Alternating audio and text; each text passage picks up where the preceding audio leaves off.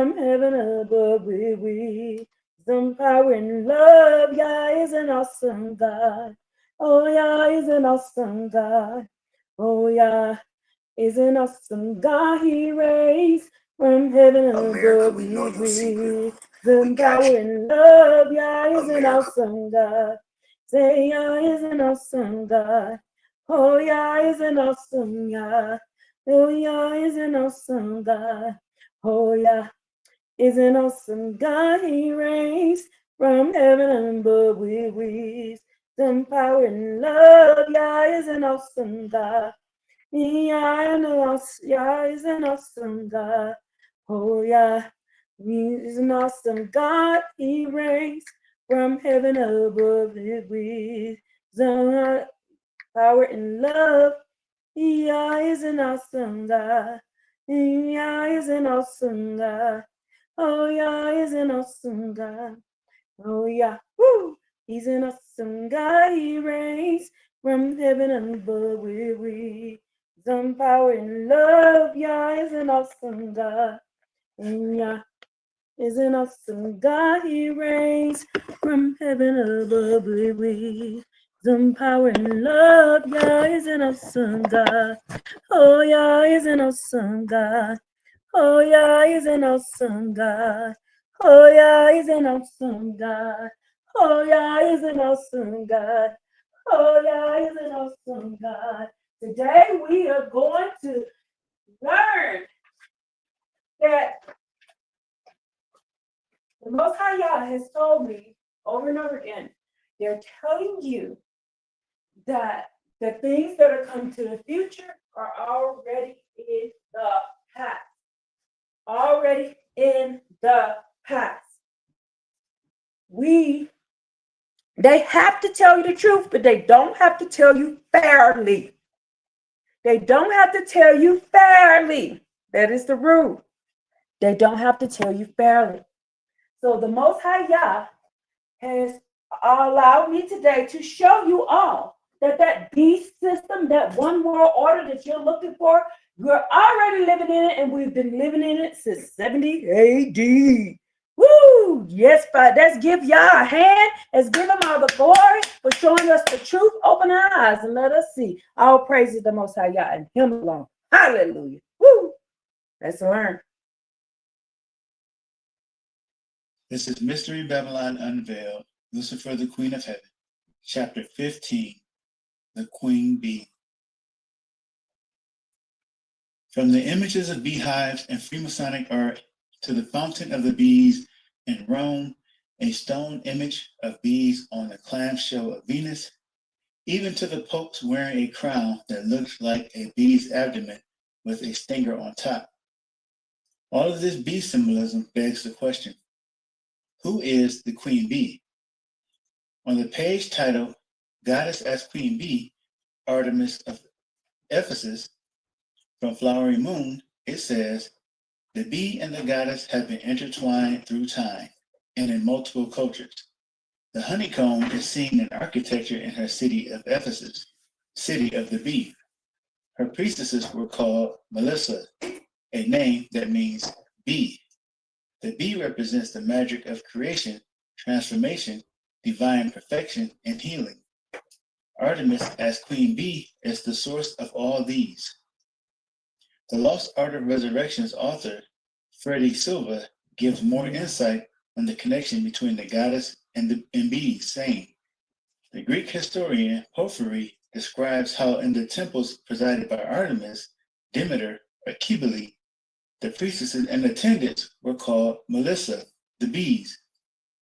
We'll scroll down here. And that this insect came to be associated with the concept of periodic regeneration by the manner in which the Melissa inherited their title from Greek mythology. Melissa was one of a group of bee nymphs whose duty was to teach civilizing behaviors and bring man out of their state of ignorance. Page 95.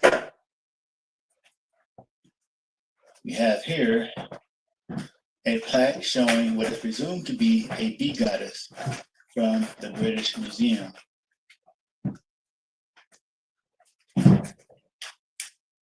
Next page. The queen bee is the goddess, and the bees represent her priesthood. Silva goes on to say the following about the queen bee. Ancient societies believed that wisdom emanated from an other world presided predominantly by a female deity, a mother goddess or divine virgin, who provided hotspots across the earth where one is perfectly capable of accessing her directly. This exalted maiden represents the creative source. She is the personification of the primeval force. In the Celtic world, such qualities are bestowed upon the goddess Breed or Bride, Bridget. Her name is the root of bride, 124 through 125. Scroll down here.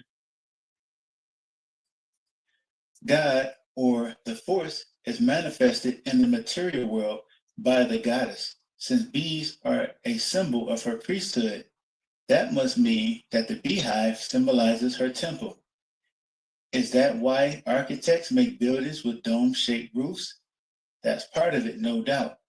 The dome also represents her womb. St. Peter's Basilica has a beehive-shaped dome for the womb of the goddess, the Holy of Holies, where Catholic faithful partake in the sacrifice of her son, the Eucharist. Here is an aerial view of St. Peter's Basilica Square, with lines drawn by me to emphasize that it represents a woman's body. Peace and Baruch is Mr. Real Talk.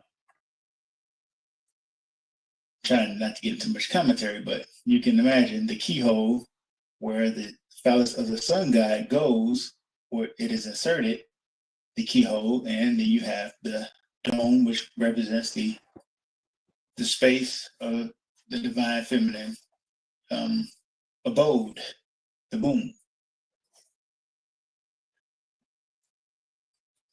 Their children are baptized with the waters of the womb by priests using a seashell to pour the water. Then the people exit the building and pass through the birth canal, leading to the keyhole, where the phallus of the sun god, the obelisk, penetrates the earth. This obelisk is in St. Peter's Square. Remember, the square is a symbol for the divine feminine, representing the female, next page, reproductive system, or yoni. This process of passing through a model of the female reproductive system is how they are purified and born again. Freemasonic art shows a beehive with the words, "Holiness to the Lord," on it. You will find that beehive on the doorknob of the Salt Lake Mormon Temple as well. And in case you have any doubt that they serve the goddess, you can find Venus's shell on it too. Here is the image of the beehive of Masonic art. You'll find it on some of those, and you have it here on the doorknob of the Salt Lake Mormon Temple, and there's the seashell of Venus on it as well. So this, I believe, is the beehive is the representation of the goddess's temple. You can also find seashells above doors and shelves in the Oval Office. The oval itself is symbolic of the ovum, which means egg. The symbols of the divine feminine typically all represent either the womb or the vagina. The name Vesica Piscis is also used. Barbara G. Walker and the Women's Encyclopedia of Myths and Secrets reveals that the word cunt, which has become vulgar and forbidden to say, comes from the name of a goddess who was the embodiment of the yoni.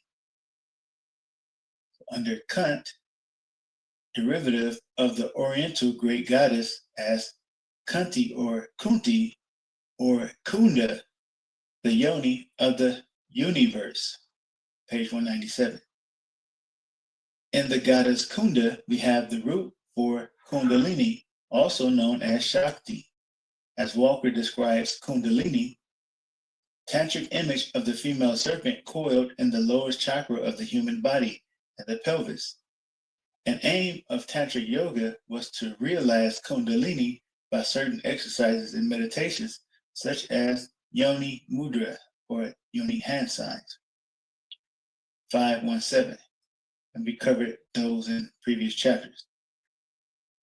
In America, Nation of the Goddess, Alan Butler tells us what yoni symbols are typically most significant. There is no more potent symbolism for either the goddess or the sacred feminine generally than the diamond in the Vesica Piscis. 287. Next page. So in this figure here, we have the symbols representing the divine feminine. We have the diamond shapes, the inverted or down pointed triangle, the Vesica Piscis that are two circles overlapping, a form of yoni mudra, which is what most people call the OK or the 666 hand sign, as covered in previous chapters. Forming a ring with any of your fingers creates the yoni hand sign. You can do a combination of the devil horns with the yoni mudra or any variation, but touching the finger to the thumb creates the yoni, the yoni mudra, the divine feminine symbol. And here's another yoni hand sign, and you have the mandorla shape, which is the sort of oval or almond shape, where you will often see the Christ figure inside the womb or inside the passage, inside the divine feminine. And in here you have the Ordo Templi, I'm sorry, I forgot the name right now, but you have multiple divine feminine symbols inside of that divine feminine symbol. The diamond, the downward pointed triangle, the Vesica Piscis, the Yoni Mudra, hand signs, and mandorla, all of these represent the divine feminine. Not pictured above, but also included are the square and the grail, the chalice. What's that Vesica Piscis doing on the MasterCard, by the way? That tells you who their master is. That's what. Even the so-called 666 hand sign is a Yoni Mudra. According to the sign language of the mysteries by J.S.M. Ward, meeting the fingers with the thumb, which creates a ring, is a sign of the Vesica Piscis. It can be combined with other signs, such as the sign of the horns on page 159 to 160. Recall all the times that you've seen the OK sign, OK hand sign, placed over some celebrity's eye, combining the eye and the womb symbolism together. Bonus points if you saw them stick out their tongue too. As to what the Yoni hand sign is used to signal, Ward says, scroll down here, the initiate is informed that he is a brother of every other member of the Hung Lodge because by the ceremony he has been reborn from the same womb. And they speak of their lodge as their mother, just as a European might speak of his mother's city, from page 161. The mysteries and the lodges where initiates take part in the mysteries are metaphorical wombs. James G. Frazier, author of The Golden Bow or Golden Bow, describes the process involving a giant symbol of the yoni by which two particular men had to be born again. Two Hindu ambassadors who had been sent by England by a native prince and had returned to India were considered to have so polluted themselves by contact with strangers that nothing but being born again, go to the next page, could restore them to purity. For the purpose of regeneration, it is directed to make an image of pure gold of the female power of nature in the shape of either a woman or of a cow. In this statue, the person to be regenerated is enclosed and dragged through the usual channel. As a statue of pure gold and of proper dimensions would be too expensive, it is sufficient to make an image of the sacred yoni through which the person to be regenerated is to pass. Such an image of pure gold was made at the prince's command, and his ambassadors were born again by being dragged through it. Page 157 to 158. Scrolling down. In relation to being born again, the spiral represents rebirth. You can find it on the belly of images of goddesses, over the womb specifically. The labyrinth similarly represents the place where rebirth happens. Emerging from the labyrinth, like rising from the grave, is being reborn, rising as a higher, superior being. It's the hero's journey. The spiral appears in the title of the movie Home, a movie about the search for a missing mother named Lucy. It appears in the title of the film Moana, a film about a young ocean goddess on a journey to find the missing supreme goddess, Tahiti, and find herself while she's at it. You have here an image of a spiral goddess. The spiral goddesses bear the spiral on their bellies. Again, the spiral represents death and rebirth, and the womb is a tomb. This is a symbol of the divine feminine. Looking at some of her other symbols, the apple is worthy of discussion. Let's call to mind the Applebee's logo. There are two symbols combined in that name. But what does the apple have to do with the goddess? In one way, it's because the apple is connected to the serpent, since it's popularly looked at as the forbidden fruit that the serpent tempted Eve to eat. But how did the apple become synonymous with the knowledge of good and evil? The Bible doesn't say what the forbidden fruit was. It definitely doesn't say that there is anything wrong with eating apples. Believe it or not, the answer to that also points to the goddess Venus, or Aphrodite, who often holds a golden apple in her hand because it was a prize given to her for winning a beauty contest. The apple is also found in a myth about the golden apples of the garden of the Hesperide nymphs. Their name comes from Hesperus, which is given to Venus as the evening star. So it seems all roads lead to Venus. Can This y'all image hear it? is of Venus holding an apple, Venus of Arles by Francis Girardin from 1651. See, she is holding the apple in her hand. I believe I have already shown in the previous chapter another image of Venus holding an apple in her hand.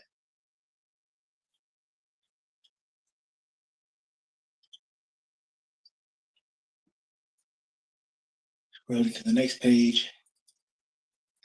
The Holy Grail is a reference to the womb. The chalice and the cup, like the bowl, represents that which contains the holy blood or seed. Think about the rose bowl. The square, both the four-sided shape and the square tool, are references to the womb as well. The square tool resembles a V shape. The V shape is also called a chevron. It is symbolic of the chalice, which represents the womb. In this image, we have the Masonic apron right there. The Masonic apron is a square and has square angles. You see the square shape, and it has the square angles. They are not always square shaped, but it will usually always have the square angle. The V in the Victoria's Secret logo is also a square. The S might be for serpent. It sure is curved like a serpent. Victoria is a goddess, and she is called Nike. She's also called Nike.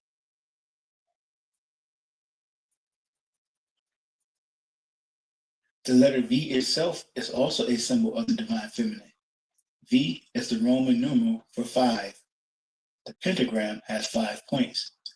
Because of the letter shape, V also represents the chalice or grail. Having said that, the sigil of Lucifer is shaped like a downward pointed triangle or chalice. The whole sigil is a yoni symbol. As Dion Fortune explains, in the mystical Kabbalah, cups are essentially the female force, for the cup or chalice is one of the symbols of Binah and is intimately allied with the yoni and esoteric symbolism. Page 147.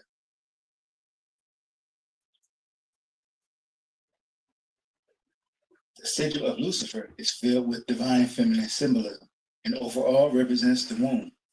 It has an X for the female chromosome, that is my speculation, and it also resembles a rose.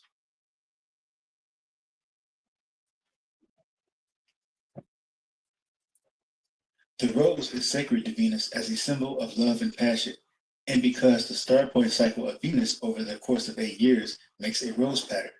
I've seen this pattern referred to as the kiss of Venus. Just like in the past with Venus, in these modern times, roses are given to the Virgin Mary or Our Lady. This pattern here on the left is called the kiss of Venus, or as I have seen it called, and you see the 5-petal rose pattern in the middle, and you have a rose on the right. So when you see a rose, that is a symbol of Venus. As mentioned already, the 5-pointed star, often seen in Masonic structures and art, is referred to by the Masons as the blazing star. It is linked to both Venus and Sirius. Not only does Venus make a rose pattern over the course of an 8-year cycle, but it makes a 5-pointed star as well. The goddess Sabdet, who is identified with Isis, wears a 5-pointed star on her head. She is the embodiment of the star Sirius. In Hidden Secrets of the Eastern Star, Dr. Kathy Burns comments, "It's interesting to note that Venus also became the goddess of the dog star Sirius," page 54. In this figure, we have the pentagram of Venus on the left. Venus makes this pentagram over the course of 8 years, and Sabdet on the right, who is also identified with Sirius, with the 5-pointed star on her head.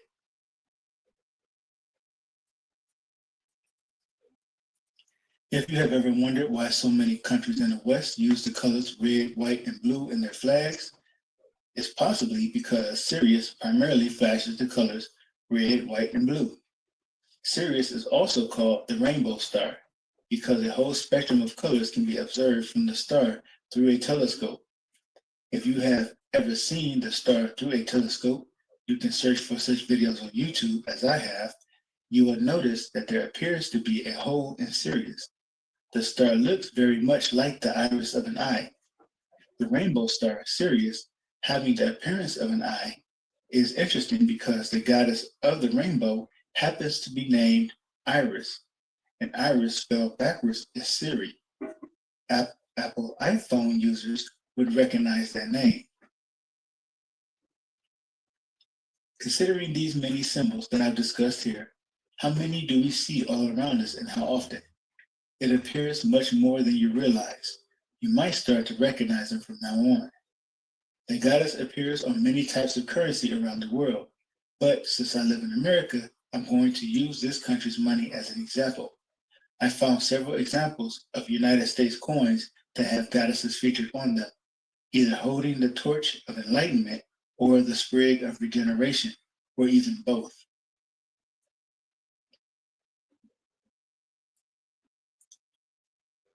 As seen often on the silver dollar is the name of the goddess Liberty, or the goddess herself. While those coins may say, "In God we trust," you can't allow those flattering words to deceive you. A tree is known by its fruits, so look at what they show you. They show you who their God or goddess truly is. So these are various coins featuring the goddess of Liberty or Libertas. "In God we trust" is printed on some of them. Now, I'm not sure if all of these coins went into print or not, but they do demonstrate the point that I was making, the sprig of regeneration and the torch of liberty. The Mother of Exiles, also known as the Statue of Liberty, stands on Liberty Island in New York Harbor. It's quite clearly the goddess Libertas. By her title, Mother of Exiles, she is the mother of those who have been cast out of their first estate. This perhaps being a reference to fallen angels. Yes. The official name for this idol is the Statue of Liberty Enlightening the World. It is made of copper, which is a metal associated with the planet Venus. Held like a child in her left arm is a tablet with the date of the Declaration of Independence on it. America and all its inhabitants are her children. Best in his film, Why America is Babylon, decoded the Roman numerals MDCCLXXVI, which are also on the tablet. Not only does it mean 1776, but it also means 666 after it is decoded. The tablet in the goddess's left arm can also be interpreted as the beast or the Antichrist. So where are we at now? Where are we at? Where are we at?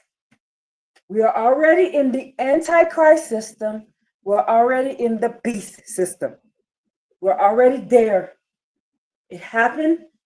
This is why the Most High Yah says over in the book of, let me read it real quick to you, the book of Daniel. Let me get my glasses. See, if you read the book and then you go do research, you will know what you're looking at.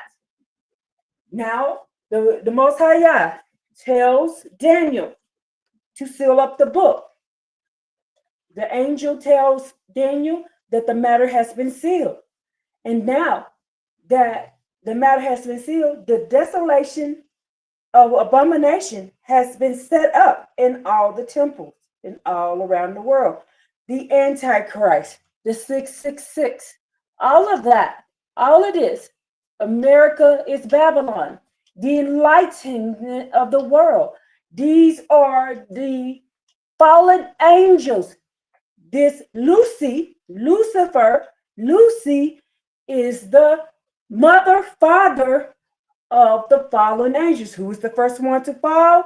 Lucifer. Lucifer was the first one to fall.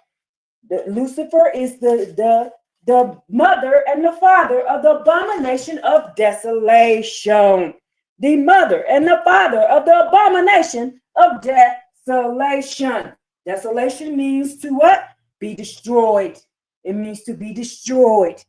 So this is the abomination, the fallen angels. And as you will see later on, it's taken a while to load up. In Psalms 82 in my book, it literally says there are angels that fell. In Psalms 82 in my book, and it does, let me make sure it says, let me see what it says in your book real quick. Y'all, I sit and read and study all the time.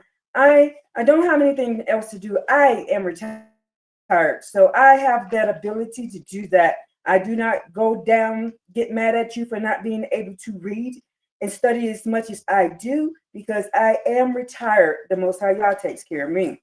So I have time to sit and go through all these things and pray about these things and try to understand and understand all these things. So first, let's go to this is the regular Bible. This is the King James.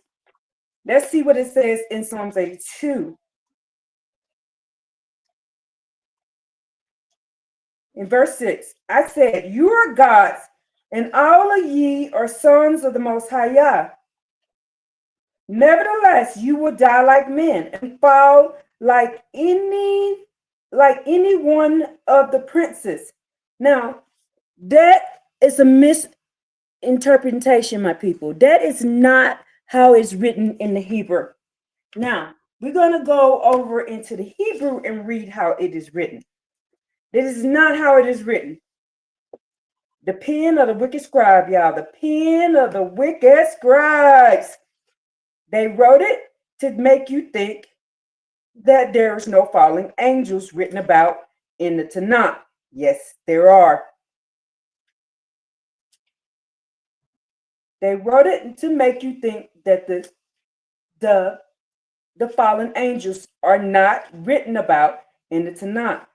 They are written about in Tanakh, all through the Tanakh. And it took 3 hours to prove you all, that's why it's taking so long for that video to load up on TikTok, Facebook, and on YouTube. It will probably be on there tonight because I put it on there yesterday and it's taking a while to upload.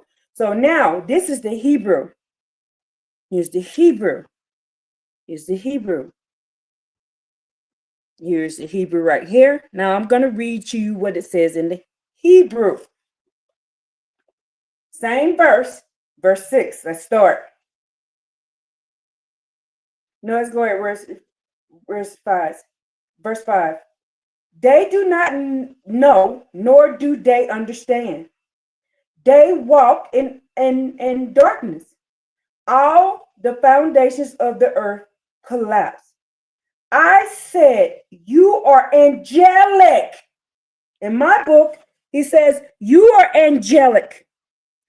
You are angelic. It says in my book, you are angelic. Sons of the Most High are you all. They're angelic and they're sons of the Most High. These are the fallen angels he's talking about. How do I know? Let's keep reading. This is why you don't read one-liners, you read the whole thing. He says, but like men, you shall die. And like the one of the prince, the first prince, you shall fall.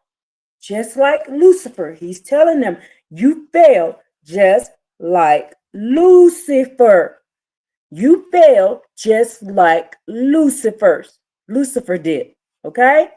He's telling them that in Psalms 82. But if you read it in their book, it makes you think they're talking about just regular people. But in my book, it says they're angels. You're angels. You're angelic. You're the sons of the Most High.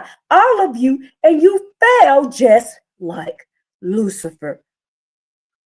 So Enoch told you about those angels falling. And then the Most High Yah talks about it in Psalms. He tells David to tell you about it. So they're on the earth. But I have like a 3-hour video, y'all, proving that the kings of the earth are all kings of the earth. All kings of the earth are actually fallen angels. They are seed of Lucifer. The Most High Yah had me do that video yesterday. And again, it's taking a while to upload. Look for it. It's called JC is written about in Tanakh, but he is a Baal god. It's called JC is written about in Tanakh, but he is a Baal god. Look for it. It only got hot. So I'm gonna let him play a little bit more, then I'm gonna read the other verse. I gotta go to the restroom real quick. ECCLXXVI, which are also on the tablet. Not only does it mean 1776, but it also means 666 after it is decoded. The tablet in the goddess's left arm can also be interpreted as the beast or the Antichrist. It's the mother goddess and her son, SUN again. And Libertus's right arm is held up the torch. She is the light bearer, and from her head shines forth the rays and enlightenment. While the Statue of Liberty may be the most famous symbol of America, she's not called the Spirit of America or the Goddess of America. Those titles are given to Columbia. Columbia comes from Columba, meaning a dove. The dove is another one of her symbols. Now people use it as a symbol for the Holy Spirit. But the Most High didn't tell anyone to do that. He said not to make any image in any likeness of him.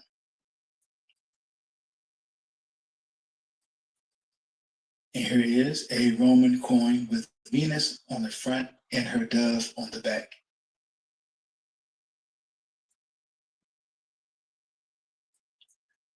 And here we have, of course, the Statue of Liberty enlightening the world.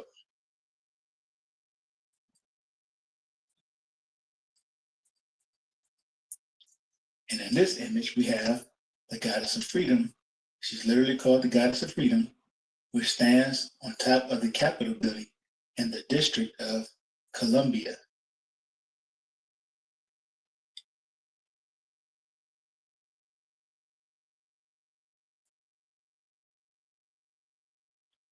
Scrolling down, next page.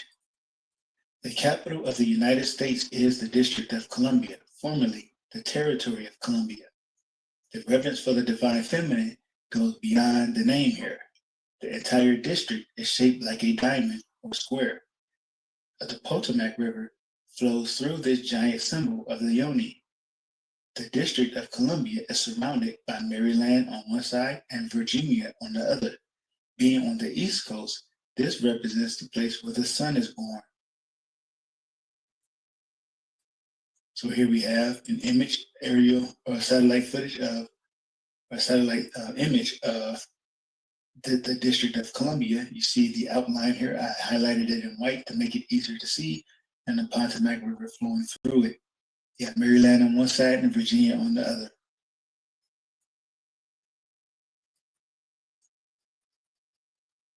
Inside the District of Columbia is the Pentagon building, which is related to the pentagram, of course.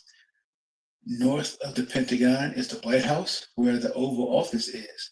It's important that we know the Oval Office, or it's important that we know that the office is oval shaped because it represents the egg, meaning the seat of power is in the goddess's womb.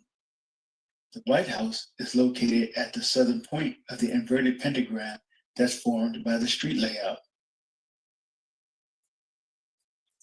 Here we have an image of satellite image above the White House, and you see the White House is located at the tip of the pentagram that is made by the street layout. To the east, also formed by the street planning, we see a pyramid. Capitol Hill is located just above the capstone of the pyramid.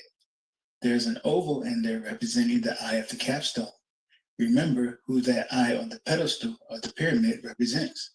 It's that woman called wickedness. Perched on that capstone is her owl, and inside the owl is the Capitol building. You will find the woman who is represented by both the eye symbol and the owl standing on top of the Capitol building. She's called the goddess of freedom.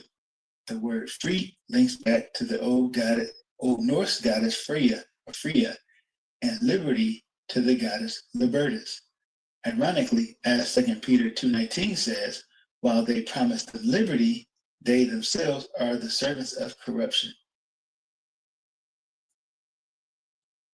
And here we have an image of the street layout. You have the Capitol building inside the goddess's owl at the top of the pyramid. You have the pyramid here. There's the capstone, and then here, this oval here for the eye. And you have the Capitol building here at the tip of the capstone, where the goddess sits on top of the dome and inside her owl.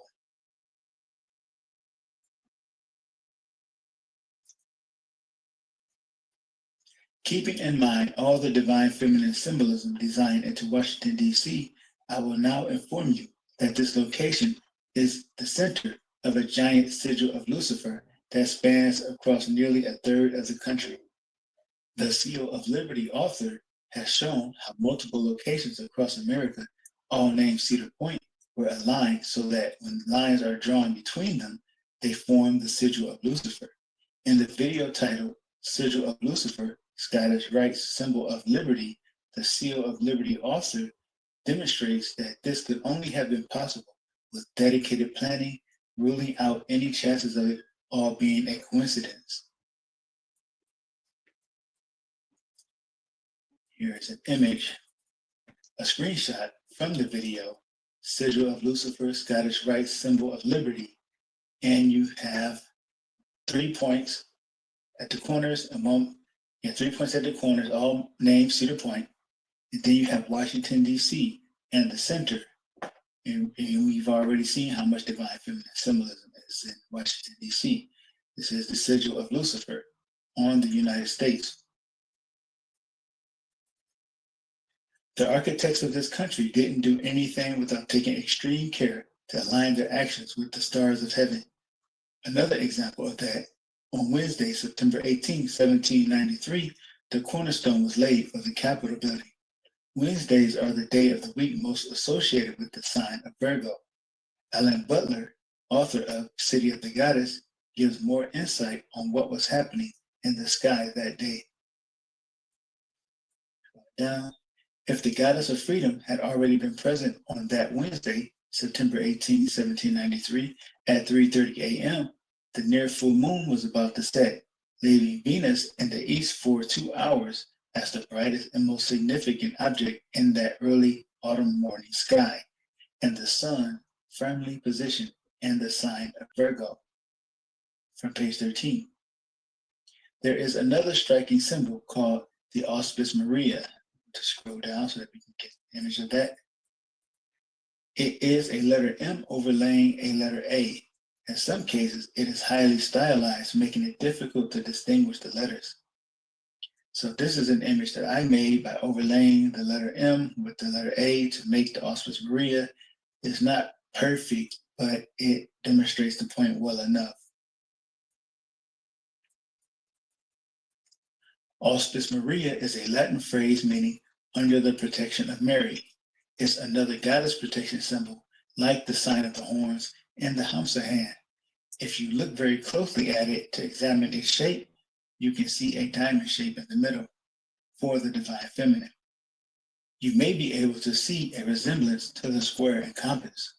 And if you call to mind the sigil of Lucifer, you may notice that at the very bottom of the sigil, where the V is, resembles the Auspis Maria.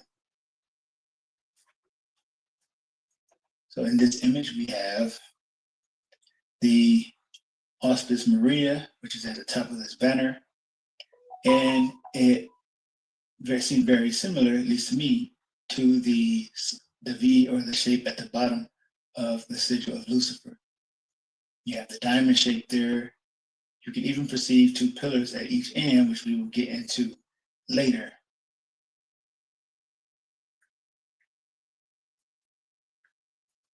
The Roman numerals, Roman numerals 911 or 4911, IXXI, form the shape of the Auspis Maria. That is surely by design, because on September 11th, the sun is in the constellation of Virgo, also known as the Celestial Virgin and the Queen of Heaven. In the Roman numerals IXXI, we can also see a representation of 101. The female double X chromosomes, or double crosses, form the sacred feminine diamond shape. In the Dos Equis logo, there appears to be a sun god in the diamond, perhaps being born from the Venet. Okay, let's go to the Tanakh again, the Queen of Heaven. The Most High God talks about them serving the Queen of Heaven in Jeremiah 7. The Queen of Heaven. Jeremiah 7. Let me see if it says it in your book, the Queen of Heaven. But in my book, Jeremiah 7, and in verse 18, in my book, it says that they're serving the Queen of Heaven. Let's look in and see if it's in here.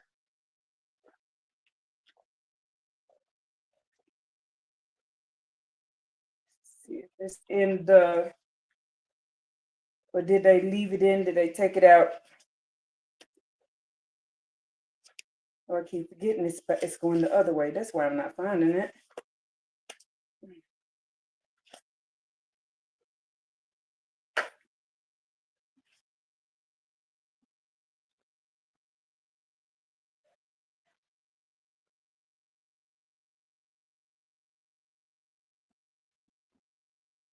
Jeremiah 7, verse 18.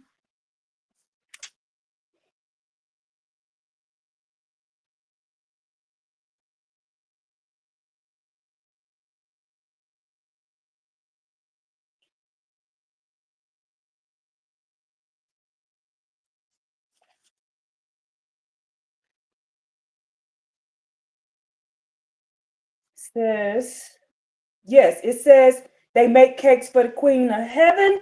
And he says, I'm going to punish them in Jeremiah 7. And it does say that in here.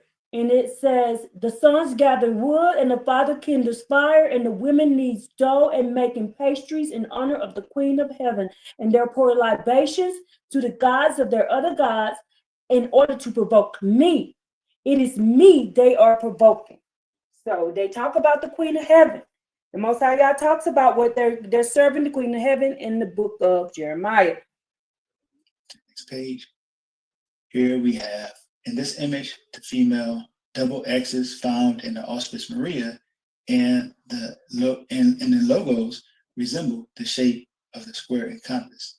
So this XX becomes a square and compass, and it also forms a sacred feminine diamond shape.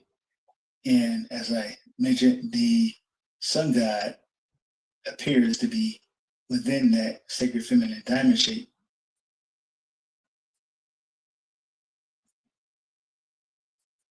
Turning our attention to the goddess's owl again, we find it in many other places, such as logos, and as a symbol of the Illuminati.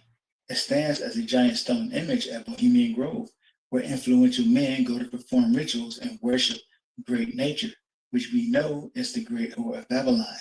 Out there in the grove, they reject the Most High Yah, referring to him as dull care, in a ceremony called the cremation of care. The goddess was also found on the Georgia guidestones under the name Nature, before the guidestones were unceremoniously toppled in 2022. Here's the image of the owl from the Bohemian Club logo. And that is, of course, for that woman wickedness. The first commandment on the Georgia guidestones was maintain humanity under 500 million in perpetual balance with nature. The 10th and final commandment was be not a cancer on the earth, leave room for nature, leave room for nature. Nature was mentioned 3 times. In the final commandment, the commandment to leave room for nature was written twice. When Freemasons say nature, I know they mean it with a capital N, because it is a spirit. That much is made clear when you hear them praise great nature in video footage from Bohemian Grove. They might as well call her Asherah. In modern times, we call Asherah by the names Mother Earth, Mother Nature, or Gaia. Gaia is a name that is at the center of the New Age movement.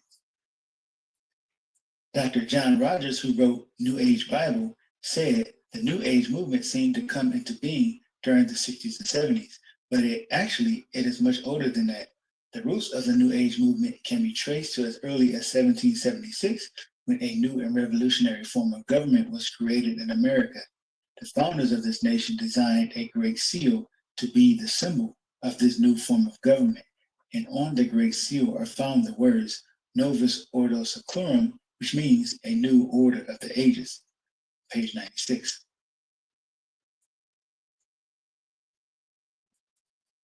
Mystery Babylon is hidden in far more symbols than I could possibly hope to show you in one book. I will give you a few more examples. In a screenshot from the video for the song Mother, Meghan Trainor wears silver, the color of the moon, and sits in the sacred feminine diamond or squares. Light rays expand outward. These symbols vaguely resemble the shape of an eye as well. So you have Meghan Trainor here, the diva, which means goddess, in the divine feminine symbolism in the music video Mother, 2023. And it vaguely resembles the shape of an eye. While goddess symbols are often hidden in plain sight, as with the MasterCard's Vesica Piscis, sometimes they are inverted into masculine forms for the purpose of obfuscation. I struggled with that word. The symbol for Lucius Trust, formerly known as Lucifer, scroll down here, publishing company, is a triangle with the word lux or light designed into it. This is an inverted sigil of Lucifer. Figure 1522 here, we have the MasterCard with the Vesica Piscis on it, Vesica Piscis. And you have the Lucius Trust logo, formerly Lucifer Publishing Company.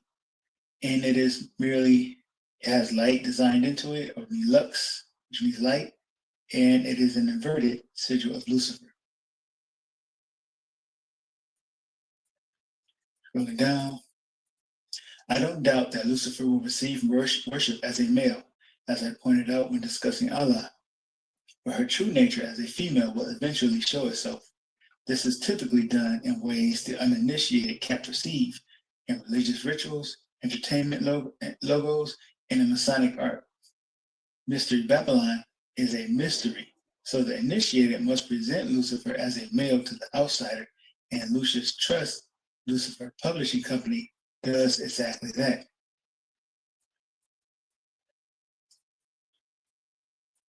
Here we have the Columbia Pictures logo, showing Columbia, the goddess, holding up the torch. Ishtar was the goddess of light in Babylon, and we still see the goddess bringing the light from heaven in other forms. A most notable example is in the Columbia Pictures logo, which features the goddess Columbia holding the torch of enlightenment. The model who posed for the 1992 logo held in her hand an electric lamp that resembled a torch. When we see the image of a woman holding up a light, it's not merely a creative choice being made. It's Ishtar, the goddess of light, or Lucifer, being shown to us under a different persona.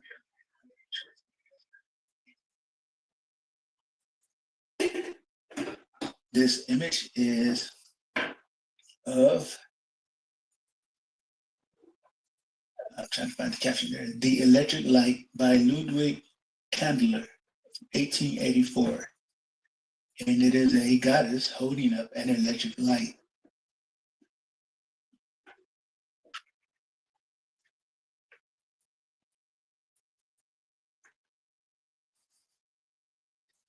I remember now that I actually forgot to show, I will come back to this because I forgot to show the image at the beginning of the book. Kind of breaking my formula here, but I want to show the image at the beginning too, which also features a goddess holding an electric light. This is an advertisement for the General Electric Company Society, 1892, depicting the Queen of Heaven bringing illumination and spiritual power. Of course, the lightning or enlightenment and spiritual power. Maybe I did show that image, but I don't remember showing it. All right.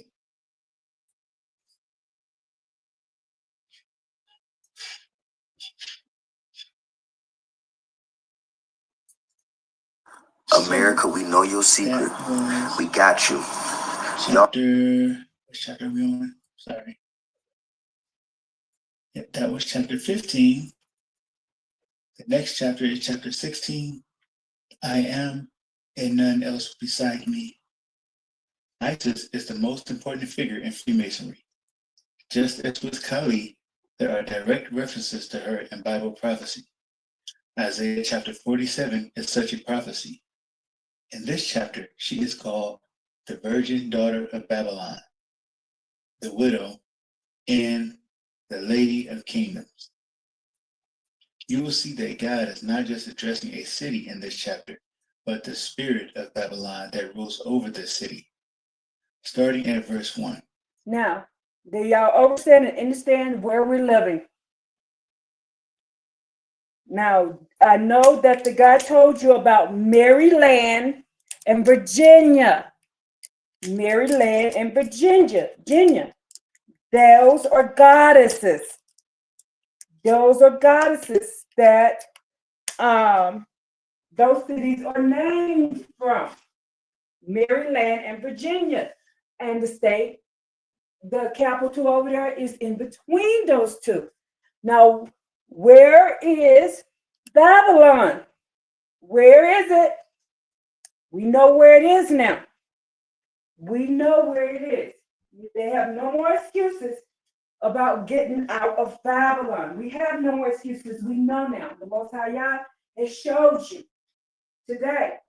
So when you see this happen, don't act like you were shocked. Don't act like you didn't know. You know now. You know. There's no more excuses. Come out of Babylon, my people. Come down and sit in the dust, O virgin daughter of Babylon. Sit on the ground. There is no throne, O daughter of the Chaldeans, for thou shalt no more be called tender and delicate. That is Isaiah 47:1. Scrolling down.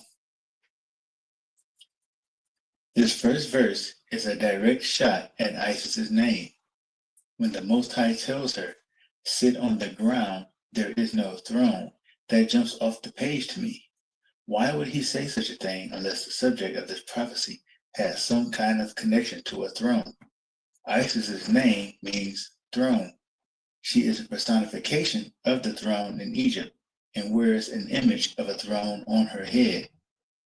One must be her offspring or seed to even sit on her lap, which is the symbol of the throne. Verse 2 says, take the millstones and grind meal, uncover thy locks and make bare the leg, uncover the thigh, pass over the rivers. Thy nakedness shall be uncovered, yea, thy shame shall be seen. I will take vengeance, and I will not meet thee as a man. So that is verse 2 through 3. Here, the Most High Yah is saying that he is going to unveil her. He's going to discover all of her secret places, passing over the rivers or over the private areas and exposing her nakedness. He's giving the image of snatching the covering off of a harlot to reveal her shame. Have you ever heard of the veil of Isis?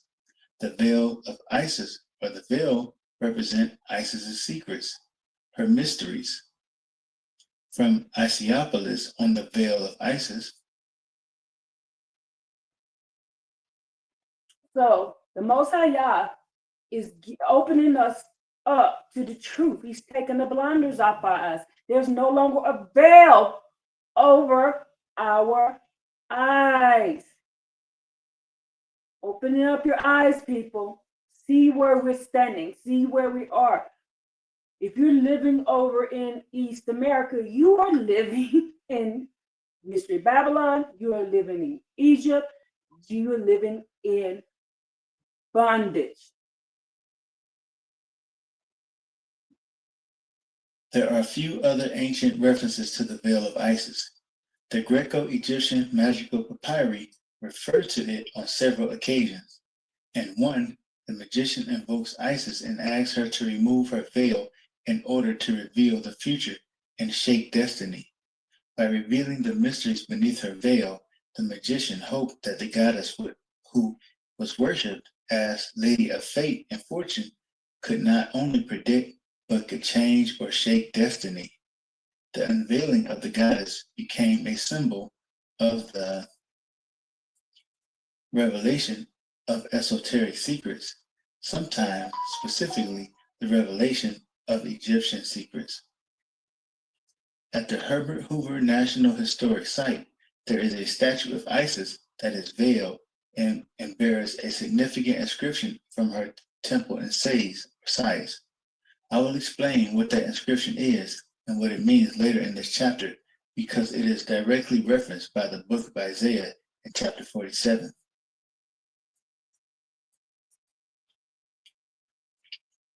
Here we have an image of Isis by August Puttermans at the Herbert Hoover National Historic Site.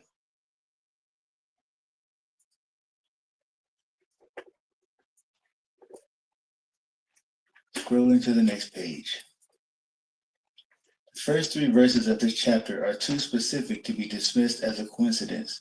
We'll see even more references to Isis as we read on. As for our Redeemer, the Lord of hosts is his name, the Holy One of Israel. Sit thou silent and get thee into darkness, O daughter of the Chaldeans, for thou shalt no more be called the Lady of Kingdoms.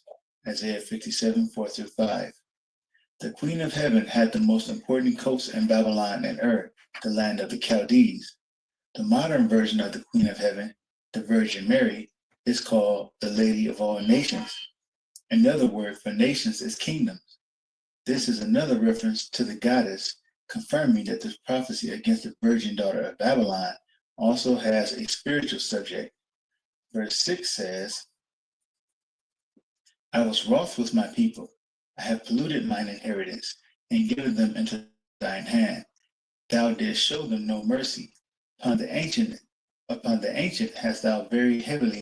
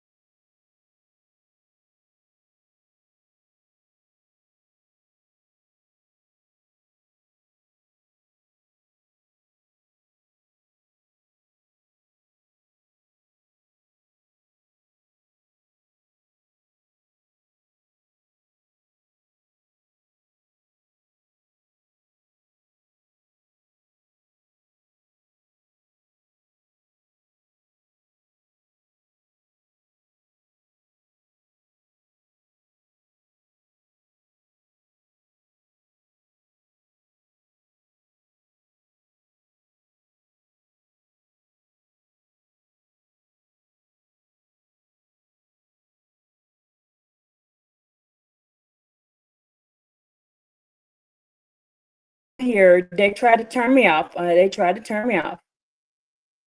I'm here. I'm gonna have to go back and reread something. Let me see. So y'all, okay, let's keep going. Now, this is how we know that in the Most High Yah tells you this in Isaiah 14, that this right here, the seed, every king and every president, they are the seed of the serpent. They are literal seed. This is not figurative. This is literal. They are literal. Let's keep reading.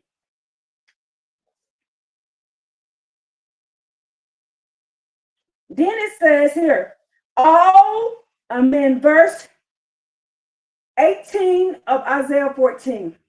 All the kings of the nations, all of them, lie in honor in each of his place. But you have been flung from your grace like a detested tree shoot, like the garment of corpse pierced by the sword. He was pierced by the sword. What deity was pierced by a sword? It was Jesus Christos, which are lowered into the stone of the pit, who was lowered into the grave and put a stone in front of him, Jesus Christos. He says here, like a trampled carcass, Jesus Christos was trampled over. You will not join them in burial, for you have destroyed your land. He had a land and killed your people, and your evil offspring will not be called by your name for long. The Most High Yah says he has evil offspring, the seed of the serpent that was in the garden, there, right there. Okay? Isaiah tells you about it. Psalms tell you about it. And like I said again, wait for the download of this video that I have. It is called JC. It's in the Tanakh, but as a Baal god, not as a savior, not as a Messiah. Rolling down. In Isaiah 45:5, the Most High God Yahweh says, I am the Lord, and there is none else. There is no God beside me. When the virgin daughter of Babylon says in her heart, I am, and none else beside me, Isaiah 47:8, that is a declaration of rebellion against the Most High, and the same spirit as Lucifer saying in Isaiah 14:14, I will be like the Most High. Didn't I just read She you goes that? on to say in Isaiah 47:8 that page, she shall not sit or remain as a widow. This is yet another reference to Isis, who is called the widow. But these two things shall come to thee in a moment, in one day. The loss of children and widowhood, they shall come upon thee in their perfection for the multitude of thy sorceries, and for the great abundance of thine enchantments. God tells Isis that she will be a widow, and that she will know the loss of children, and this will be for the multitude of her sorceries. This draws a connection to Isaiah 57:3-4, where the goddess Kali is directly referenced. It reads, But draw near hither, ye sons of the sorceress, the seed of the adulterer and the whore. Against whom do ye sport yourselves? Against whom make ye a wide mouth and draw out the tongue? Are ye not children of transgression, a seed of falsehood? Didn't I tell you who that was? Y'all didn't believe me.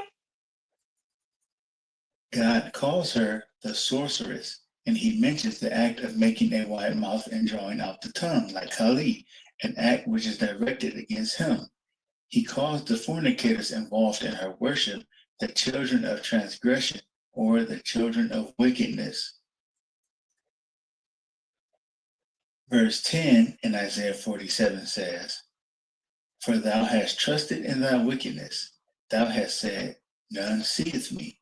Thy wisdom and thy knowledge it hath perverted thee, and thou hast said in thine heart, I am, and none else beside me. As the mystery of iniquity and mystery Babylon, Isis thinks that none see her. However, God has already promised to remove her veil and expose her nakedness. And then she says a second time in her heart, I am, and none else beside me. It is said twice so that we can't miss it. The Most High God wouldn't bother to include these words from the great whore in his prophetic scriptures twice if it wasn't extremely important. In the temple of Isis at Sais are inscribed the words, I, Isis, am all that has been, that is, or shall be. No mortal man hath ever me unveiled. Is that not exactly what we've been reading in Isaiah 47? She says in her heart, none seeth me, and I am, and none else beside me. This is no coincidence. The virgin daughter of Babylon is a spirit who is being directly confronted in Isaiah chapter 47. Hallelujah. In the Lost Keys of Freemasonry, Manly P. Hall says of Freemasonry and its connection to Isis, enter the temple in reverence, for it is in truth the dwelling place of a great spirit, the spirit of Masonry. Masonry is an ordainer of kings. Page 90. We will fully expose that great spirit of Freemasonry before we're done here. Manly P. Hall gives a name for the spirit of Freemasonry. Freemasonry, as an institution, is Isis, the mother of the mysteries, from whose dark womb the initiates are born in the mystery of the second or philosophic birth. Thus all adepts, by virtue of their participation in the rites, are figuratively at least the sons of Isis, as Isis is the widow seeking to restore her lord and to avenge his cruel murder. It follows that all master masons or master builders are widows' sons. Page 153. Isis is called the widow because her husband Osiris was murdered by the often antagonistic god Set. My own discernment, by the grace of the Most High, brought me to the understanding that the Egyptian god Set is also associated with the Hebrew god Yahweh, YHWH. I believe the name Set came from Adam's son Seth. Noah and Shem kept the truth of the Most High God through the flood. Then Yahweh became identified with the Egyptian god Set because of the events surrounding the Tower of Babel. This is where the Tower of Babel itself becomes the source of the myth of the death of Osiris. As we read in Genesis 11, verse 8 through 9. So the Lord scattered them abroad from thence upon the face of all the earth, and they left off to build the city. Therefore is the name of it called Babel. Again, going back to who? Who was the one? Who was the one that began all of this Trinity and stuff? Nimrod. Nimrod was what? Nimrod was a child of what? Of a demon. How do we know? Because the Most High Yah says in the Tanakh that Nimrod was a hunter of men. And he was, let me make sure I'm saying this right, and he was a man of renown. Now we know when the Most High Yah says the man of renown, that means you are a Nephilim. If you're a man of renown, you are a Nephilim. This is how we know that Nimrod was a Nephilim. He was born Nephilim. The Most High refers to Nimrod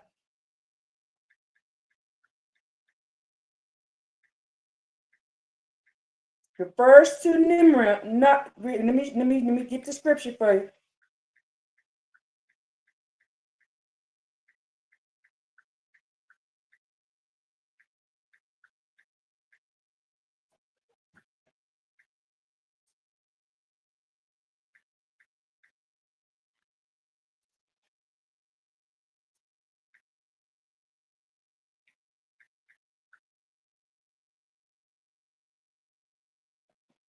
Okay, Nimrod in Genesis 10, 8 through 9, as a powerful figure, a mighty hunter before the Lord.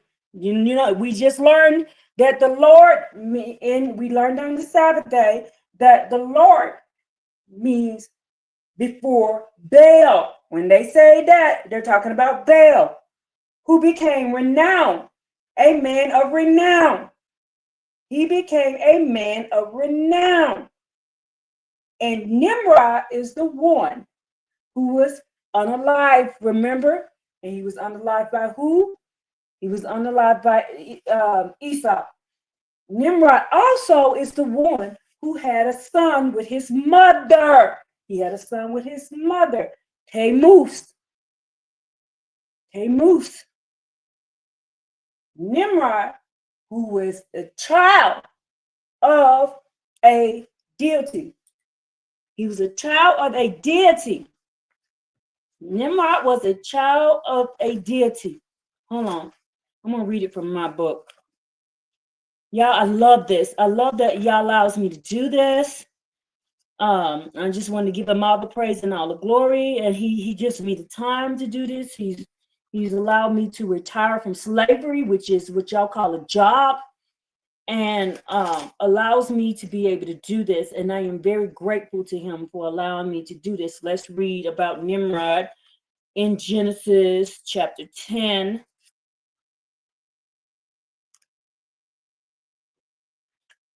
Hold on, let me turn my light on so I can see.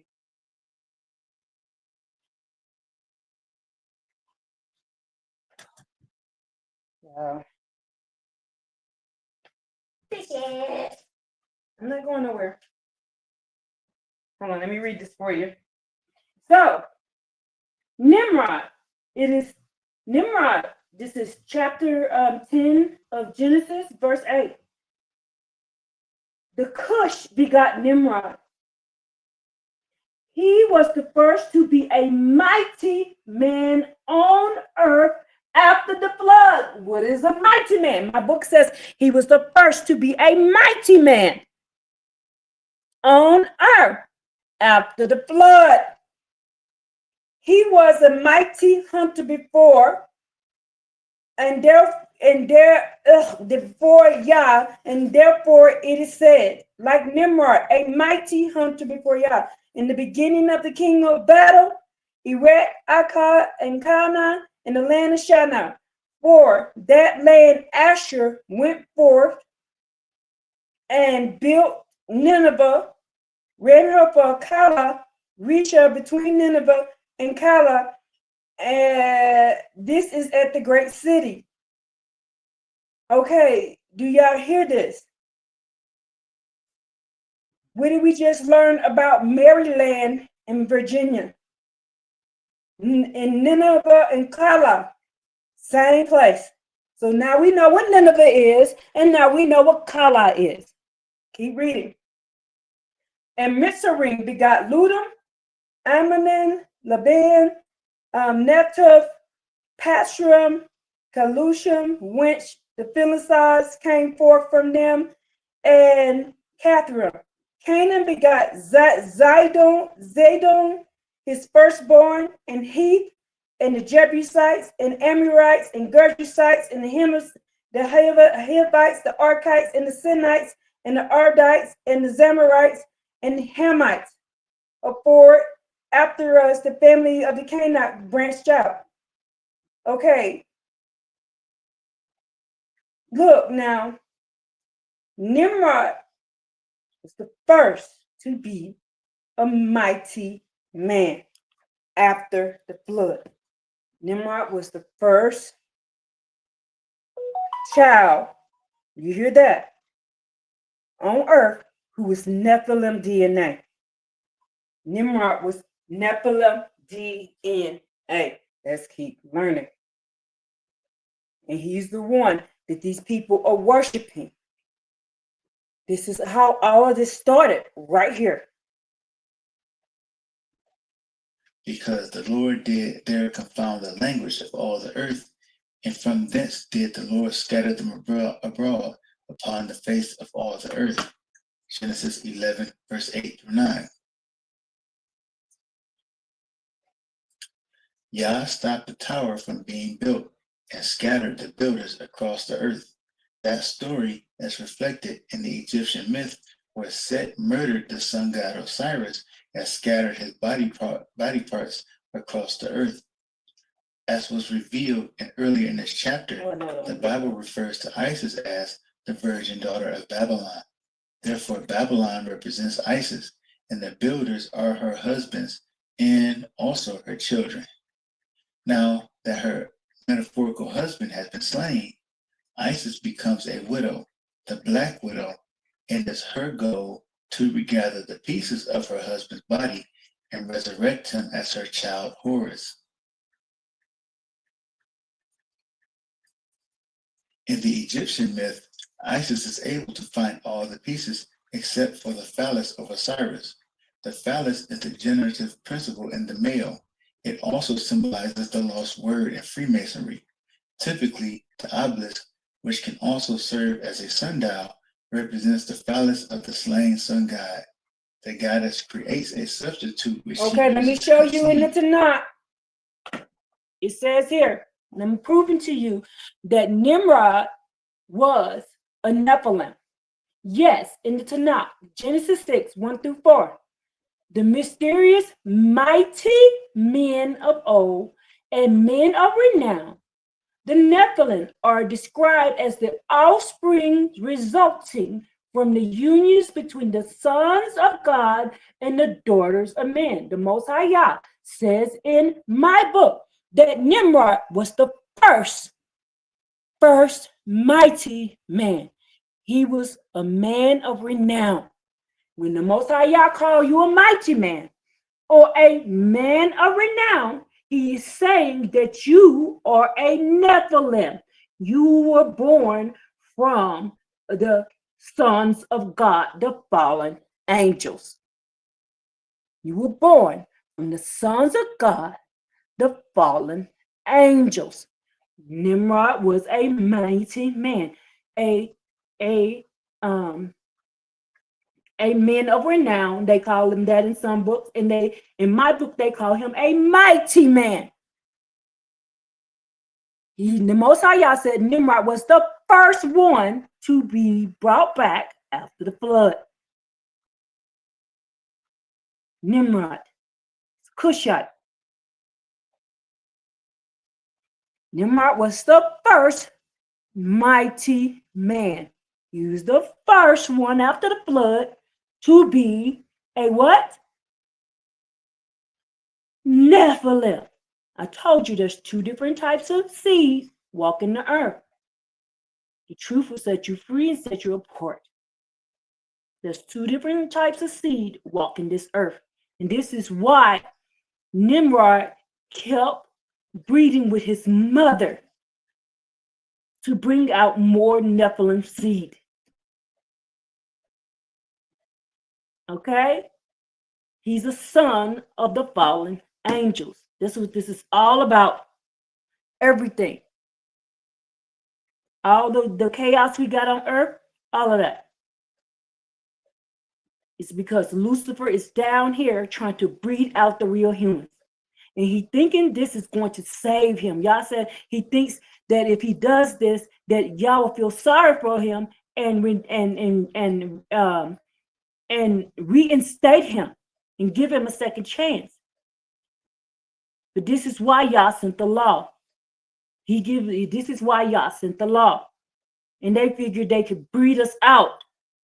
And then Yah would have to give them another chance, the fallen angels. Now we just read over in Psalms. Let me read over in Psalms again. In my book, I'm trying to show y'all so you can know who you're looking at. I'm not trying to be prejudiced, but not all of us are human beings. Not all of us are human beings. Some people are mankind. There's mankind and there's human beings. there's mankind, and there's human beings in Psalms 82. In my book, I looked in y'all book. They don't have it written like it is written in my book. This is why I keep telling y'all need to read the book, this book, because it is written different. In my book, right here, turn this light on so I can see. My book right here in Psalms 82, it literally says, you are angelic, sons of the Most High, all of you. But like men, you shall die. And like the one of the prince, you shall fall like the first one. That's what it says right here. Who's the first one to fall? Lucifer. Oh, I can't see that. Lucifer. Now, and then over in Isaiah 14.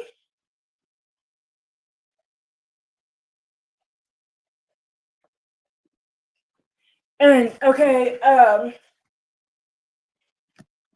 Isaiah 14. Let's go back over there again. I'm trying to show you this.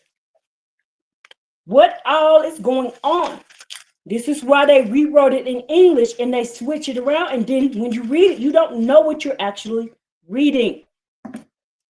Then they took out the book of Enoch. The book of Enoch is telling the truth that they are on earth. And then this book, the Tanakh, proves that these people are on earth and they got seed on earth. And it says it in my book, but it doesn't say it in y'all's.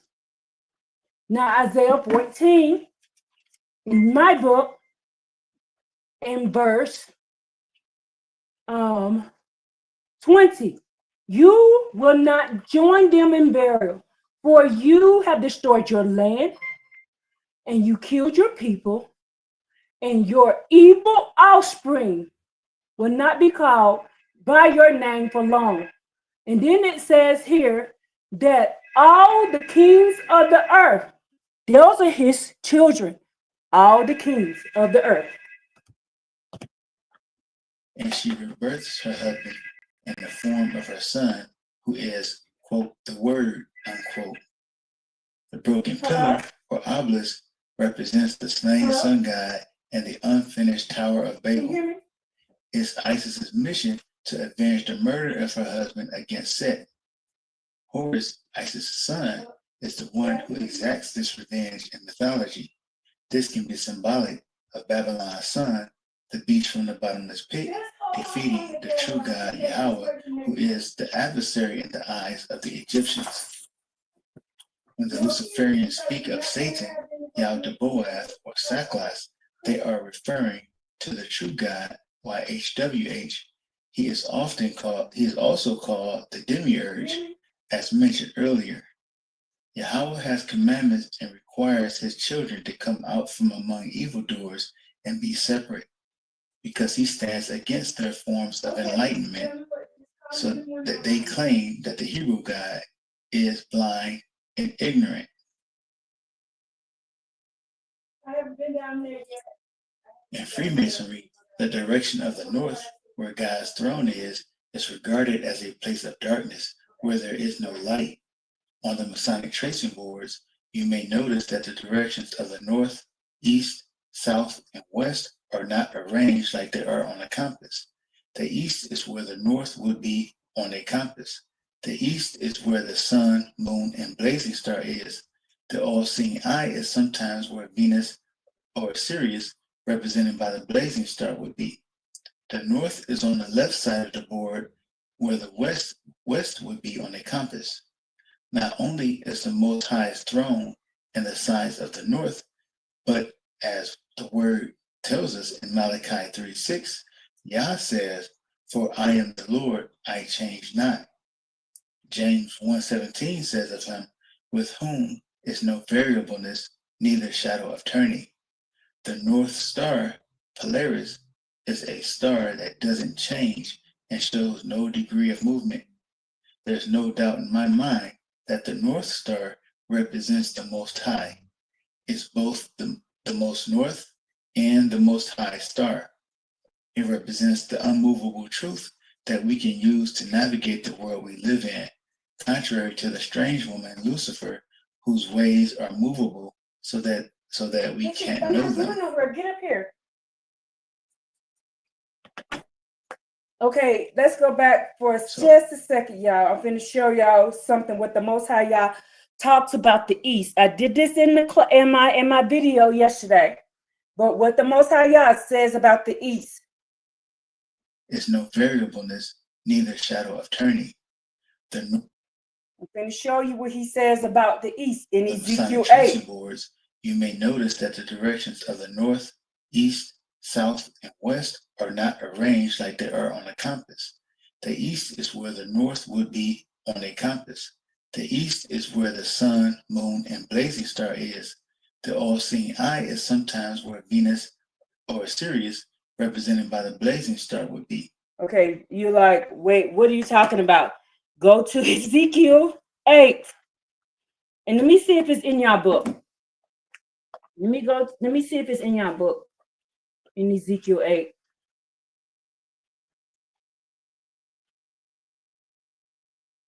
I keep forgetting this. I've been looking at this book so long, I'm going backwards.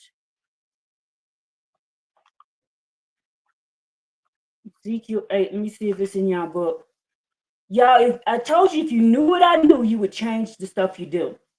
But I know that a lot of people aren't ready for some of the stuff that they have been tricking you with.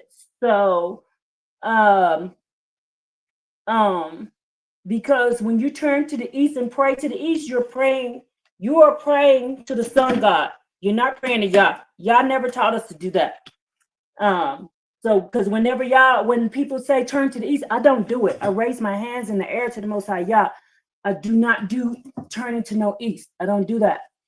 Because let me see if it's written in this book right here. But it's in my book. And you'll see it in the class I did yesterday. It did yesterday when it finally uploads. Let me see, can I find it here? He's talking about Tammuz. Yeah, if like I said, if you knew what I knew, you'll stop doing certain things.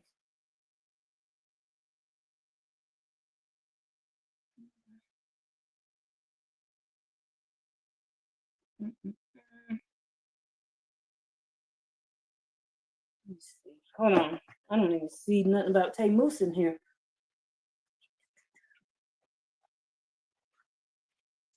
8.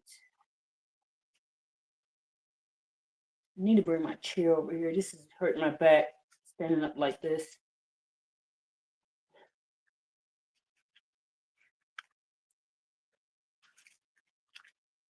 I thought I was going to lay down and do this, but I am getting so excited. Let me see.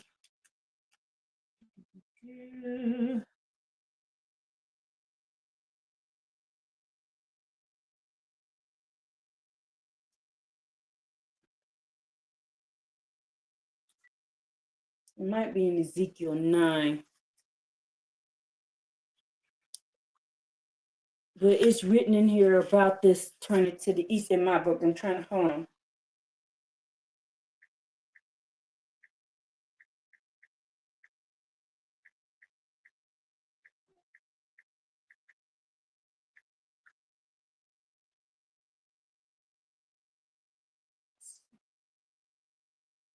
Oh, it's Ezekiel 8. Why am I not seeing it in here then?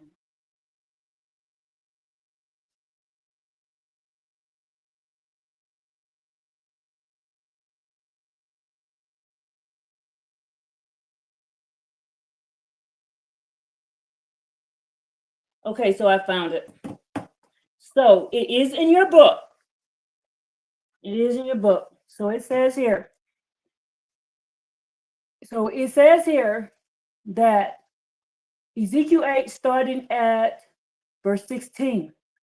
Then he brought me, Ezekiel, into the inner court of the Most High Yah's house, and behold, at the entrance of the temple of the Most High Yah, between the porch and the altar, were about 25 men who, with their backs to the temples of the Most High Yah, and their faces towards the east, and they were they were prostrating themselves eastward towards the sun, S-U-N. They were in the temple praying to the sun towards the east. I'm going to read it again over here.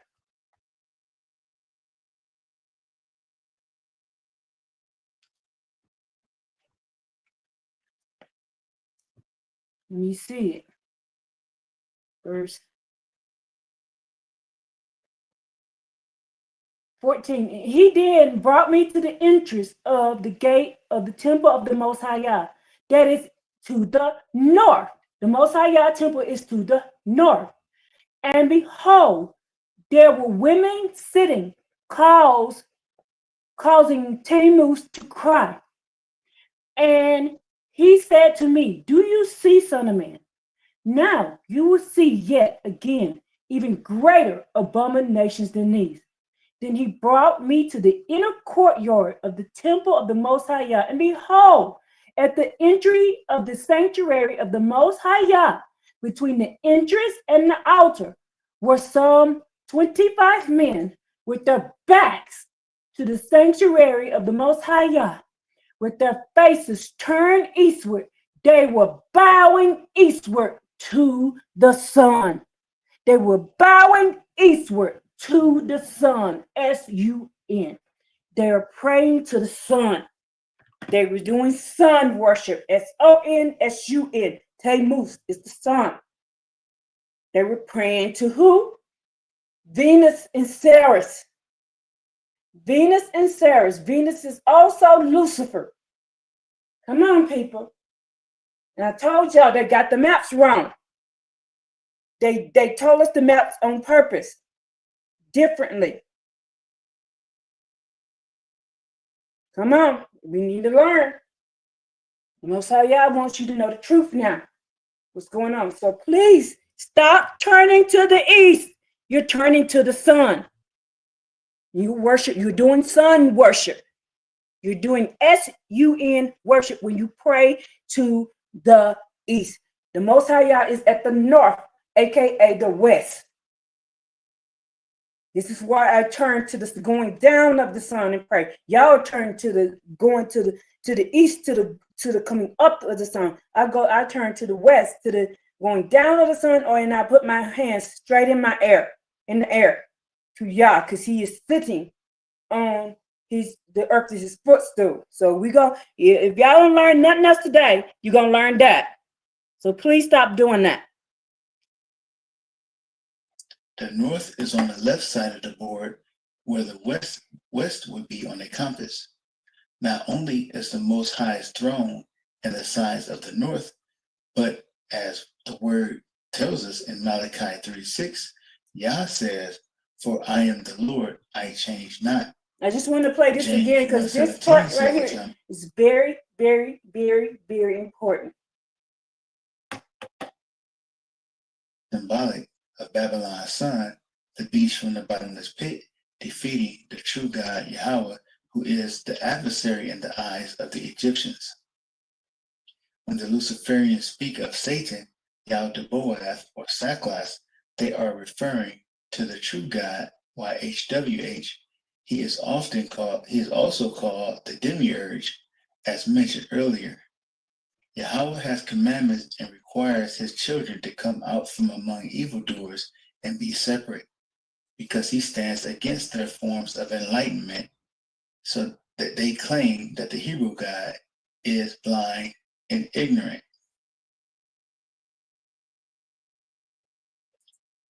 In Freemasonry, the direction of the north, where God's throne is regarded as a place of darkness where there is no light.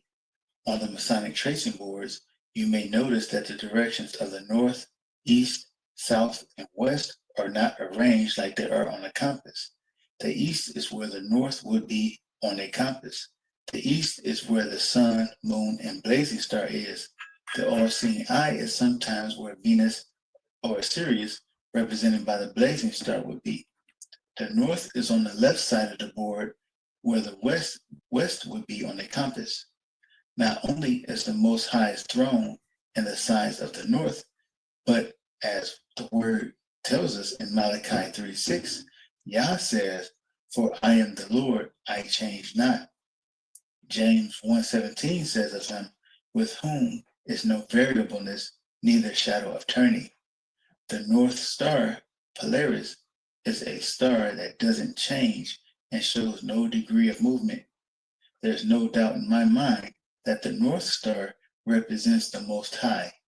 It's both the most north and the most high star.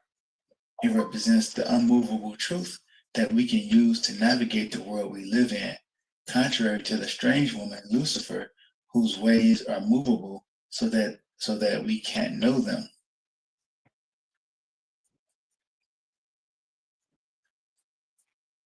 So on this image, we have the alma mater, so-called,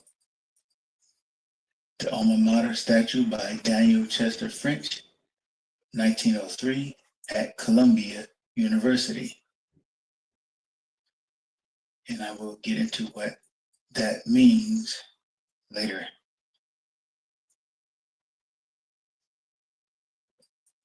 And in this image, we have the first degree tracing board by Joshua Bowring, 1819, showing the genius of Freemasonry as a triple goddess.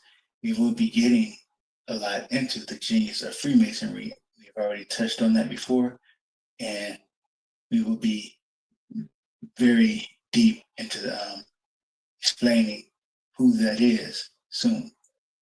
But as mentioned in this chapter, the North would be on this side of the tracing board, and Venus has replaced the North Star's position at the north side of the tracing board. They have put Lucifer in the Most High Yah's spot.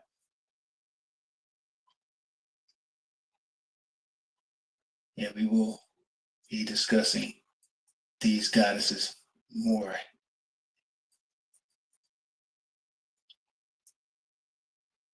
So that was chapter 16. The next chapter would be chapter 17, wise as serpents, harmless as doves. The two pillars on either side of the door of the temple represent two opposites. These pillars are represented by various symbols all around us. Okay, let me tell you something right. Let me tell you something that I learned. Pyramid, the pyramid. You know they do the symbol, the pyramid. Well, if you look up what the pyramid actually is in Paleo Hebrew, the pyramid is a door. Pyramid is a door, aka a portal. It's a portal. We got to study the language to know what we're talking about. So when he says the door, he's talking about I am a portal. He says he is a portal to do what? Portal to what? To portal to what? And we also just learned that the dove is Isis. We also learned that the serpent is Lucifer. So Lucifer the dad, Isis the mom, got that baby JC. Or to the kingdom of heaven, and to eternal life. He stands between the two olive trees. He said himself in John 3:19, I am the door. By me, if any man enter in, he shall be saved, and shall go in and out and find pasture. When Samson was placed between the two pillars, he brought the two opposites, the roof and the floor, together, and by his sacrifice he destroyed his enemies above and below. In the same way, when Jesus Christ was crucified between two thieves, he brought the kingdom of darkness down. As he said in John 12, verse 32, if I be lifted up from the earth, will draw all men unto me. And in John 12:31, he said, now is the judgment of this world. Now shall the prince of this world be cast out. Now, y'all have to understand that JC is Lucifer. JC is Lucifer's child. Don't think JC can save you. He cannot teach you. He cannot help you. He's bringing you to the portal of death. The portal of death. Now, the guy just told you that the Freemasons said that the Most High Yah is the darkness. The most JC says, I am here to bring you into the light.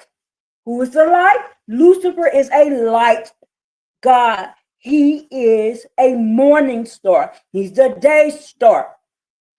And I proved that this word in my teaching, the word Christos, Christ, the word Christos, Christ. Let me get my book because I wrote it down. I translated it.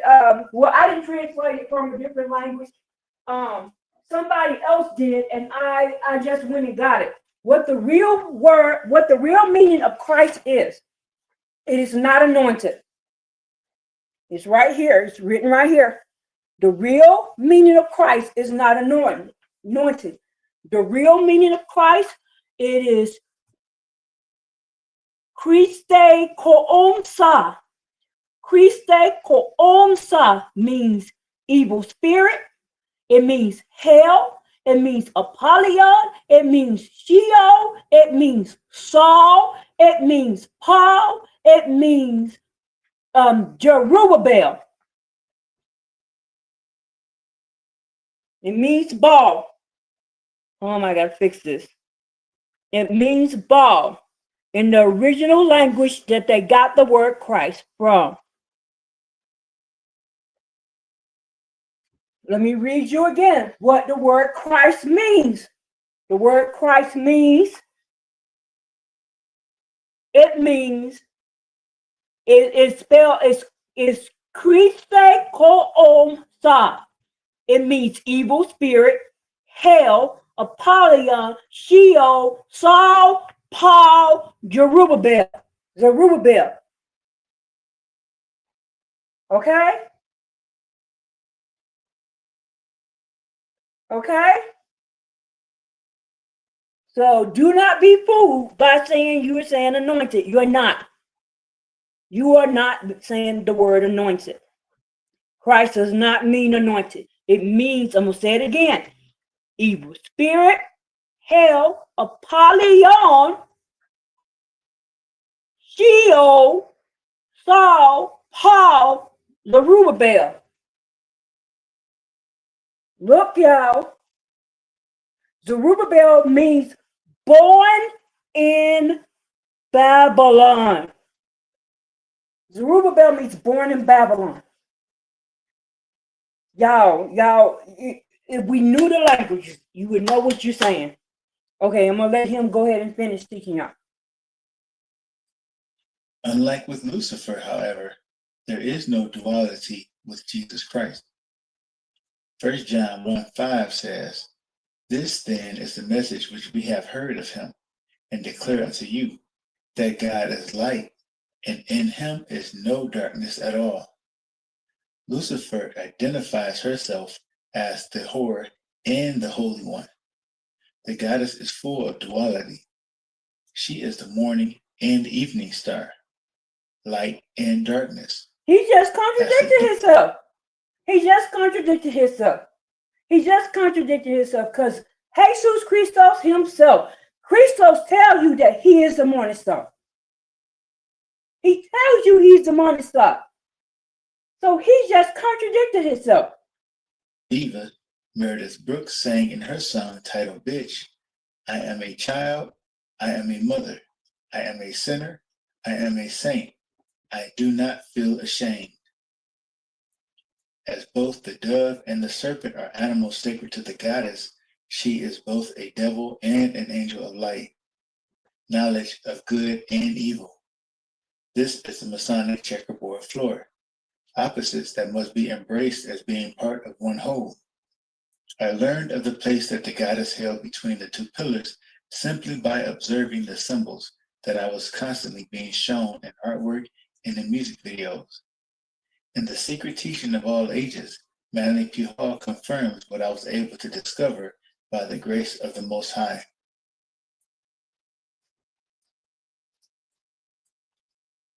The world virgin is sometimes shown standing between two great pillars, the Jachin and Boaz of Freemasonry, symbolizing the fact that nature attains productivity by means of polarity.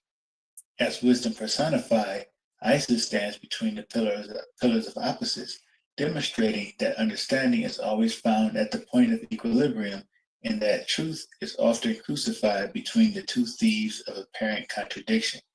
Page 130.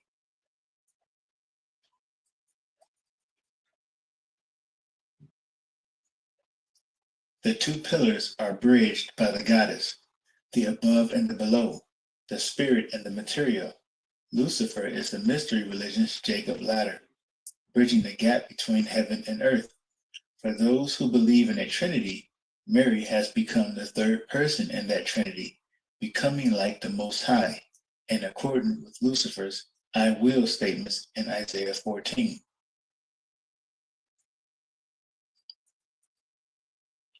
In this image, we see the coronation of the Virgin, or the crowning, by Diego Velázquez, 1635 and 1636, when he worked on it. And we have the goddess in line with the dove, another symbol of the goddess, between the two pillars. In much of the art she's in, there is a direct line between Mary and the dove. They are one and the same. Remember that the dove is a goddess symbol. Those pillars on either side of Mary can be angels, candlesticks, or even two men who are supposed to represent God the Son and God the Father. Each pillar represents the number 1. The 0 is the doorway, the yoni. The number 101 is typically used to signify something that is basic or introductory. It is the point of initiation. Caitlin Matthews, author of Sophia, Goddess of Wisdom, Bride of God, comments on the goddess identifying as a holy whore. Sophia also appears in the surprising guise of a harlot. This theme is traceable from the Sumerian epic of Gilgamesh, in which the divine barmaid of the gods, Siduri, consoles Gilgamesh and a mortal Hierodule initiates Enkidu into manhood. Right through to the medieval conflation of the Magdalene with the woman taken in adultery, this image of the harlot is perfectly reasonable in the context of gnosis, for she is a woman of initiatory knowledge. It is I who am the harlot and the holy, says the thunder, perfect voice of Sophia.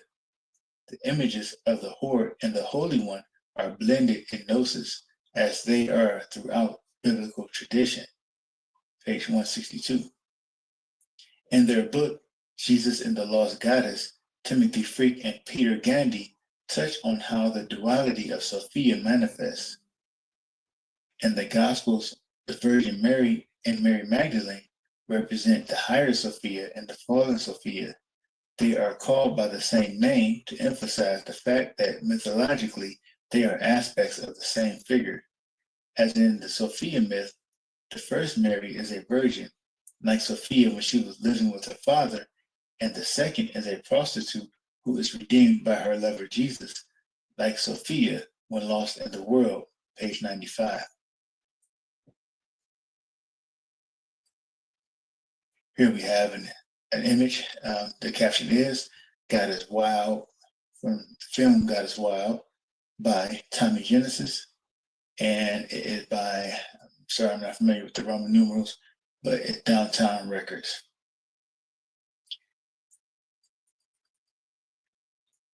This point is illustrated in the short film God is Wild by Tommy Genesis, as the diva in the video stands between the two pillars, showing both demonic and angelic traits. She is the bridge between both worlds. On her waist is a key representing wisdom, which resembles the sign for female, Venus, or for the womb. Perhaps Sophia even bridges the gap between female and male. This is what we typically think of when the Baphomet is mentioned. One thing that needs to be said when discussing Baphomet is the fact that the famous image of the hermaphroditic Baphomet that was drawn by the French occultist Eliphas Levi wasn't drawn until 500 years after the Templar order had been dissolved. It's very unlikely that Levi's drawing of the Baphomet had anything to do with the Baphomet that the Templars were accused of worshiping.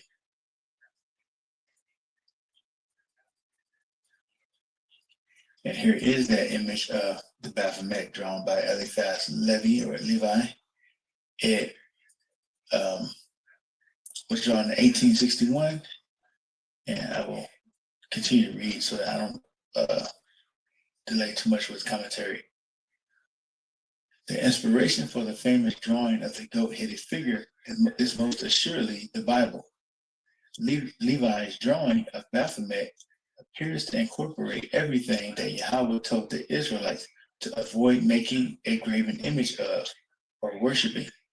In Deuteronomy chapter 4, scroll down.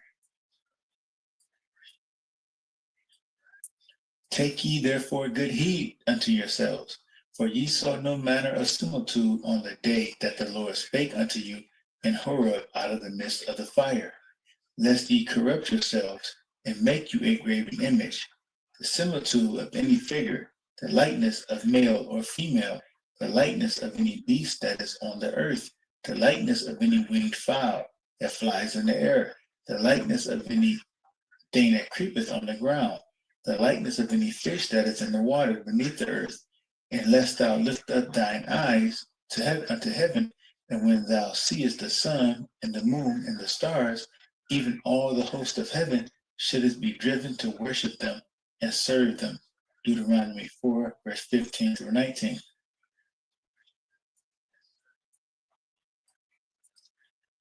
This drawing might not have anything to do with the original Baphomet at all, which at the time was believed to be the head of a bearded man. But as Alan Butler says in The Goddess, the Grail, and the Lodge, this head may also have related John the Baptist, for whom the Templars had special reverence.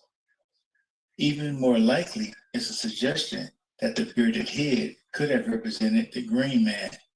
Effigies of the green man are to be seen in many Gothic churches and cathedrals. Few historians now doubt that the green man is a hangover from the days of nature worship and, in particular, worship of the goddess. Page 222. Going down. The Templars' reverence for John the Baptist is likely due to his similarity to the green man, a god of nature. John dwelled in the wilderness wearing camel hair and eating locusts and wild honey. John the Baptist was beheaded, and the green man is typically depicted as a head with no body. It's not hard to see how the Templars made the connection. Alan Butler reveals what the truth about the Baphomet is when the name is put through a substitution cipher at first discovered by the British Bible scholar Dr. Hugh Sconfield. In all probability, the name Baphomet had nothing to do with the mysterious bearded head of the Templars, and the confusion may have been due to the ineptitude on the part of Philip IV's interrogators. However, the word was still of tremendous importance to the Templars because once it has gone through the mill of the Atbash cipher, Baphomet comes out as Sophia. That is on page 222 and 223. Scrolling down. The image of Baphomet drawn by Eliphas Levi was evidently his own creation using Deuteronomy 4, verse 15 through 19 as his inspiration. I can't rule out that he did know that Baphomet was a code word for Sophia, or wisdom, somehow, but the revelation of the true meaning of Baphomet makes so much more sense because the Templars were famously Marianists, as Alan Butler explains. The Templars were dedicated to the Virgin Mary. for whom they showed what amounted to an obsession. This had also been true of their founder, Saint Bernard of Clairvaux. Bernard had deliberately manipulated the Catholic Church of his day to virtually deify Mary. The Templar order was accused of worshiping Baphomet, which we know is a code word and which really means Sophia. Sophia, in turn, is early Christian speak for the Holy Spirit, often represented as a dove. The dove has represented the goddess for thousands of years. It seems, page, more and more likely that the true religious imperatives of the Templars meant that, in 14th century Christian terms, they were guilty as charged. Page 223. The Queen of Heaven, Baphomet, was the goddess that the Templars worshipped in the form of the two Marys of duality, Mary, the Virgin Mother of Jesus, and Mary Magdalene, out of whom Jesus Christ cast 7 devils. Sophia was the Holy Grail. It wasn't an actual cup. The Grail is a reference to the womb. This image here is titled, zoom out one more time. Now it's a little bit too small. Okay. The Damsel of the Saint Grail, or the Damsel of the Holy Grail, by Dante Gabriel Rossetti, 1874.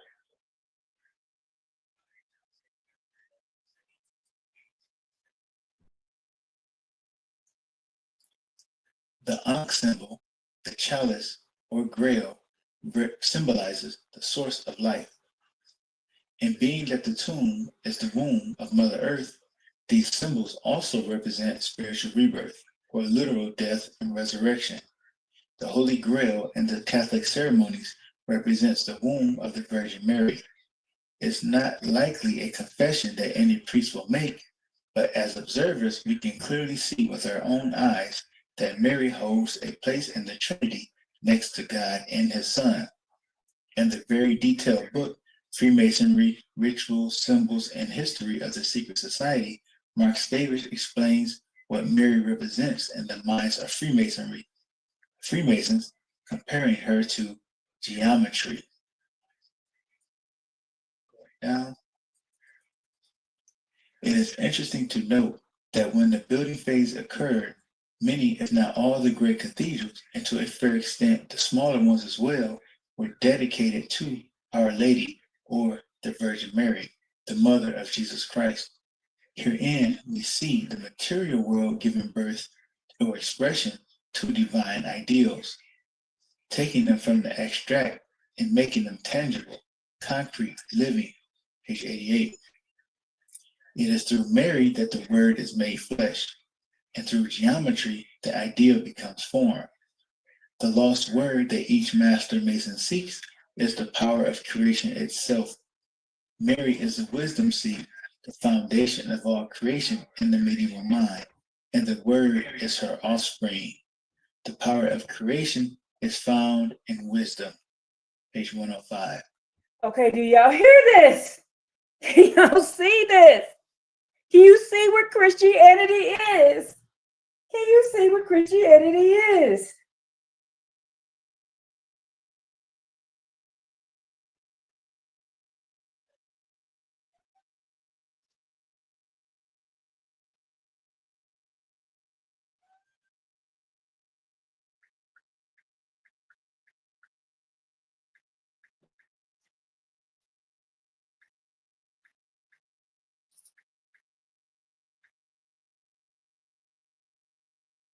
Can y'all see that we're in the beast system is Christianity? And I just told you that Christ means evil spirit. Means evil spirit, means hell, means Apollyon, means Sheol, means Saul, means Paul, means Jerubbaal. Hold on, let me I got somebody asking a question. I'm trying to answer it real quick, and I'll continue.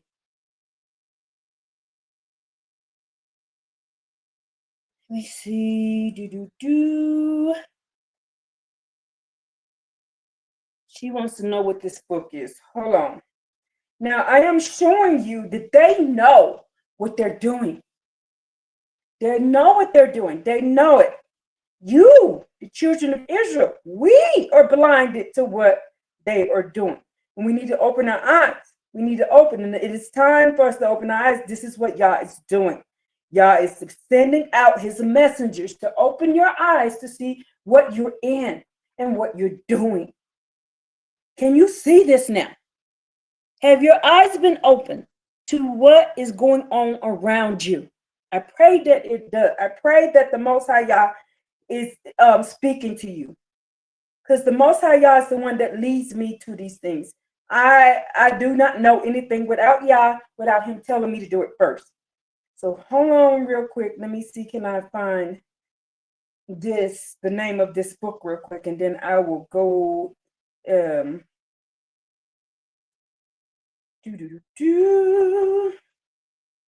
Now, so do y'all see what is happening here? It can't be a trinity. It cannot be a trinity. Yah's one. Yah's one. So I pray that you can see this. So let me let him continue on, and I will give her the name of this book. Oh, I'm sorry, Kitty.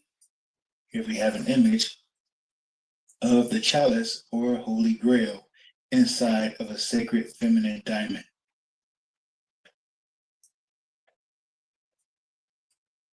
As Marx said, geometry is personified by a goddess. Through geometry, ideas can be given form in the material world. Goddesses personify a lot of concepts in Freemasonry. It underlines the point that the divine feminine, or Lucifer, is the source of enlightenment. Knowing that geometry is a spirit in Freemasonry, I believe it's fitting to put a capital G on the word to emphasize that and help us to remember it.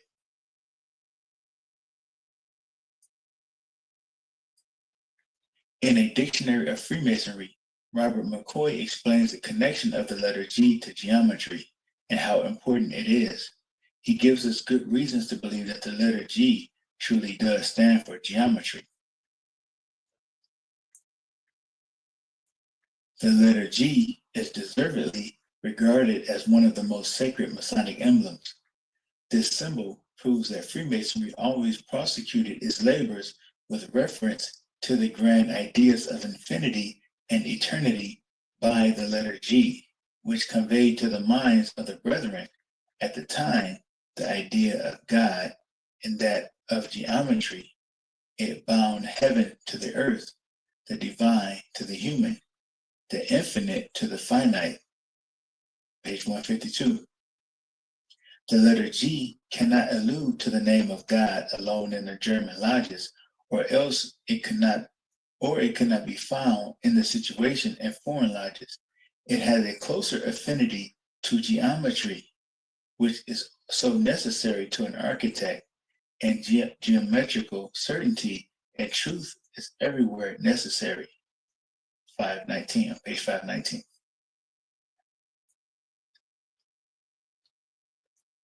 Among the mathematical sciences, geometry is the one which has the most especial reference to architecture, and we can, therefore, under the name of geometry, understand the whole art of Freemasonry. In Anderson's Book of Constitutions, Freemasonry is frequently called geometry, and of the latter he saith that the whole being of the order is comprehended in it. Freemasons therefore ought to make themselves intimately acquainted with geometry. It is not absolutely necessary to be able to delineate geometrical figures, but it is necessary to be able to deduce all our actions, works, or resolutions from geometrical principles. Page 519 and 520. Pulling down. As McCoy said, the letter G represents something that bounds heaven to earth. Mark Stavish said that something was geometry. I said that it was the goddess who stands between the two pillars of opposites. Stavish expounds on geometry and also introduces us to the genius of Freemasonry. We often hear of the genius of Freemasonry referred to as she and discussed in anthropomorphic terms, expressing human qualities, but on a perfected or archetypal level. This symbol then takes on a deeper connection to both a literal spiritual force protecting Freemasonry and the Gnostic notions of the divine Sophia, or wisdom, the bride of God, page 75 and 76. You see, that's blasphemy right there. That's blasphemy. Just to reiterate, he said that there is a literal spiritual force protecting Freemasonry. Manly P. Hall also said that there was a great spirit that guided Freemasonry, and he said that Isis was the mother of the mysteries. That would make Isis a name for the genius of Freemasonry too. Mark Stavish called this spirit that protected Freemasonry the divine Sophia. He also says of her, the genius of Freemasonry is the guiding spirit of Freemasonry and every Mason who seeks to understand its mysteries, page 89. They're worshiping Lucifer. Well, we have here two images, one from the General Manual of Freemasonry on the left, 1883, and the other, the Masonic esotericism, first third of the 19th century on the right.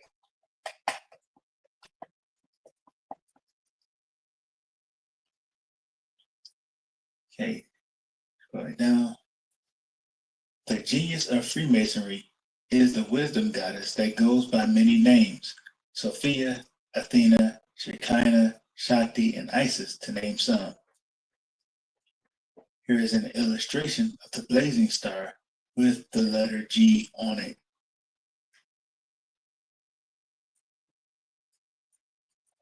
Stavish agrees with McCoy in the following quote, that the Masonic G represents geometry. The G stands for geometry, the most critical field of learning for any educated person, particularly one who will be in the building trades, page 84. Now, Mark reveals that geometry too is essentially the goddess of Freemasonry. Like geometry and wisdom in the form of Sophia before it, the tendency to turn abstract forces and ideals into anthropomorphic images, particularly of a feminine form, suggests pre-Christian sources in classical paganism. One woodcut shows geometry personified as a beautiful woman, complete with the letter G and surrounded by the working tools of the building trade, page 89.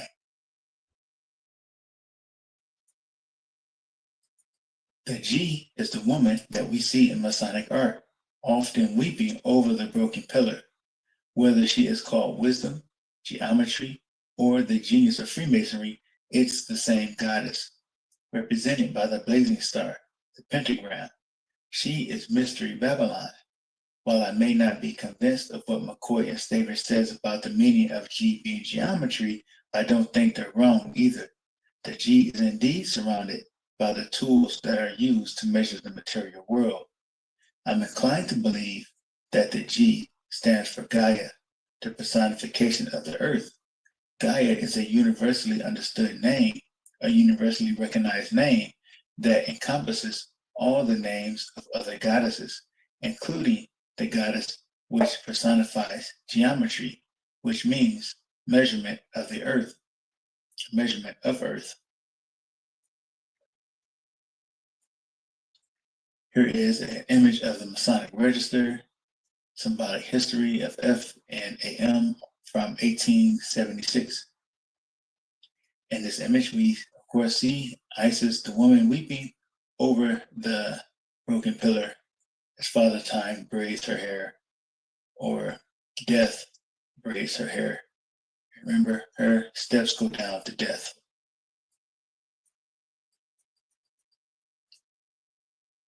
As the world soul, or anima mundi, Gaia is the expression of the force in the material world. She is the face of God, or presence of God. As the bridge between worlds, she is the G between the compass and square. In the sacred feminine diamond, the G is sometimes replaced by a five-pointed star. So the Masonic square and compass on the left, and the anima mundi, or the world soul, on the right. On Masonic tracing boards, you will notice Jacob's ladder, or a stairway to heaven, and typically the triple goddesses are on that ladder. Scroll down. Hold up, did y'all see that? Come back here. Come back here. Come back here. Watch this. Between the compass and square. In the sacred feminine diamond, the G is sometimes replaced by a five-pointed star. Pause. Look. Right there. That's Hebrew. That's Hebrew. And Hebrew, he's about this God. Remember, the Most High Yah rise on the cloud, holds her in bondage. She's in bondage. And she's in bondage to where? The earth. Lucifer is in bondage to the earth. Remember, the Most High Yah threw Lucifer down to the earth. She's in earth with us. She's an Andromedus. She's a she, he's a he. So that's why the Baphomet, you see, the Baphomet has both sexes, because Lucifer is both sexes. Lucifer is kind of like a somebody was just talking to me about this the other day, and it's so odd. Goodness. Hermaphrodite, where they have both sexes. Hermaphrodite. Lucifer is a hermaphrodite. That's the right word I'm looking for. Hermaphrodite. Lucifer is a hermaphrodite. See here? The Most High Yah has imprisoned Lucifer, the hermaphrodite, down on earth. And they're trying to get back. Lucifer is trying everything in his power to get back into the mountain of the Most High Yah. That's what that Lucifer did all this stuff for. He thought he can rule over Yah, take over. When it didn't work, he now is trying to get back. If you read the book of Enoch, you'll find out that the fallen angels went to Enoch and asked Enoch to ask Yah to give them a second chance. Yah said, no, you're not getting a second chance. So that's when Lucifer came over to us and started coming at us. And then he decided, I'm going to try to breed you all out. Look at the angels. This is Lucifer's baby. The stars. Look at the stars. These are the stars that y'all worship, aka the children of Lucifer. Look at the sun. There's the sun. See, when you read the book, you will know what you're looking at. You would know what you're looking at. Okay? So I know what I'm looking at now because I've actually sat down and read the Tanakh. When you read the book, when you read it from the Hebrew, you would know what you're looking at. You would know who, when, what, and where. But see, if I had never read the book, I wouldn't know what I'm looking at.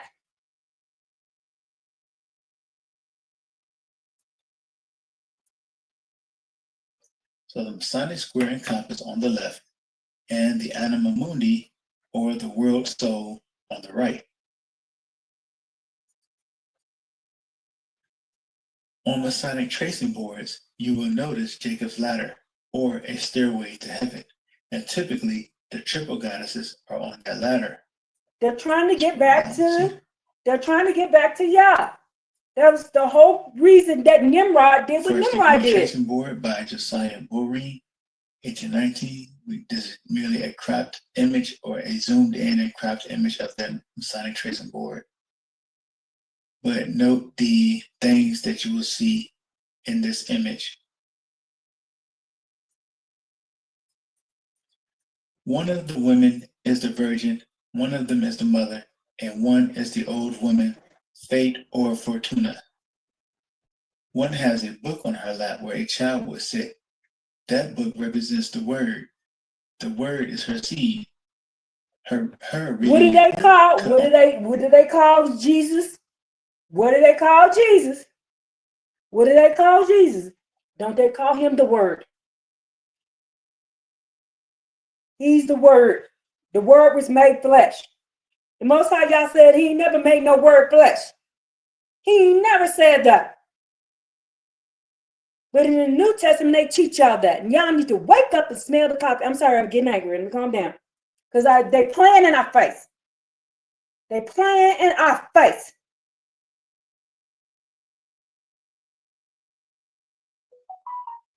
You hear that? Sound confirmation. They playing in our face and I can't stand it.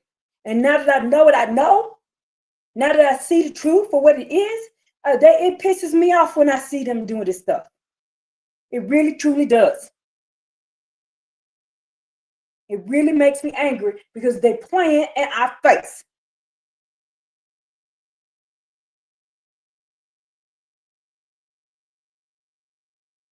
Who is the Word? The Word is her seed. Who is this? Who is she? Who is this book talking about? Who is this book talking about? This book is telling you that Lucifer is the God of this world. And the Word, Jesus Christos, is her seed. Come on. He, she. He's a he, she. Also, let me show you something real quick. Wisdom. The key, a symbol for wisdom, is tied to the ladder. The virgin is holding an anchor to show that she cannot be moved. She is bound to the ladder, just as the anima mundi is chained between heaven and earth. These goddesses that are venerated in Freemasonry have also been represented in various fairy tales. Beauty, or Belle, and the story Beauty and the Beast is symbolic of Freemasonry or the mysteries. She is the goddess of Freemasonry who raises man who is in his lowest beastly estate to a higher evolved form. As the rough cut stone becomes the smooth and defined cube on the Masonic tracing board, Beauty changes the beast into a man. Her love for books also identifies her as a wisdom goddess. Let's scroll down here. And the rose is present as a symbol of Venus in the mysteries.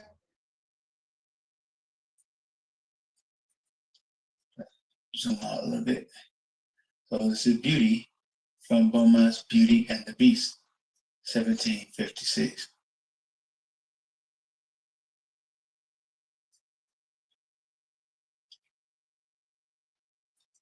Okay, I'm having trouble zooming to the right ratio now, but okay. Next page.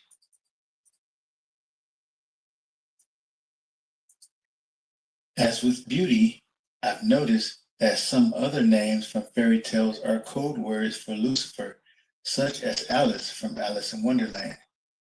The journey down the rabbit hole is used as a metaphor for initiation into the mysteries. The rabbit from the story is a sacred animal and fertility symbol long associated with Ishtar. Alice, having made her journey into the mysteries and confronted the passionate Scarlet Queen in her own heart, emerges as a wisdom goddess. The Wicked Witch or Old Crone in stories such as Snow White is the goddess of fate called Fortuna. She is winter and death battling the young and fertile queen of the earth, also called Lady Luck or Lady Lux. In Destiny, she is there at the end of the ladder, the end of life, on the Masonic tracing board. In Ancient Mirrors of Womanhood, Merlin Stone sheds some light on other identities of Lady Luck.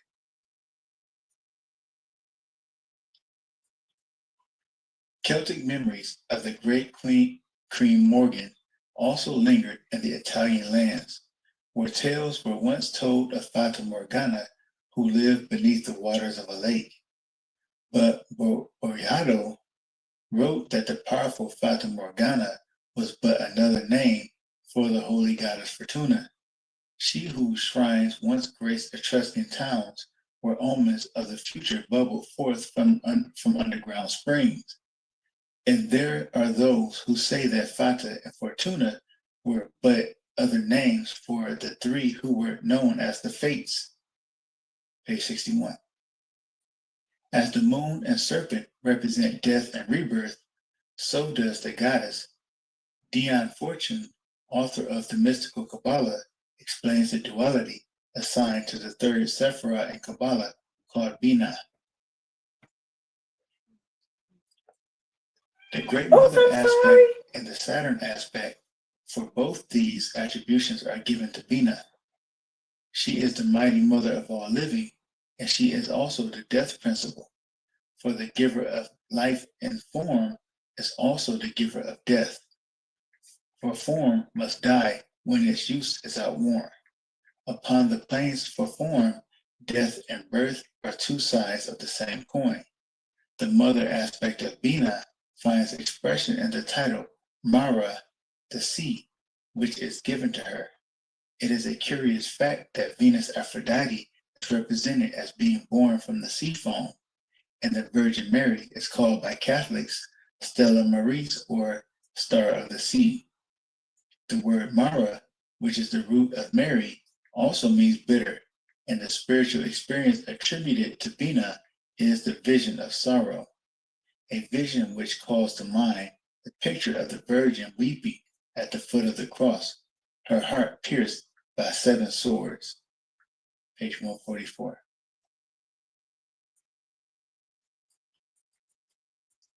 As Dion Fortune said, she is the mighty mother of all living. She is also the death principle. The tomb is the womb of Mother Earth. Rebirth is a focal point in the mysteries because initiates understand the axiom, as the Bible says in 1 Corinthians 15:36, that which thou sowest is not quickened except it die. Indeed, it was by one man of sin, Adam's sin, that death came into the world. But the woman, who was called Eve because she was the mother of all living, was the giver of death.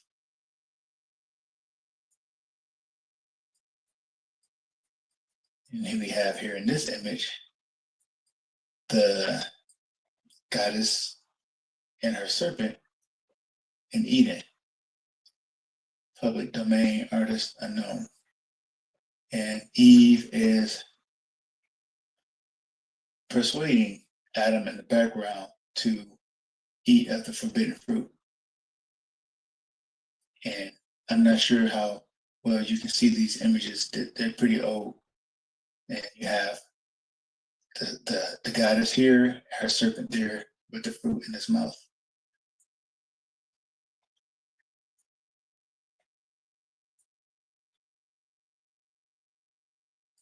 So that was chapter 17.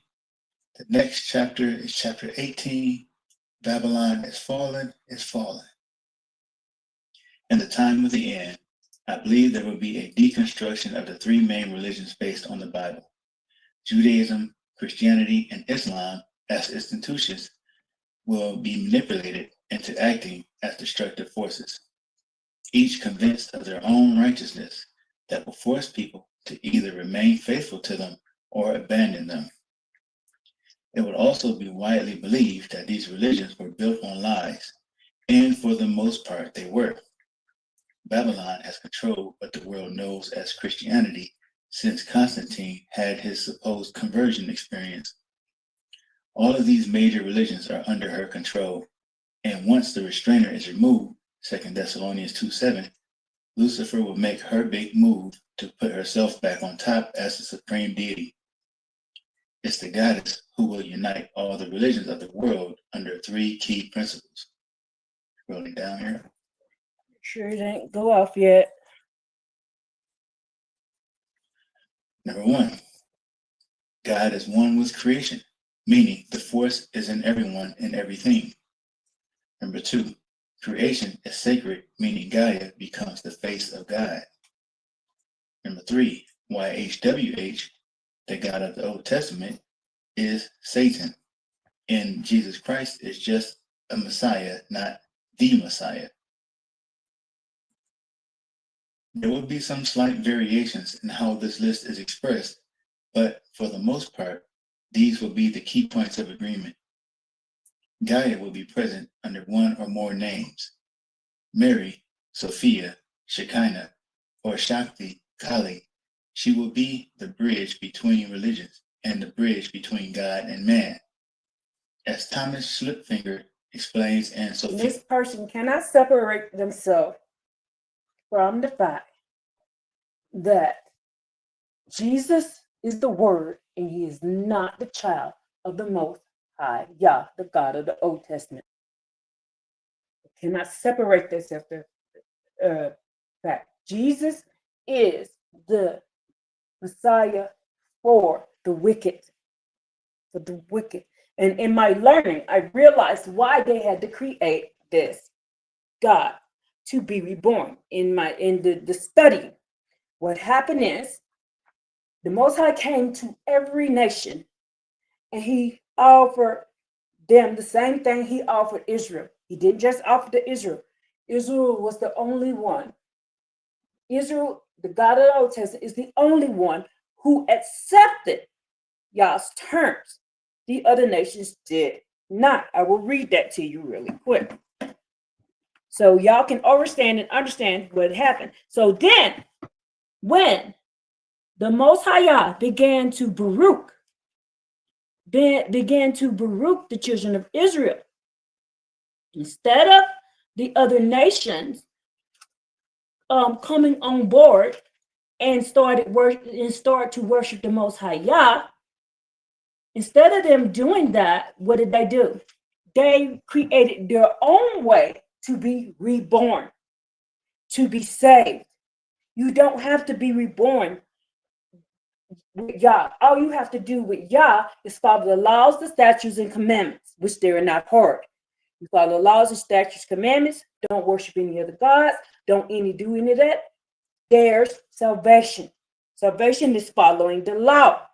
They teach you in the New Testament you have to be reborn. You know why they want to be reborn? Lucifer wants to be reborn so he can get back to heaven. He cannot be. Abba knows the difference of who they are and what they are all about. So he cannot, and it's a trick. He's trying his best to get back to his position under Yah. He cannot.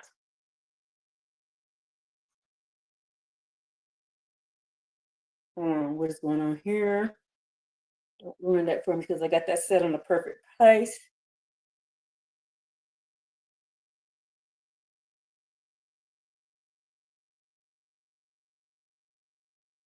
So, I'm sorry. Like I said, if you knew what I knew, you would change everything you do. If you knew what I knew, you would change everything you do. You'd change how you walk, how you talk, everything you would, your prayer life, all of that would change. Why? Because of the fact that, let me see, can I find it? Junction.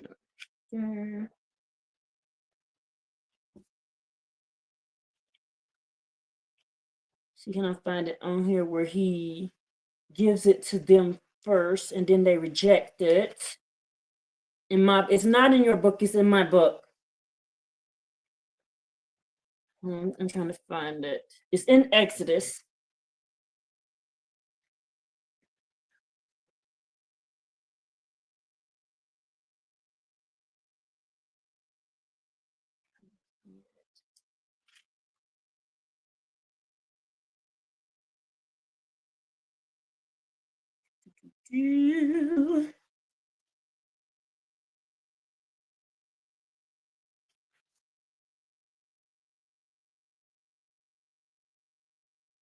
Okay, I found it. Okay, so I have it right here. Let me show you. So all of this is because they rejected this. It is written right here. I hope you can see that. You can go and screenshot it. Later on, this is why I tell you, get this book and read it. Get this book and read it. Because this is what they left out. You see where I have it circled in the green? You see where I have it circled in the green? Now, I'm going to read it to you. What does it say here in the green? Now, in verse 19, so this is Exodus chapter 19, verse 3. I'm just going to read it all. Starting at verse 3, these are the things I'm reading to you that was left out that is over here in the Hebrew. This is the things over in the Hebrew right here that they left out. They put it at the bottom of the art scroll. So this is the art scroll that I am reading right here. That's the art scroll. These are the things that they left out. So all of this is all because they turned down Yah. They turned down Yah. So now they're trying to find their way back. Just like Lucifer turned down Yah, his children turned down Yah too. And now they're trying to find their way back to Yah. They're trying to get back to heaven with Yah. That's why they keep saying this isn't our home. Heaven is our home. And when the Most High Yah says in Isaiah 45 that the meek will inherit the earth, and the Most High Yah says the meek are the Israelites. That's what it says in my book. So let me go ahead and read this to you. So I got to do it like this because it is hard to see because it's right in this time, y'all. Now, Exodus 19:3, what was left out? The word.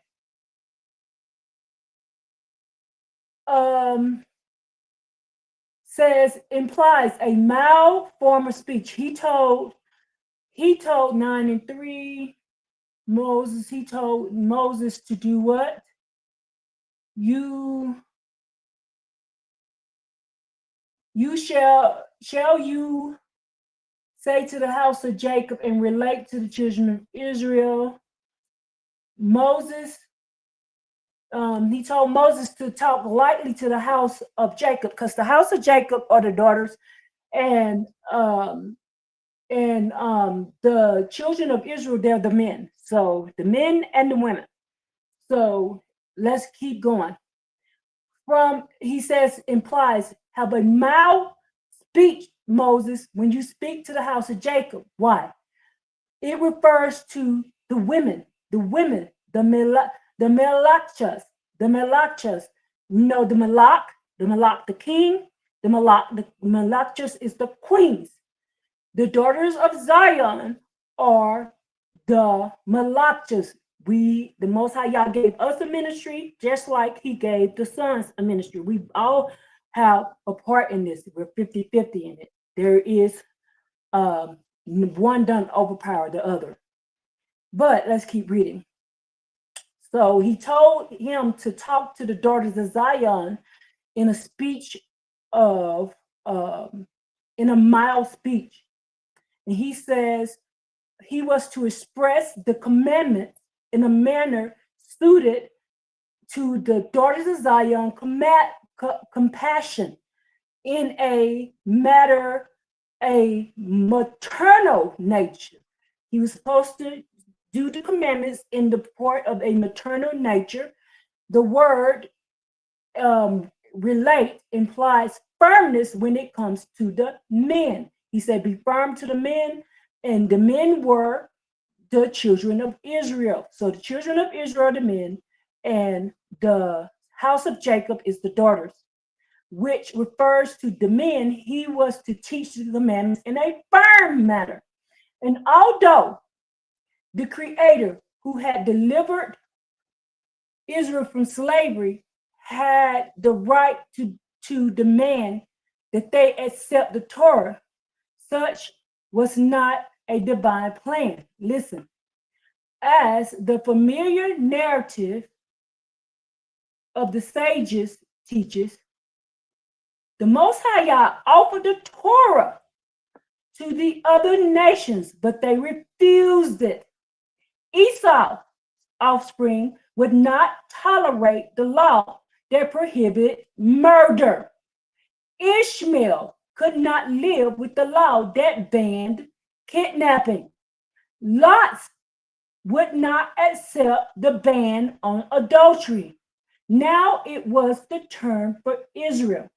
Then Israel willingly accepted the Torah without even inquiring as the content of what, because they had inherited the spiritual subliminally of the patriarchs of Abraham, Isaac, and Jacob. That is, its cousins had rejected. The reason why we had not, Abraham, Isaac, and Jacob, the patriarchs, had already told Israel about Yah. That's what it's saying. Now, did y'all learn? Did you hear this? Did y'all hear this? This is what they left out. This is what they left out. You want me to read it to you again? Do y'all understand this? Do I need to read it to you again? That he offered, I'm going to read it to you again.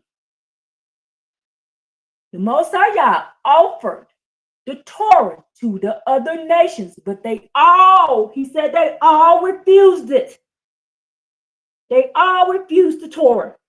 So they cannot, and then so now they had to come up with this second plan to get to heaven, just like Lucifer did. They're doing just like Lucifer. Esau's offspring would not tolerate the law that prohibited murder. Ishmael could not live with the law banned on kidnapping. And Lot's children would not accept the ban on adultery. Now it was Israel's turn.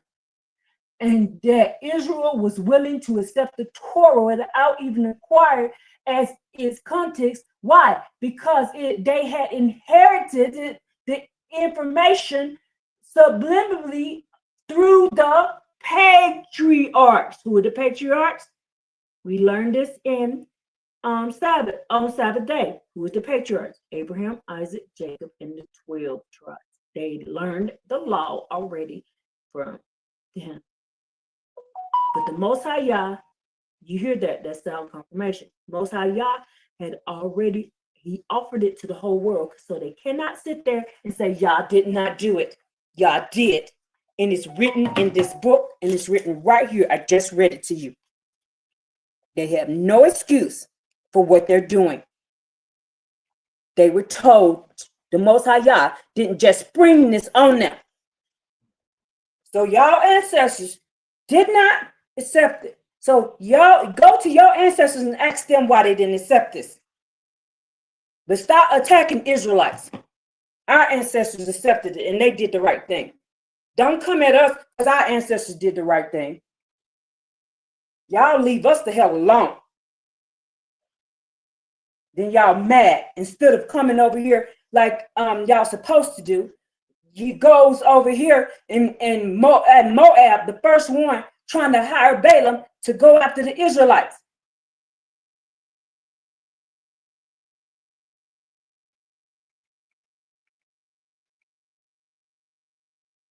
Trying to hire Balaam to go after the Israelites.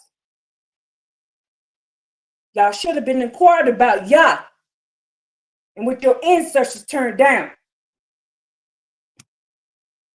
That's why they don't want you reading this book, because they don't want you to know that they were offered the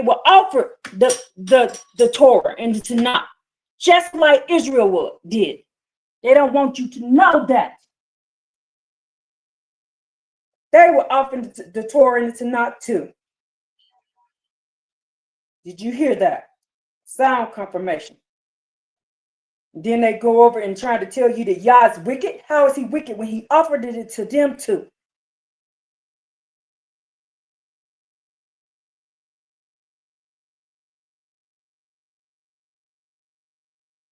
They are the one that told Yah no.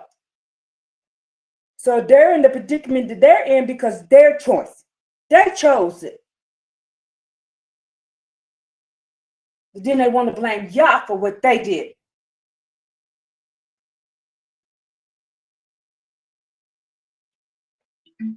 Hold on, y'all. Let me get this to come back on.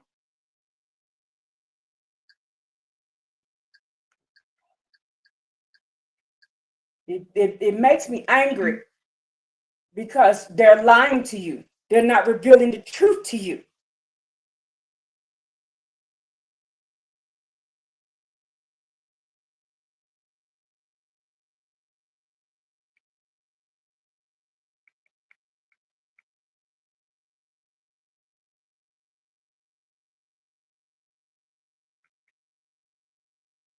Let me show you this right quick. Hold on, let me see. Can I get it to play now? Then I'll go back to that. Let me show you this.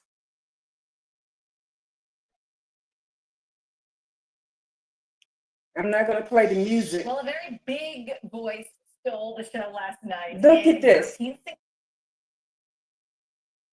Contest. Take a look.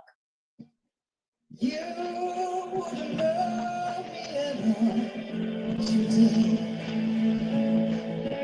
From the fading light outside.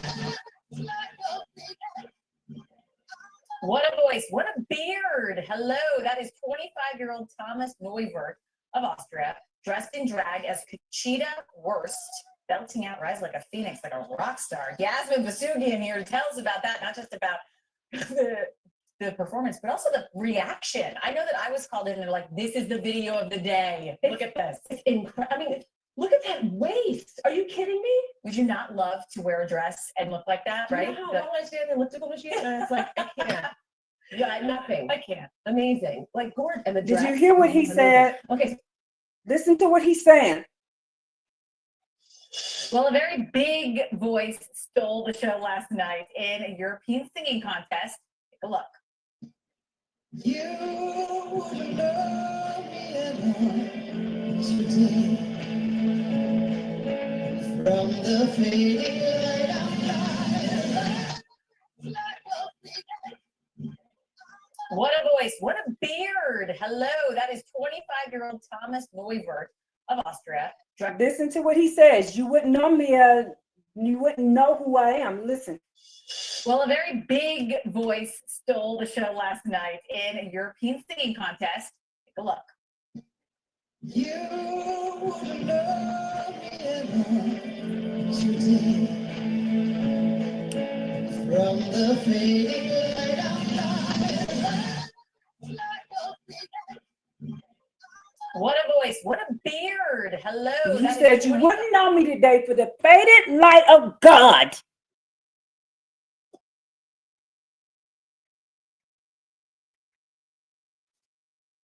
Explains in Sophia Maria. Understanding Sophia as the link between the world's religious traditions points to the significance of their relationship.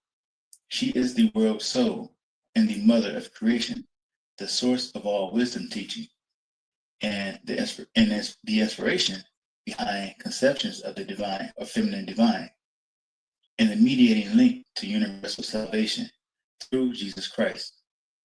She is the mother, and the world traditions are her children. She binds them together into one family. Page 371. One recurring theme that you may notice is the presence of a fallen, exiled, or lost female spirit or goddess. In Gnosticism, Sophia fell from the pleroma, or the fullness, the spiritual realm where the emanations of God, known as Yahs, dwell. Yahs are incorrectly called angels by Gnostic so-called Christians. Going to the next page. Here we have an image of a Sonic art, of course. Let me scroll up, let me zoom out. Caption is Masonic chart with code and prayer, published by Humphreys, 1846. Without getting into too much commentary, I just wanted to show again the importance of the divine feminine, who by now, if you have watched previous chapters, you know is Lucifer.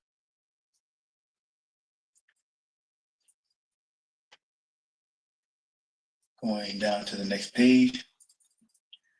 Sophia saw the Father Spirit and desired to create like him. She wanted to be like the Most High. In her ambition, she tried to create from herself, and she caused herself to fall out of the higher and spiritual realm.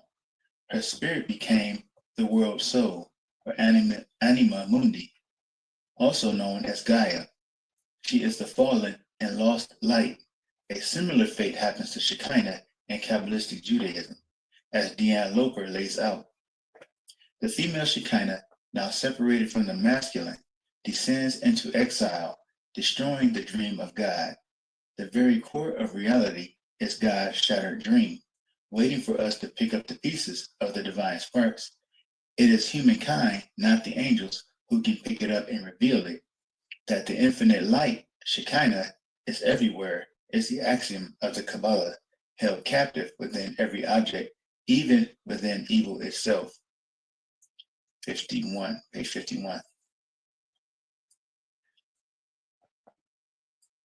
Stephen Heller, author of Gnosticism, A New Light on the Ancient Tradition of Inner Knowing, explains the role that Sophia played in the Garden of Eden. The hypostasis of the archons informs us that not only Eve, but also the serpent was inspired and guided by the divine Sophia.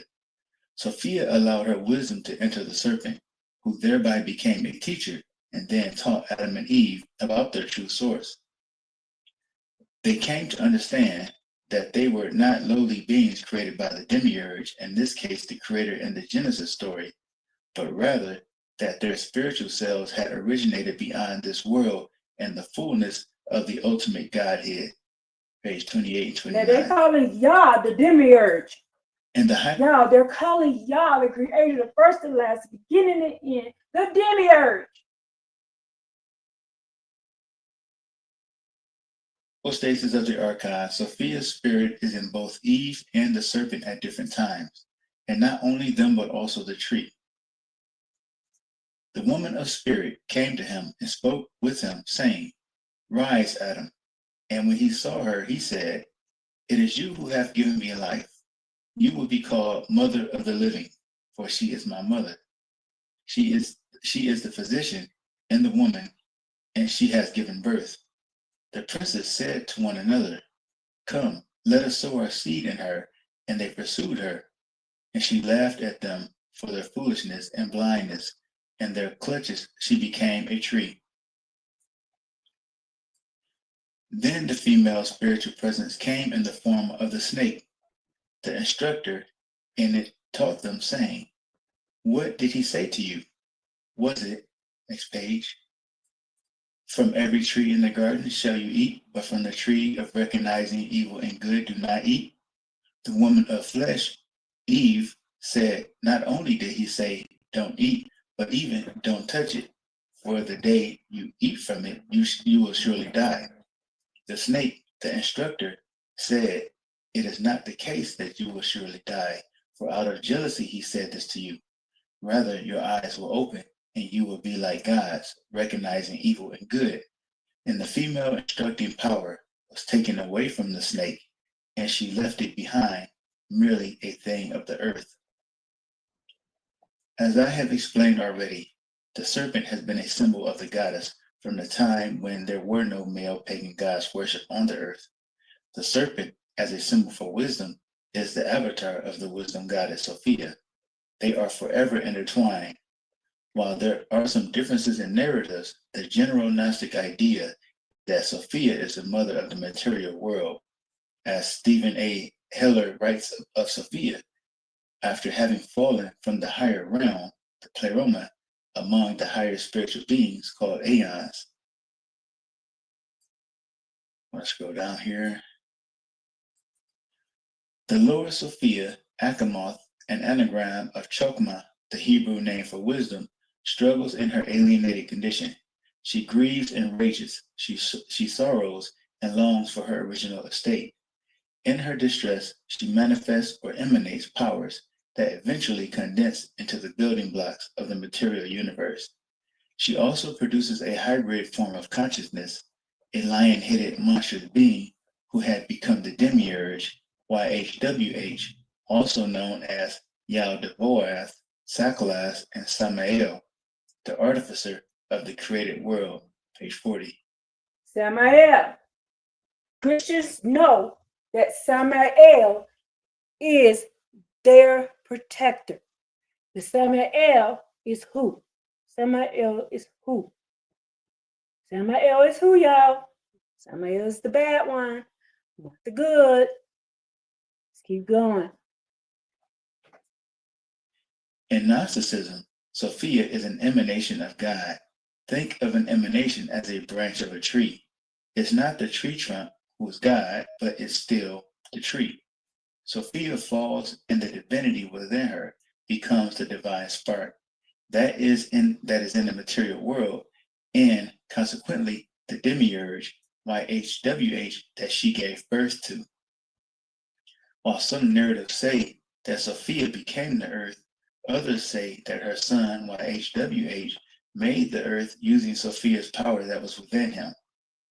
When her son, the demiurge, breathed into Adam and after forming him in the garden, he inadvertently breathed Sophia's divine spark into him. Sophia, through the serpent, tried to reveal to Adam and Eve their true divine nature. Going down, the demiurge was not happy about that. John Lash, a Gnostic teacher who has a strong disdain for the truth of the Bible, wrote in his book, Not in His Image, the demiurge of the Old Testament is an arrogant, demented pretender who claims that humans are made in his image. These four words are the corporate, going down, motto of patriarchy, branded on the human soul. Made in his image signifies the total enslavement of humanity to an alien, off-planet agenda. Page 258. Scrolling out here, we see the divine feminine, Sophia, Isis, whatever you prefer to call her, Lucy, Lucifer, in between as the bridge between God and man. The caption says, macrocosm and microcosm by. Did y'all hear that? What does Jesus teach? What does Jesus teach? You have to come through him to get to God. You have to come through him. The humans have to come through Jesus to get to God. Who is Jesus? Jesus is Lucifer. Tobias Schultz, 1654. This shows the goddess as the mediator between heaven and earth, God and man, and the infinite and the finite.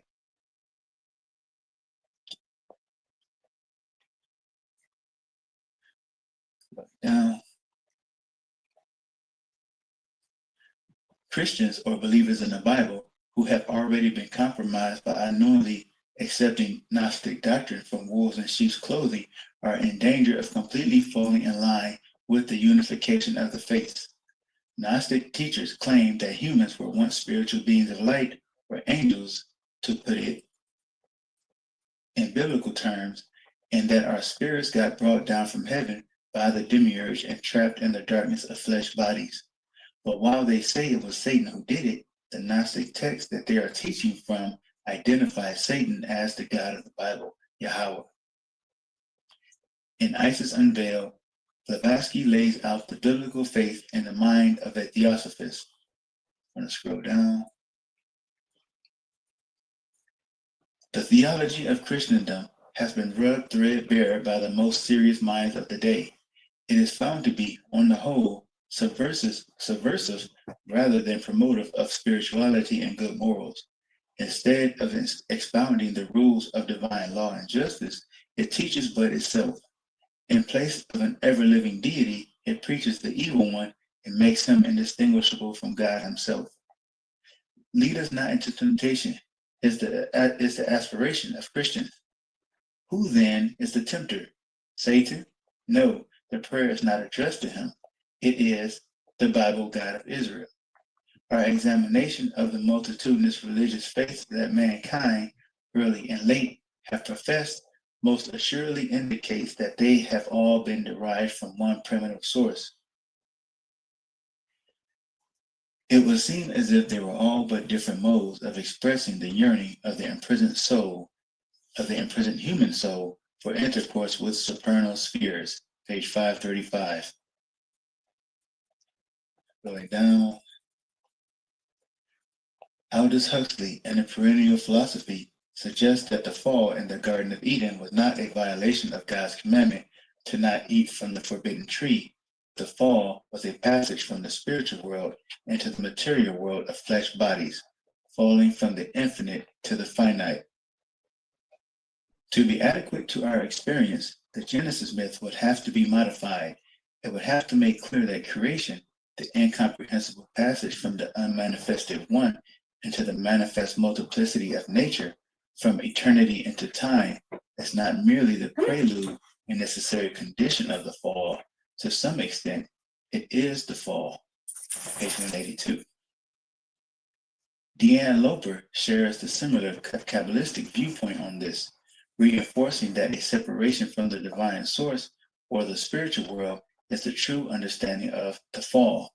She says, in Kabbalah, the sin of Adam is not attributed to his disobedience to God and eating from the tree of knowledge of good and evil, but as the premature separation of the unity of the Sephiroth tree. Page 50.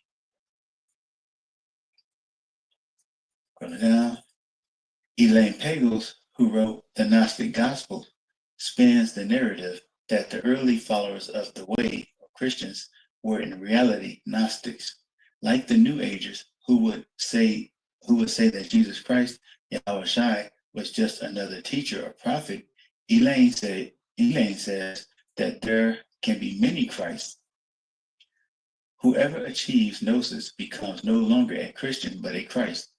We can see then that such Gnosticism was more than a protest movement against Orthodox Christianity, or more than a protest movement against Orthodox Christianity.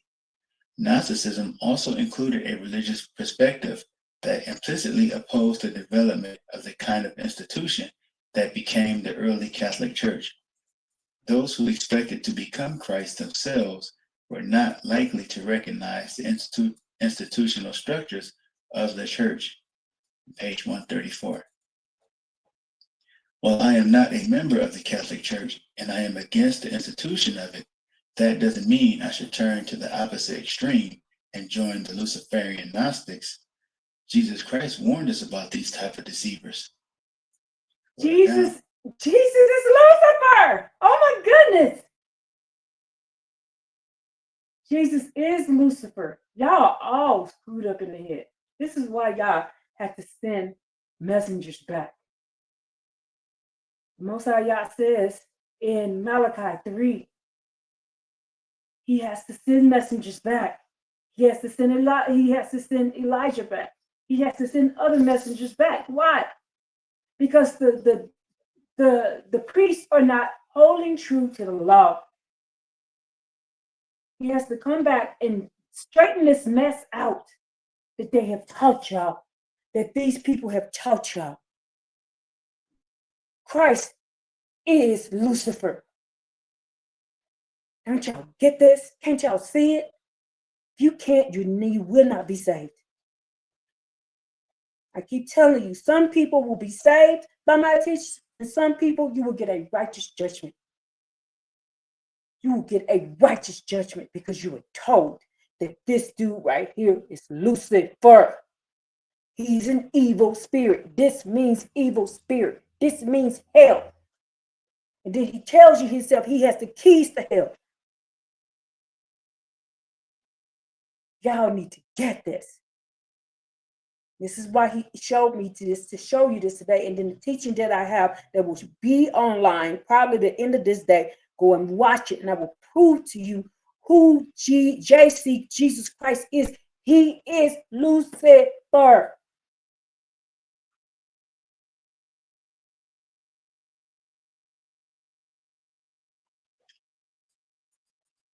And as he sat upon the Mount of Olives, the disciples came unto him privately, saying, Tell us, when shall these things be? And what shall be the sign of thy coming and of the end of the world? And Jesus answered and said unto them, Take heed that no man deceive you. For many shall come in my name, saying, I am Christ, and shall deceive many. Matthew 24, verse 3 through 4.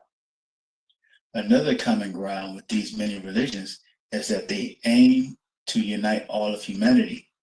Only the true biblical God of Abraham, Isaac, and Jacob calls for his children, Israelite and Gentile, to come out from the rest of the world and be separate. The world's mantra is, we're all connected.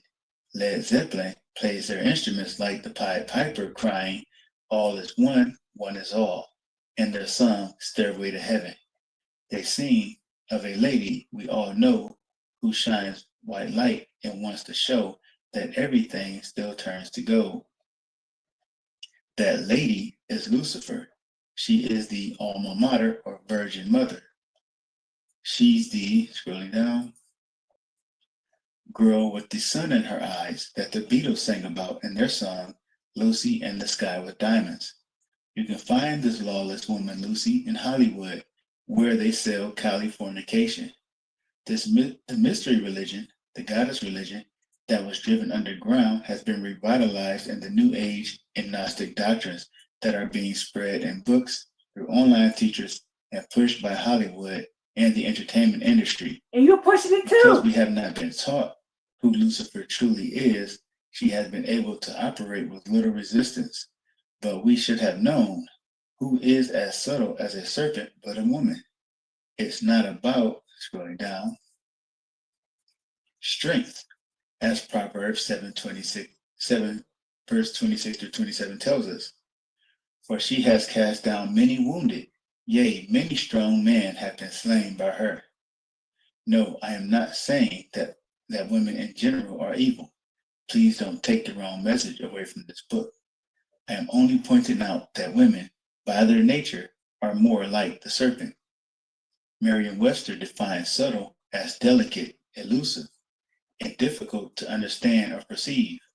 As the Bible warns us of the strange woman, her ways are movable, that thou canst not know them. What is a strange woman? What is a strange woman? What did we learn in Hebrew? When this is at the end of the word, when this is at the end of the word, can y'all see my hand? Can you see it? When this is at the end of the word, when they're talking about a strange woman, right here, when the Most High Yah says a strange woman, when he adds the GE or the GER or the GER on anything, the strange woman means the women of the other nations and not a Hebrew Israelite woman. Strange woman. It's the woman of the other nation. That's why he said, keep the strange women out of the temple. He's talking about the girls. Let's look it up. So you won't think I'm just attacking the other nations. I'm doing what Yah taught me to do.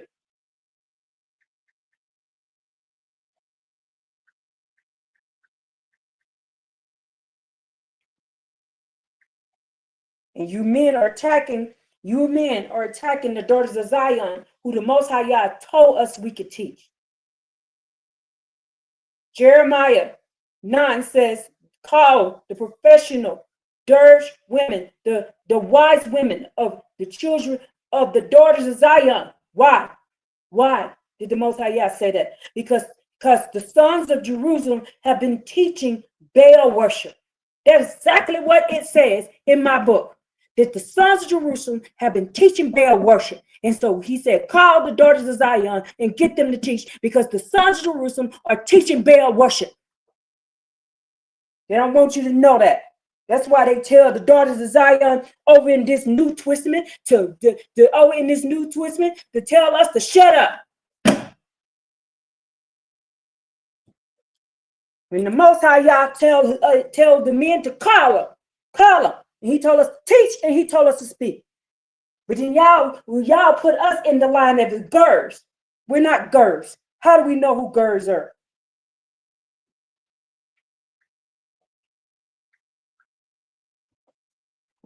You don't come at me. You don't like the word. You don't like what the Most High Yah saying. Then you go to him about it. All I do is teach the Tanakh. I teach what it says. Y'all call me to teach. If you don't like it, go to y'all about it. Y'all make me mad because y'all go to this and say strange woman, and you're not realizing it ain't talking about the daughters of Zion right here. But you ain't defining the language. Let's read what ger means.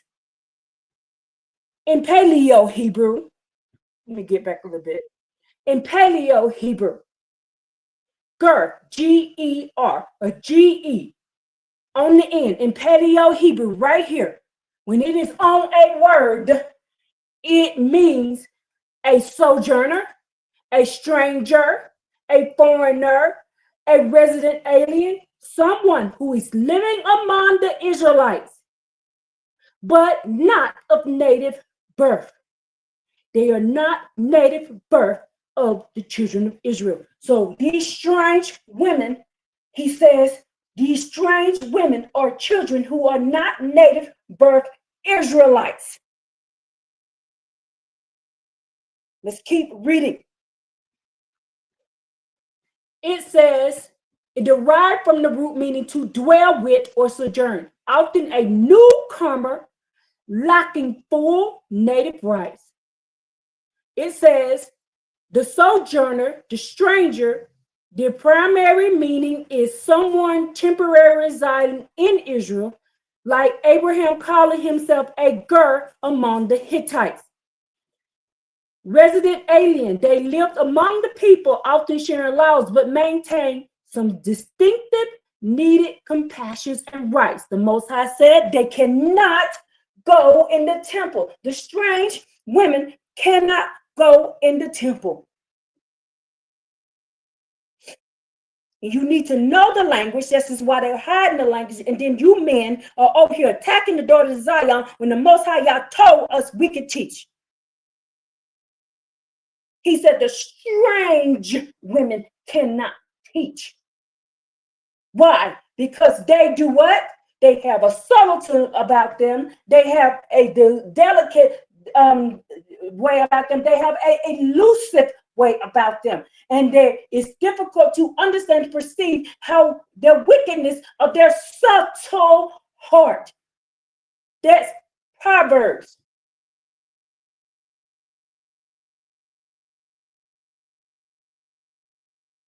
Come on. Ger.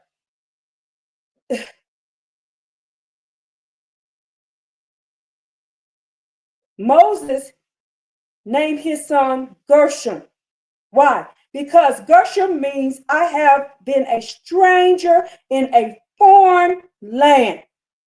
You see G-E-R or G-E in a word, that means foreigner.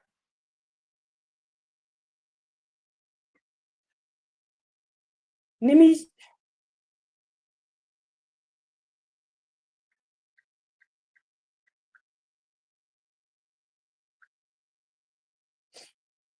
girl women. I'm finna put in here girl women.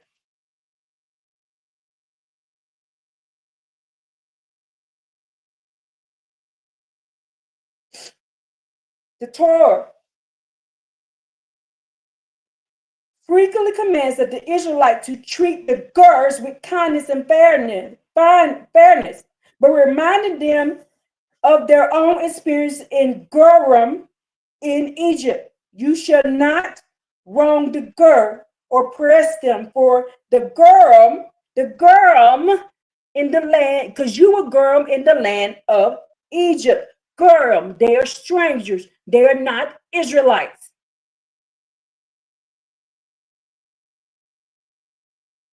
Ooh, y'all, if you know the language. Let me see over here. One more thing I got to show y'all, and then I'm going to let y'all back to this. Because it pisses me off when y'all come up there. Well, Paul said this and Paul said that. Paul don't know what he's talking about. Paul is a Greek. He is not an Israelite. He does not know what that means. Or he probably do. He's just lying to you.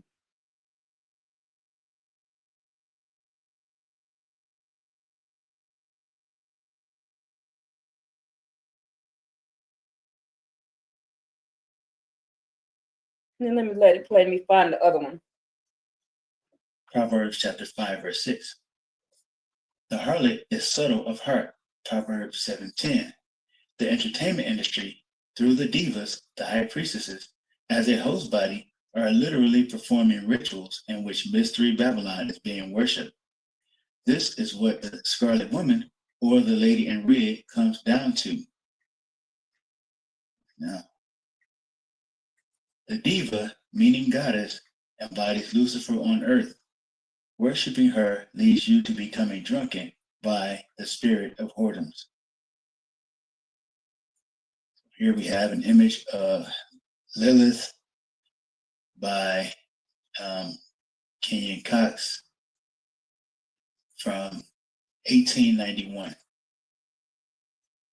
And that is chapter 18. Sorry, I lose count.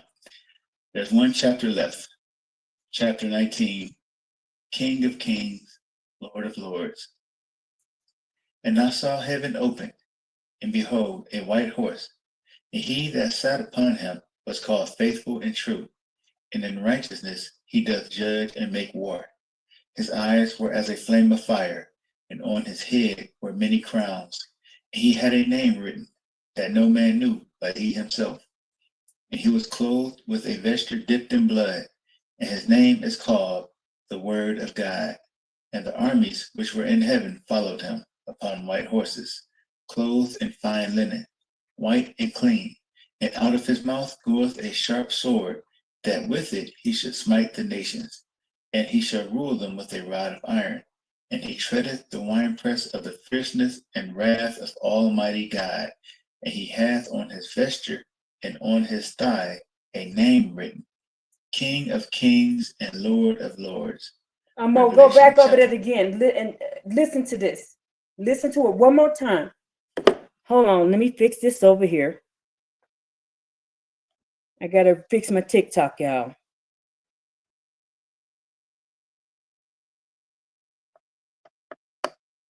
They don't want this information out. Hold on. I got to restart it.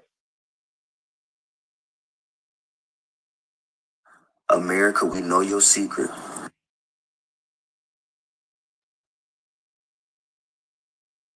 They're probably going to shut my TikTok down probably tomorrow. Watch. I won't have a TikTok and I have to start it back over again.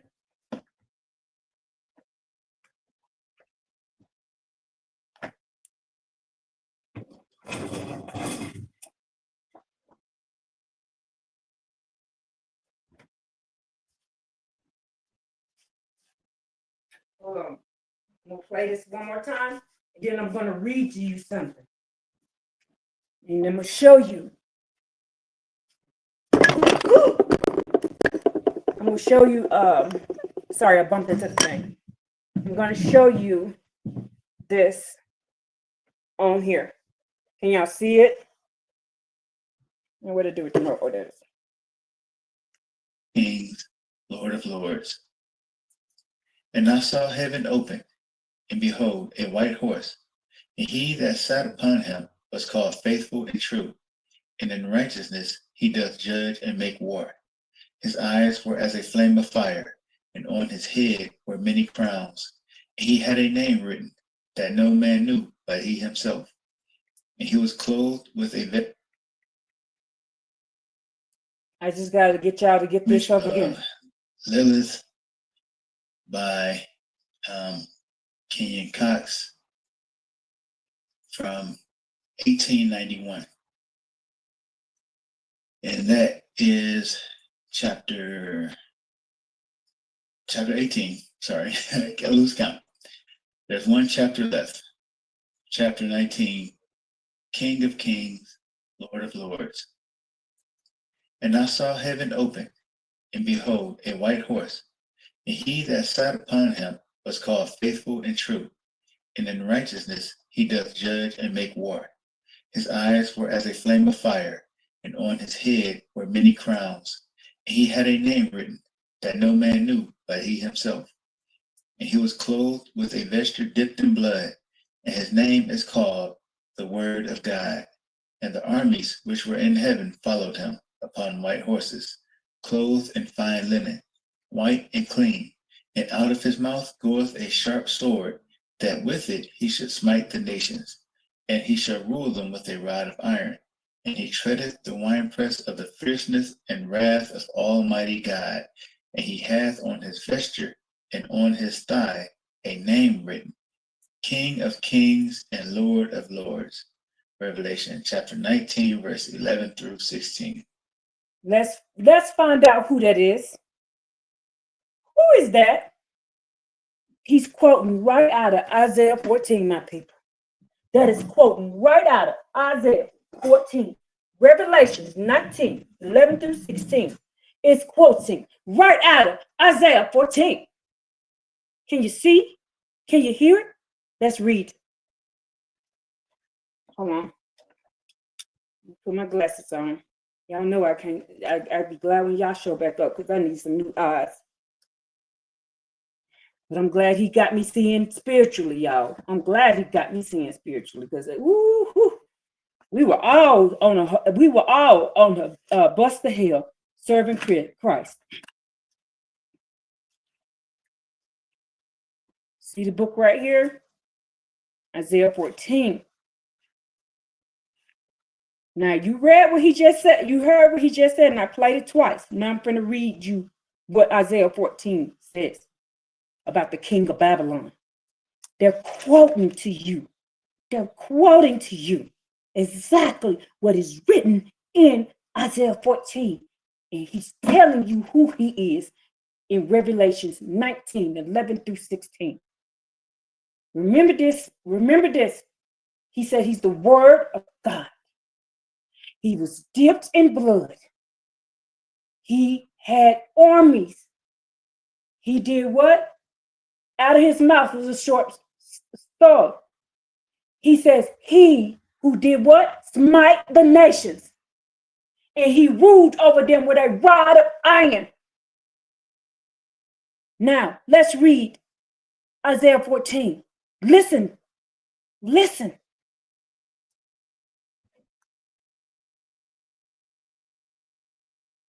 Listen, he's telling you who he is. Isaiah 14 starts this, verse 1. For the Most High Yah will show mercy to Jacob. He will choose Israel again and grant them rest upon the land. The proselyte will join them and be attached to the house of Jacob. The nations will take them and bring them to their place.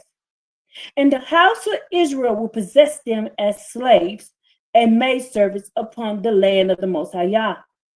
And they will be captors over the captor, and they will rule over their oppressor.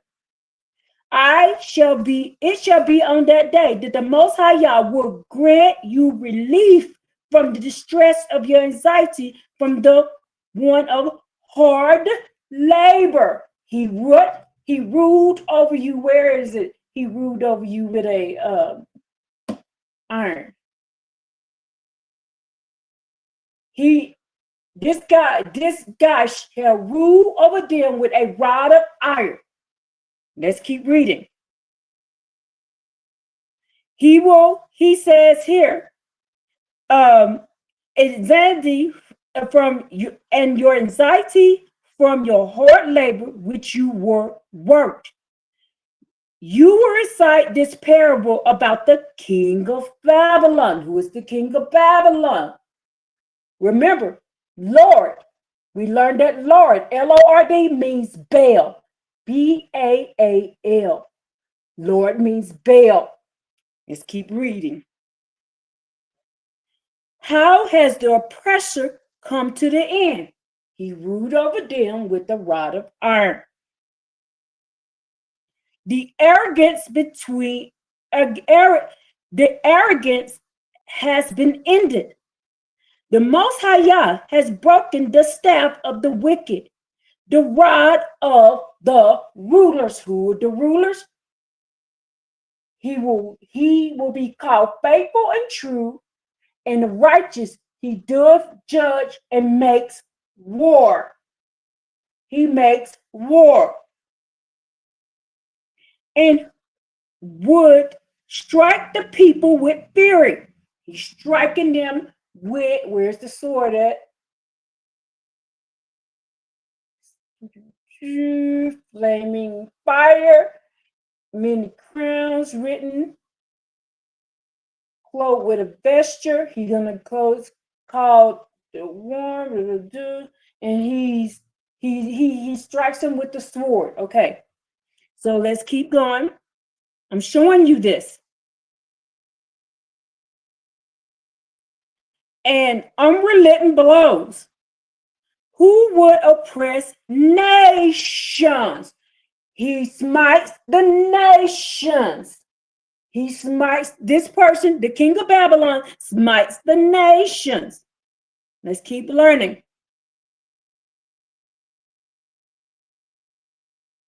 It says here, the king of Babylon, he says, the king of Babylon who oppressed the nations with wrath, the nations were pursued by them without respite. They were pursued without respite. What is pursuing without respite? That's war all the time. There's war all the time. Aren't we living in that now? It says, even the cypress, it says the entire land is quiet and tranquil. They have broke out in glad song. Even the cypress rejoice over you, O cedars of Lebanon, saying, from the time that they were laid low, and the woodcutters would not come up against us. The needlework from below trembles for you, for to greet your arrival. Greet whose arrival? Keep going. Let's keep going. He's telling you who he is. He's the King of Kings. Y'all better read Isaiah. Y'all better read this book, Isaiah 14. Let's keep going. I'm sorry. I get excited. Now, he says here in verse 9, chapter 14 of Isaiah, the needlework from below trembles for you to greet your arrival. It has awakened the giants for you. All the leaders of the world, it has aroused the kings of the lands of their thrones. He's the King of Kings. Let's keep going. They will all proclaim and say to you, you have been stricken as we were.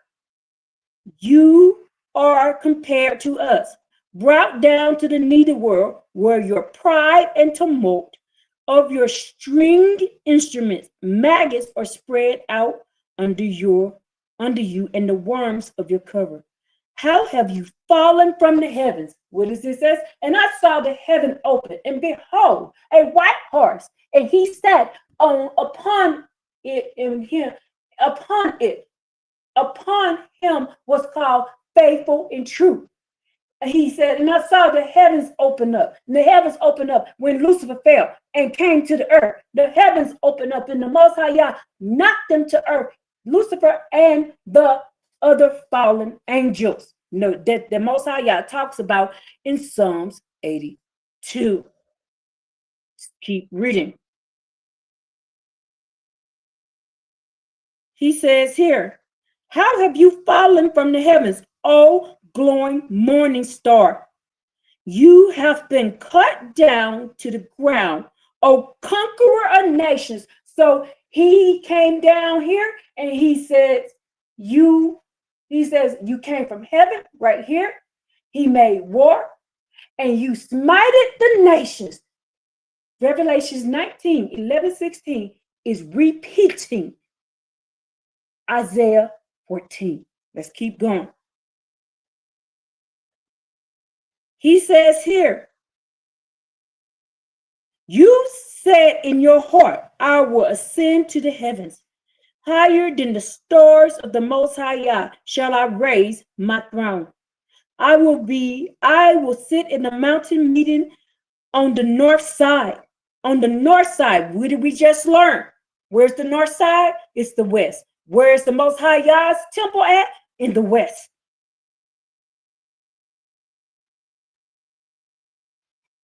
Whew, let's keep going. He says here, I will ascend over the tops of the clouds. I will liken myself to the Most High. But the neither world have you been lowered to the bottom of the pit. Those who see you will take note and they will contemplate carefully. I am one of the people who see him and contemplate carefully who he is. And then what does it say? Is this the man that made the land tremble? What happened when Jesus was crucified? What happened when Jesus was crucified, y'all? What happened when Jesus was crucified? There was a great earthquake. Going down. I praise my Father in heaven for allowing Let's go back me to know. before we get to there, so I can show you that this is being quoted right out of there. And knew by he himself. And he was clothed with a very. Let's keep going. It says here, is this the man who made the lands tremble, who made kingdoms quake, who made the world like the wilderness? Why? Because when the Most High says, when you're in the wilderness, you're without the law. The world, the entire world is the wilderness that we're in because the law was not being taught. And tore down its cities, who never released the captives to go home. All the kings of the nations, all of them lie in honor to the King of Kings and Lord of Lords. That's what it says right here in Isaiah chapter 14, verse 17. Let's keep going. All the kings of all the nations, all of them lie in honor, each in his place, but have been flung from the grave like the detestable tree shoot, like the garment of corpse, pierced by the sword. Who was pierced by a sword in the side? Who was pierced by a sword in their side? Which are lowered into the stones of the pit. Who was lowered into the stones of the pit in the New Testament? Jesus. Like a trampled carcass. Didn't they beat the shit out of Jesus? They beat the shit out of him. He was a trampled carcass. Carcass.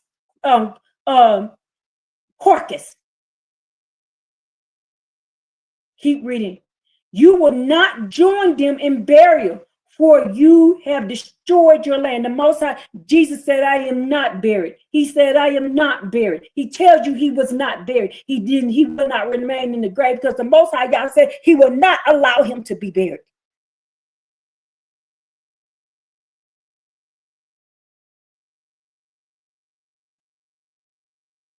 And then the Most High Yah says, you destroyed your land and you killed your people, and your evil offspring will not be called by your name for long. Then he tells him, prepare a slaughter for his sons, for the father of iniquity, because he is what? He is the father of iniquity, this one who came out. The word of God, the word is the father of iniquity. I'm just reading to you what the Tanakh says.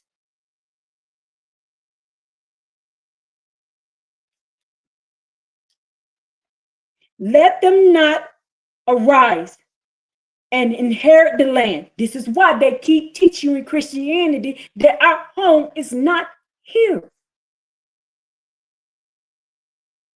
He says they cannot rise and inherit the land. That's why in Christianity they teach you that their home is not here.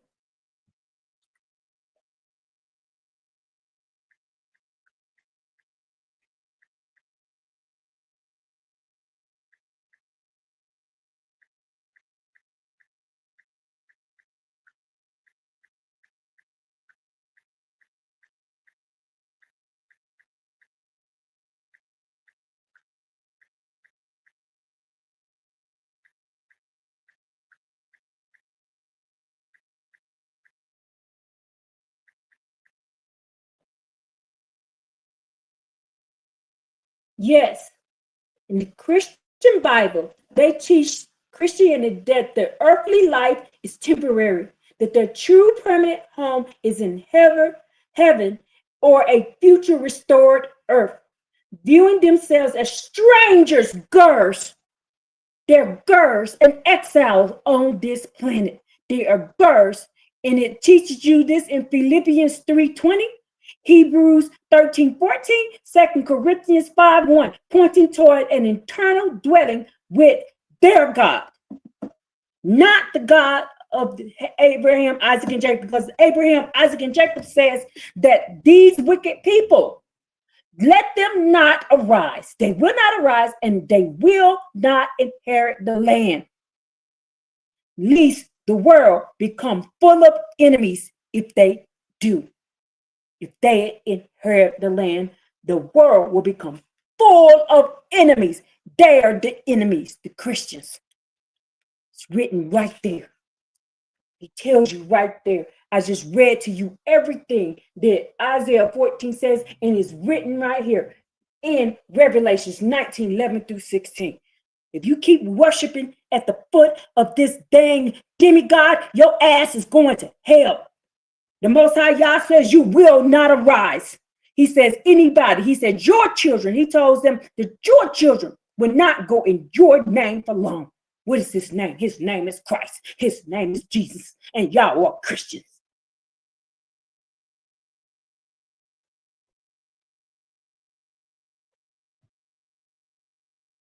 This book ain't the Torah. How is this book ain't the Torah? How is this book not the Torah? I got somebody over here telling me this ain't the Torah. This ain't the Tanakh. How is it not the Tanakh? But your book is the Tanakh, but my book ain't the Tanakh. How is this not the Tanakh?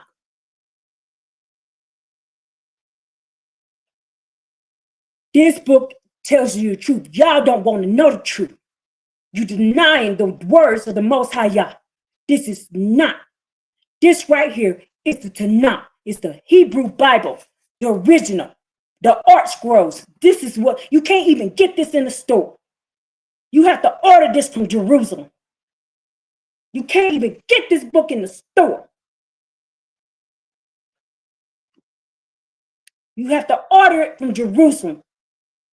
That's why they tell you don't read it, that it's done away with. So you can keep being a dumbass and reading this shit right here.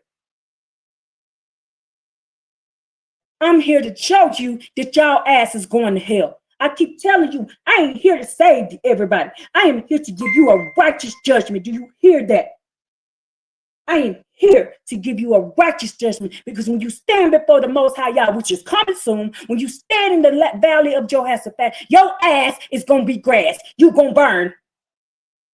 You are going to burn for teaching lies. You're going to burn.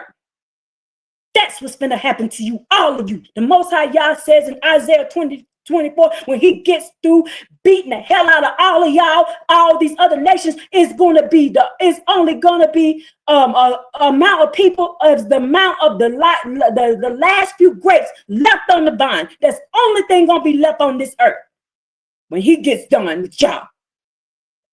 I ain't here to save you. I'm just letting you know I ain't here to help you get saved. I am here so you can get the righteous judges, because Deuteronomy 19 says the Most High Yah has to have the Israelites to come to you with the truth. And that's why he sent us at this last minute, at this last hour, to let you know your ass finna burn. And you've been taught lies, so you won't have excuse.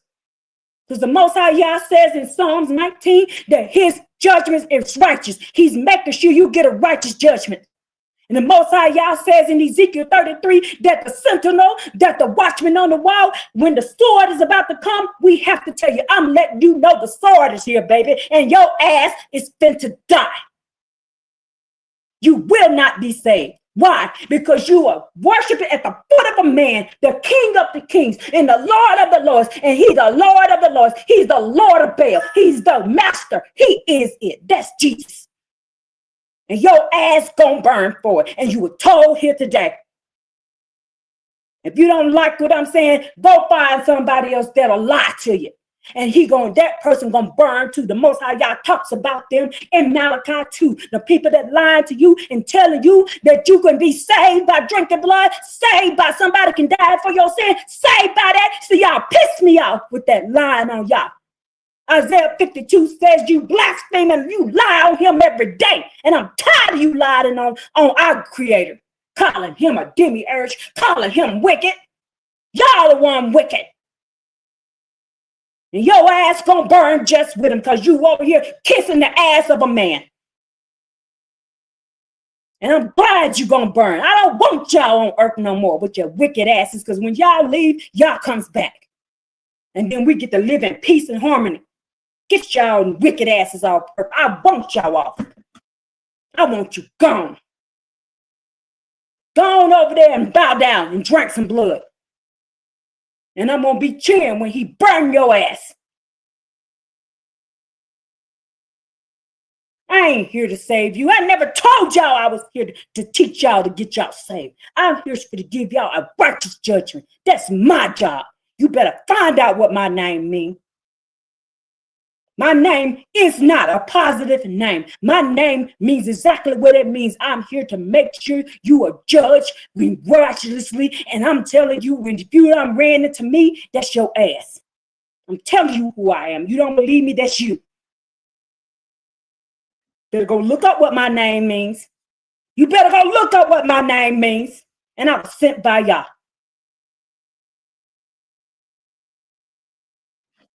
Everybody names me something. You better go look it up. You better go look up what my name means. I ain't here to come here to be. I ain't here to be your friend. I'm here so you can get a righteous judgment. I am here so you can know that your ass gonna burn. I ain't here to be your friend. Because the Most High Yah is about to show up and he's about to show out. And the Most High Yah said, I would not do anything. I would not do nothing without telling the prophets first. And he tells you in Malachi, I'm sending messengers. He didn't say he was going to send them to be friendly. He's here. He's sending y'all so y'all can get a righteous judgment. A righteous judgment. You were told, you were warned that the sword is coming. Told you it's coming and your ass is grass. You don't believe me? Mess around and find out. Or they call it FAFO. We in the season of FAFO. Y'all think I'm supposed to be on here to be friendly to you? Why would I be friendly to the sinners? Why would I be friendly to the idolaters? Why would I be friendly to you? I ain't here to be your damn friend. I'm here to give you a righteous judgment.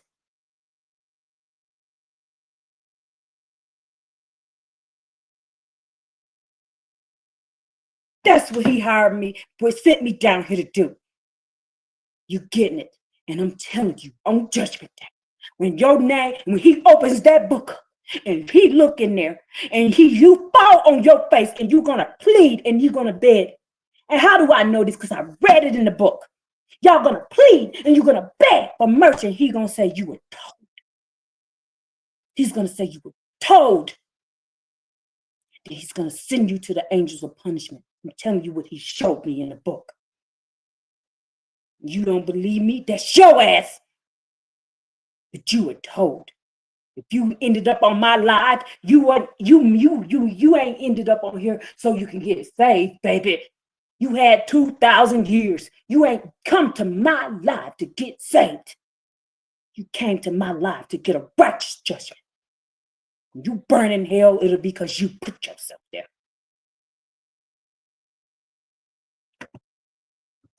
You don't like what I'm saying? Boo-hoo. The truth is the truth. That's why he sent the woman. That's why he sent the woman. Do you know why he sent the woman? He been showing me this. You know why he sent the woman? Because he know y'all ain't gonna listen to the woman. He wants you to die. He wants you to die. You ain't gonna listen to no woman, especially no black woman. You ain't gonna listen to us. Y'all were taught to hate women, and you were taught to hate black women. He sent judgment. in the form of a black woman. Y'all ass is grass. Because y'all ain't going to listen to nothing I say. And you're going to get on here and call me a witch. You're going to call me crazy. You're going to get on here. I see people do it all the time, baby. There's plenty of videos specifically directed towards me. And those people are going to get judgment too. And they think they saved. They think they helped. When the Most High Yah sent before you, the Most High Yah said, I sent Miriam. I sent Moses. And I sent Aaron. The Most High Yah says, I sent the prophets day and night. Who do you think I am? A seer.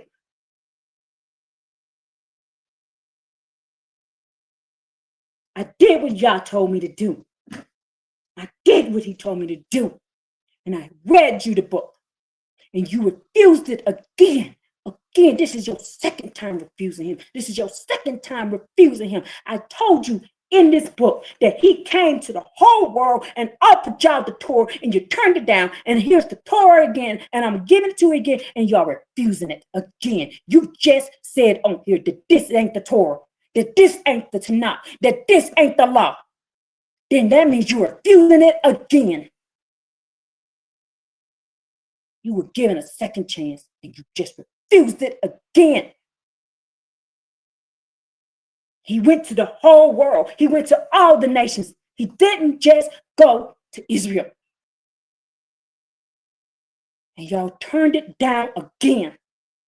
Nobody fought but yours. Proverbs 13 says that the man who do not go for the word of Yah hurts himself. And the man who does go and do the Torah of Yah gets a reward. You are doing this to yourself. I ain't doing it to you. You're doing it to yourself because you were offered it more than once. He gave you 2 chances at least. He offered you the Torah. This was your second chance to take it, and you refused it. You said, this ain't the Torah. This ain't the Tanakh. This ain't the book. Well, take your ass somewhere else then. But you taking yourself away from the law. You taking yourself from the left and the right of the law. The Most High Yah says stay on the right road to the law, and you're not doing it. Or you wouldn't be drinking blood. Or you wouldn't be serving at the foot of a man. You would not be praising in somebody else's name. Because if you read this book, it tells you don't do any of those things that y'all doing over in that New Testament. That's how I know you ain't read the book. That's how I know you ain't read the Torah. You ain't read it. You over here trying to tell me some shit. You ain't even read it.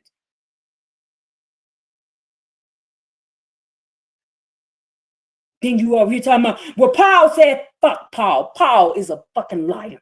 I just told you what the word Paul means. Paul means hell.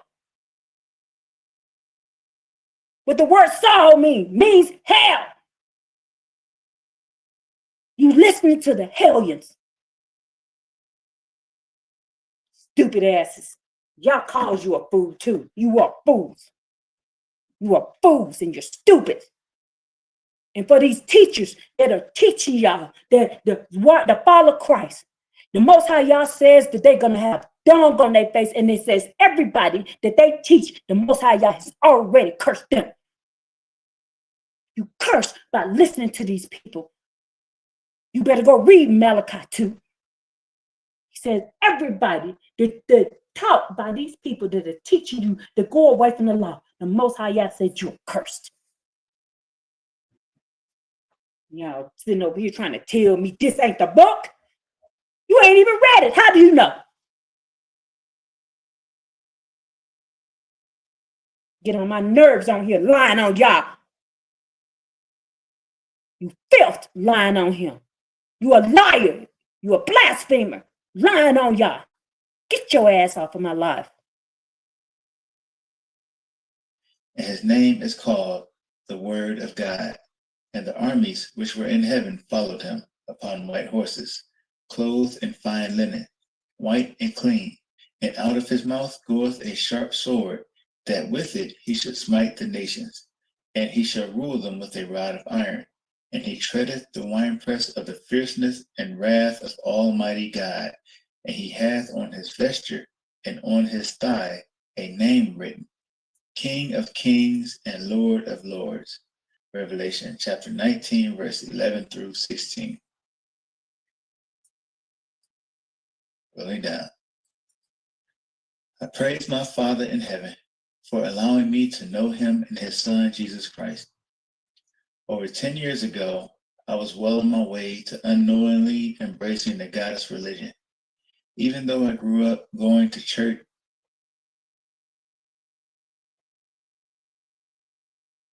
Jesus is not the son of Yah. Jesus is the son of El Elyon. He's not the son of Yah.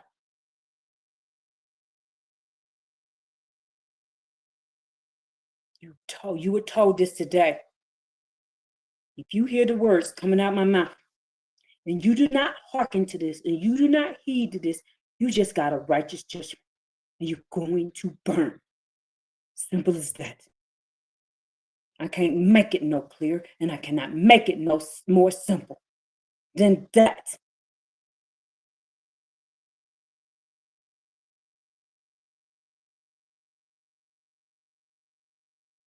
I became agnostic when I reached my 20s.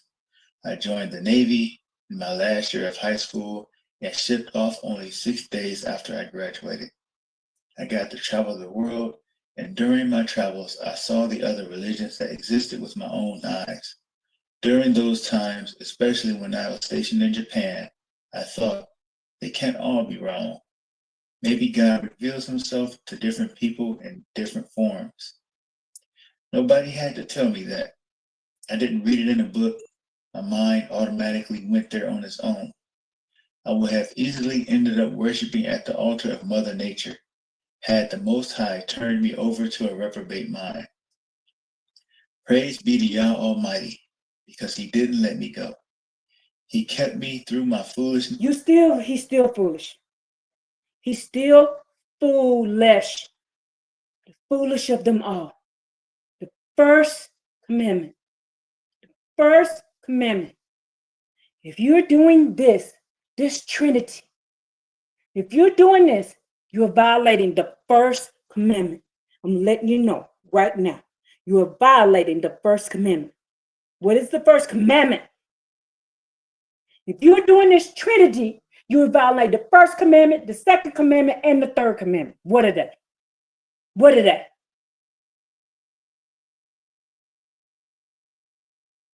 What are the first, the second, and the third commandment? They don't even teach you the first, the second, and the third commandment in the New Testament. Look it up. You can't find it. It ain't in there. They don't teach you the first, the second, and the third commandment in the New Testament. Why? Because if you read it, you wouldn't know that this right here violates 1, 2, and 3. I ain't here again to help y'all be saved. I'm telling you who I am. I'm here so you can get a righteous judgment. And that's a judgment to go over to the angels of punishment, to go to Sheol.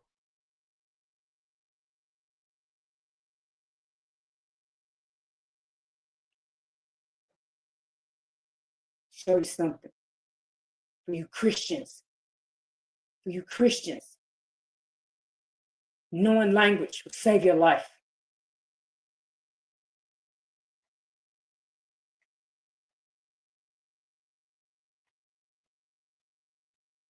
Y'all don't believe, y'all don't, as my grandma would say, y'all don't believe shit stank. Y'all don't believe shit stank.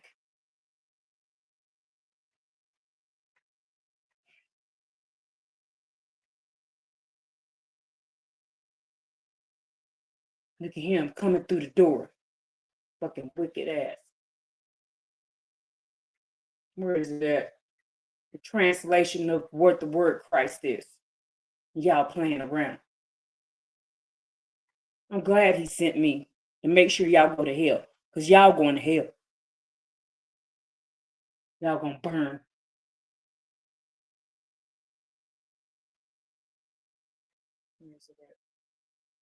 Right here.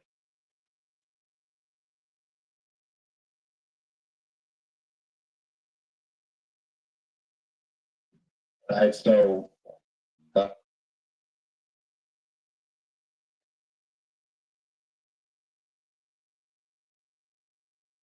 Cleaner, whiter, brighter, fresher. Try Tide Boosted. If it's got to be clean, it's got to be Tide. I'm looking for some facts first. Nothing's going to get solved if we can't talk about things. That's what the news is supposed to do.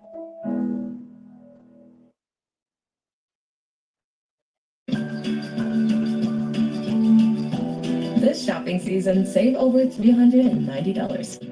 Book.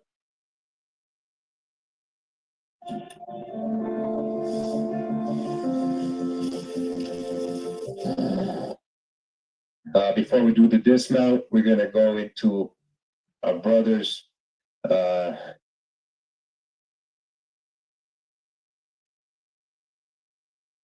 the true promised land?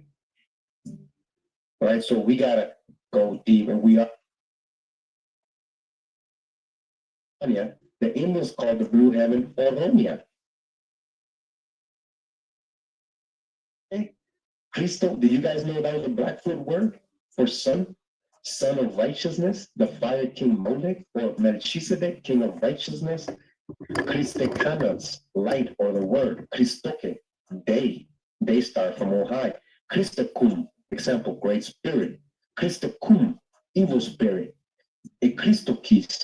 All right, again, the Greeks tell Go us. back. What did he say? What does the word Christ mean? What does the word, the original language, the word Christ mean? Atosi, example, son, Christe, right? Y'all don't need, well, it don't say that. Jesus, the great son. Let's keep going back. Let's keep going back. Let's go back.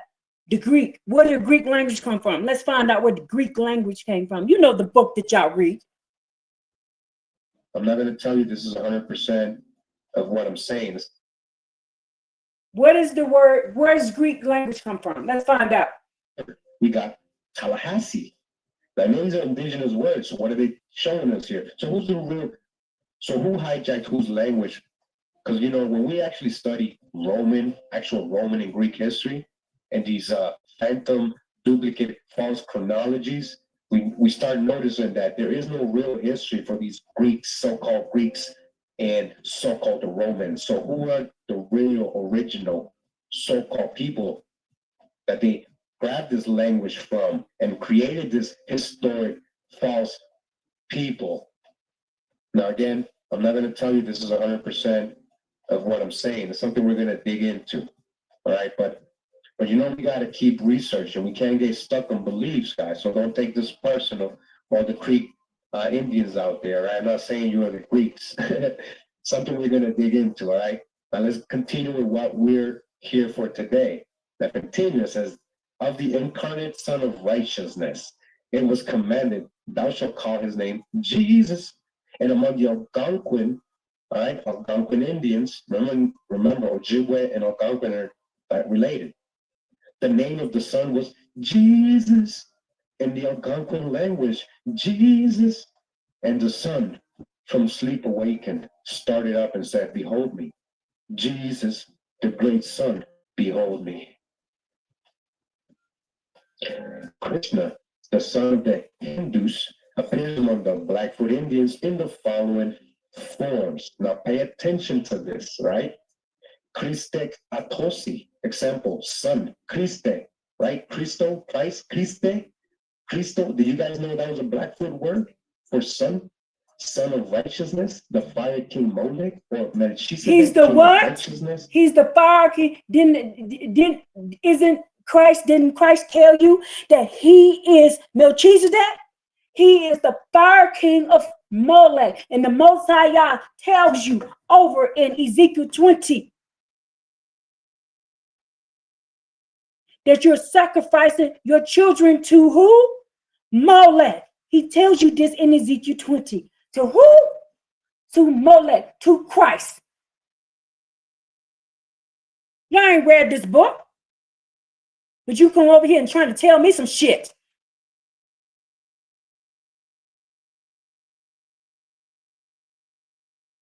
Y'all,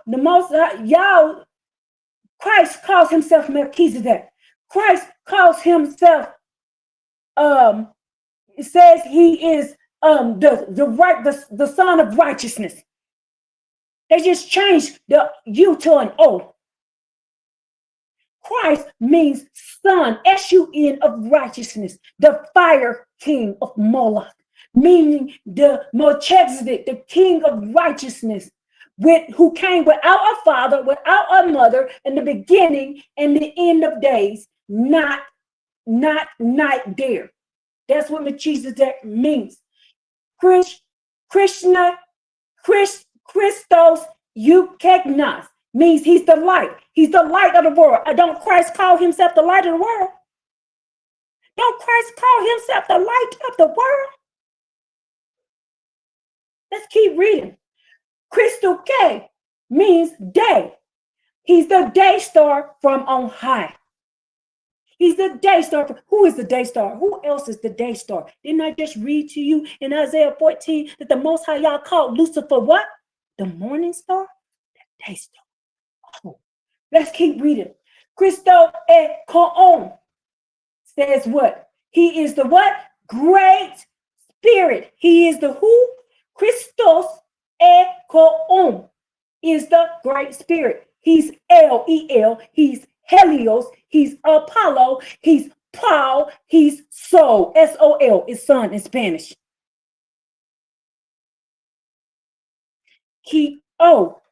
Didn't know I knew languages, right? Oh, you just thought I was a dumb nigga, right? He called a dumb nigga to teach. Christo A C-O-M. Sa'a. Christo cum sa'a means evil spirit. Christ is an evil spirit. He is hell. He is Apollyon. He is Saul. And he is Sheol. That's what Christ means. I'm a study of languages. I'm just some girl off the street. I don't know nothing, baby.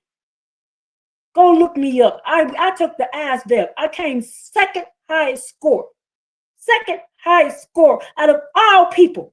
I hold the second highest score. The only one have a high score on the ASVAB is an Asian man. I have the second highest. He didn't call no dummy. I done traveled the world. I done been everywhere.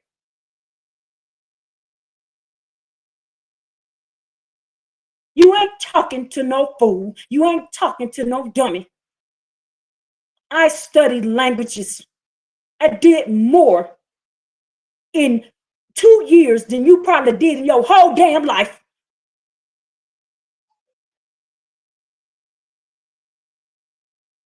He ain't called no fool to teach. Why would he call me and he ain't educated me? I learned everything that I could possibly learn. Then he called me to teach. I've only been teaching a year, but I know more shit than y'all do. Why? Because I studied languages. When I see a word and I see that word and I know what it means, I know it ain't mean what they told you it means. You believe they lies, that's you. And then you pass them lies on to your children. You sacrificing your children to them. Just like y'all said you would. You send them to their schools and teach your kids how to die, how to go to hell. You send them to them churches so they can teach your children how to die and go to hell. The Most High Yah says in Deuteronomy, we are supposed to teach the children the law. You ain't doing it. You send your children to them schools and let them people teach your kids to go to hell. What you think a school is? We're supposed to be teaching the children the laws, the statutes and commandments of Yah, and y'all not doing it. And you want to come yell at me? It ain't that. Your ass ain't sat and read the book. You don't even know language. You don't even know what the hell you saying. You over here talking about Christ. Christ is my savior. And then this letting you know that Christ is an evil spirit. When you say that, you're calling on an evil spirit, and you're calling on an evil spirit to save you when you are in distress. You're not calling on Yah. Yah said, if you call in my name and my name only, you will be saved. Jeremiah 33:3, the Most High Yah says, my name is Yah. Call on me and I will be the one who answers you. Isaiah 52, the Most High Yah says that my people know my name and what it means, and when they call on me, it'll be me who answers. Y'all ain't getting answers for y'all because you ain't calling to him. You're calling to Christ.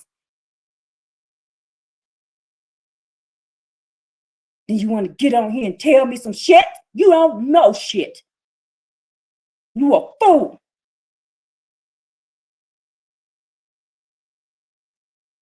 Christ, right here, Christ means day star from on high. Christ, Christe, means light of the world. Christ, Christe, Ahotos, means son of righteousness, aka fire king of Moloch. That's who you are worshiping. That's who you are worshiping. That's who you are counting on to save you. Christ, Christecom, means the great spirit, the El, the Helios, Apollo, Paul, Soul, the Son. Christ, Christecomsah,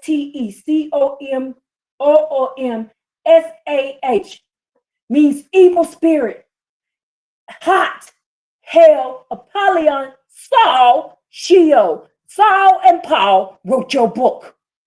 Saul, he was Saul, and then he went to Paul, and y'all are listening to a great evil spirit. Paul, Paul, means Christ, great evil spirit. Saul means great evil spirit. Apollyon means great evil spirit. Sheol means great evil spirit. Soul, great evil spirit. Helios, great evil spirit, or El.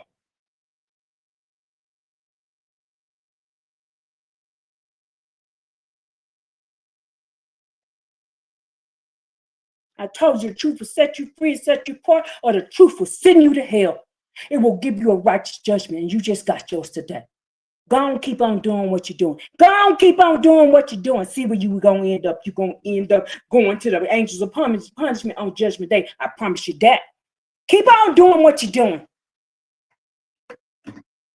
Yah's a fair. He's a fair God. He's a righteous Elohim. He will tell you before he put your ass down, and he's telling you right now. Y'all don't believe shit stink, you're gonna find out. I told you I ain't here to save your soul. It's probably too late for most of y'all. I'm here so you can get a righteous judgment. And I keep telling y'all that. Y'all think I'm here to be friendly to y'all, be y'all friend, pat you on the back. Y'all had 2,000 years to be patted on your back. To be friend and smoothed and talked lightly to. I ain't here for that. I'm here to let you know your ass gonna get brutally killed. Brutally, because you violated the laws, the statutes, and commandments of the Most High Yah. And you blaspheme his name every day. Blaspheme him. You violate law 1, 2, and 3 by going by that Christian God. Christekanas, light or the word. Christoke, day star from on high. Christekum, example, great spirit. Christekum, evil spirit. A Christokis. All right, again, the Greeks tell. It's Greek, and they're telling you who he is, but you don't want to sit there and learn the languages. Since you don't learn the language, the Most High Yah sent me here to let you know your ass going to hell. And you sending your mama, your daddy, your children, and everybody to hell, all of them. It's you who's doing it. It's you. Point the finger at yourself. It is you. You're violating laws, statutes, commandments. Tired of being nice to y'all. Sitting here trying to be friendly and be your friend. I ain't trying to be. I'm tired of it. Then you come over here and try to argue with somebody. The Most High Yah says in Isaiah 44, that Isaiah 44 and 45, he says, woe to those who argue with the Most High Yah. I'm just a mouthpiece for the Most High Yah. He put the words in my mouth to tell y'all, and y'all arguing with him. Then I give you the scriptures. I give you the precepts. All you got to do is go behind and check me to see if I'm lying. You ain't doing it, or you wouldn't be getting on here with that bullshit. I know the people who've gotten on him to check behind me because they've inboxed me and told me I was right. And now they serve y'all only, and it's very few out of thousands of people. For the past year, I have talked to on this internet. I've had like 4 people, four out of thousands, 4 who started serving y'all only and start following the law, statute, commandments. 4. That means the rest of y'all going to hell. When I realized that, because I keep telling y'all, write the scriptures down and check me.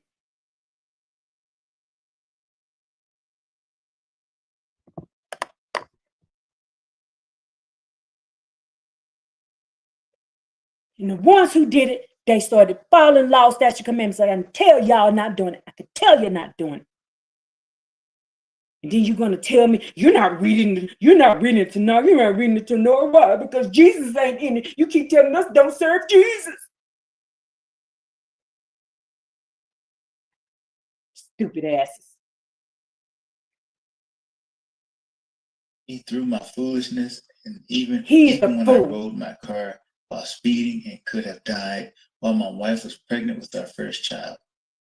He was merciful to me. I was awakened from my sleep by the Most High in 2013 when I came across YouTube videos showing how close we were to the return of Jesus Christ. Those videos shook me awake. I repented for my wickedness and turned my heart back to him. You did not. Down. I distinctly remember saying to my Father in heaven, I made a big mistake. He began a work in me back then that is continuing today. Day by day, I am being conformed to the glorious image of his Son, Jesus Christ. My journey towards writing this book began, if I remember correctly, in 2014. That's when I asked my Father Yahweh in heaven to help me understand the book of Revelation because I was confused about the timing of the gathering going down to Christ, what most know of as the rapture. Around that time, I began to question if the Jezebel spirit was a real thing and if it was in the Bible. I believed that if it was real, it would be there. I asked Yah to guide me as I began studying the Bible to find the truth. I had no idea I would end up here right now, writing a book to tell the world that the Jezebel spirit is Lucifer and that Lucifer is, in truth, a female spirit. Here we have an image of the Queen of Heaven. Who does that look like in the picture? Who does this in their picture? He can't even see it. He's blind. The Most High God says over in Deuteronomy, when you compromise, when you take bribes is blood sacrifices. When you take bribes, that you will no longer be able to understand and comprehend the law. You will not be able to see the truth right in front of your eyes. You will not be able to see because the blood is clouding your eyes.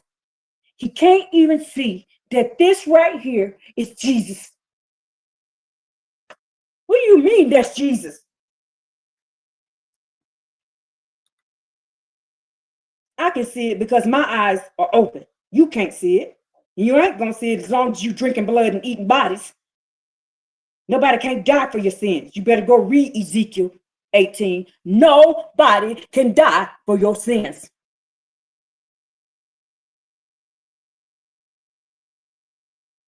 The fact that he's sitting here telling y'all that is bullshit.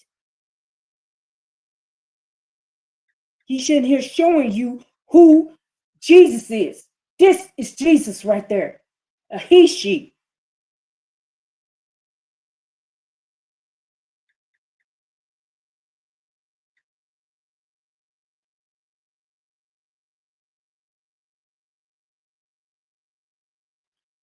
Ooh, so he's saying this right here. This is Lucifer. He's saying that's Lucifer right there. Well, what is Jesus doing? What are he doing? What are he doing? What are he doing? What are he doing? Don't he look like a he, she? Just like I showed you? The beard with the long hair, with them eyes.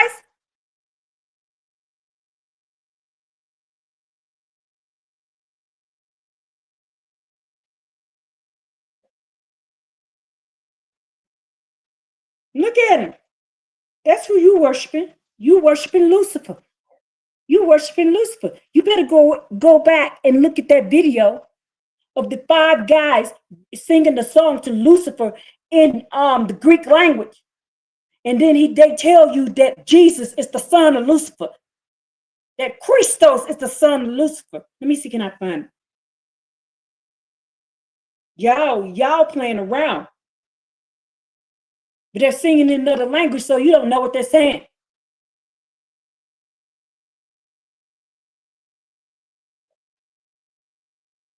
I get pissed at y'all when y'all come on here trying to down. When you tell people that the Torah ain't from Yah, I got mad at you. I'm gonna cuss you out because I am not gonna sit here and let you disrespect the Most High Yah, the first and the last. The Most High Yah said y'all blaspheme His name every day, every day, every day. This man just blasphemed Yah by saying Yah is a demiurge and by saying Yah is done had a baby with a woman. A lie, and the truth ain't in them. Yah would never do that. He just violating the law. Why would the Most High Yah destroy the whole earth? Destroy the whole earth because the sons of God came down and had children with women and then turn around and do the same thing. And do the same damn thing. And send a spirit down to have a baby with a woman when he killed them for doing the same thing. Make that make sense. Y'all need to wake up. Then y'all get on here and trying to argue about he's the son of God. He ain't. He's the son of Lucifer. That's who he is. He's Lucifer's baby, and he got children. The Most High Yah tells you in Isaiah 14 that Lucifer has offspring. Y'all pissing me off with y'all shit.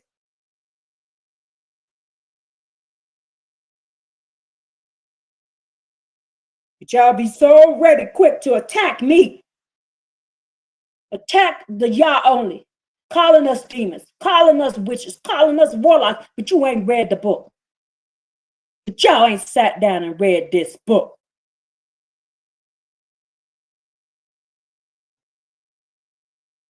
And then you talking to people who are studied, who's learned languages, all these different things, and you don't know shit. You ain't did shit.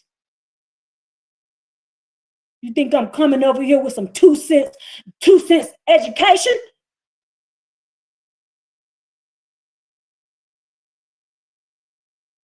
While y'all over here watching Housewives of Atlanta, I've been reading books.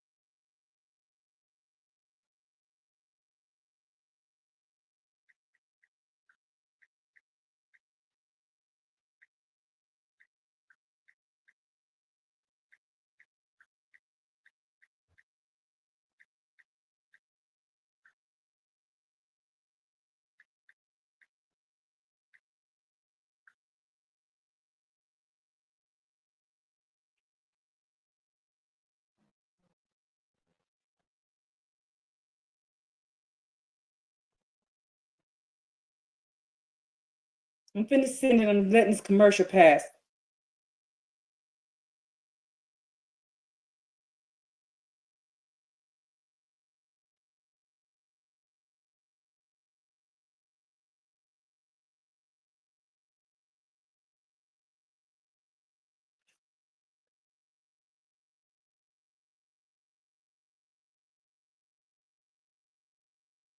Now they don't want to place it, they don't want y'all to see it.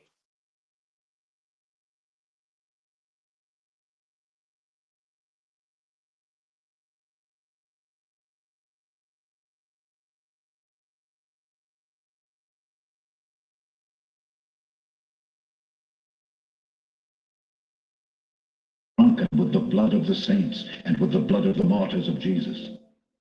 And when I saw her,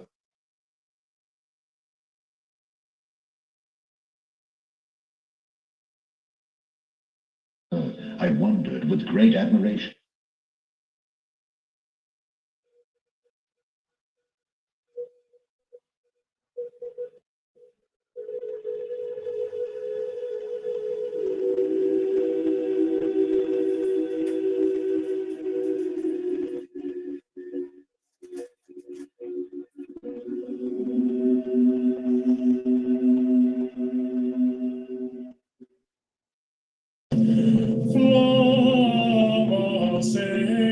Seus Lucifer matutinus imperias, Ide in quam Lucifer qui nescito casum, Christus Filius tuus, qui regressus. What did he say?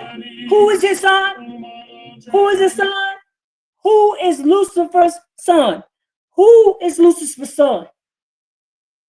Play it again.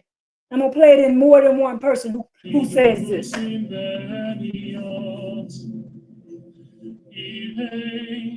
quam Lucifer qui nescito casum, Christus Filius tuus, qui regressus ab inferis, humano generis serenus ibusit, et tecum vivit et regnat in saecula saeculorum.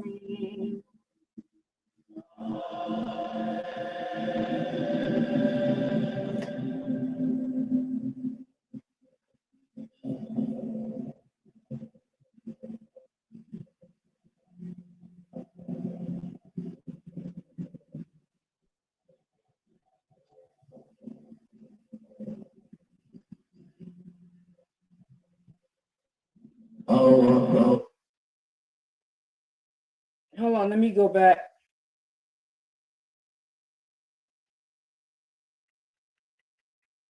Y'all don't want to believe fat meat greases. You don't believe the shit stink. You don't want to believe that the lie is right in front of your face.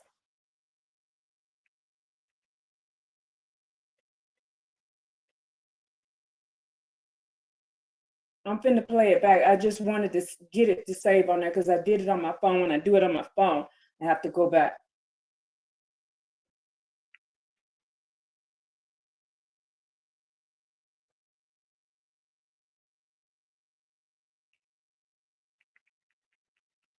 Y'all worshiping Lucifer. Y'all worshiping Lucifer's child.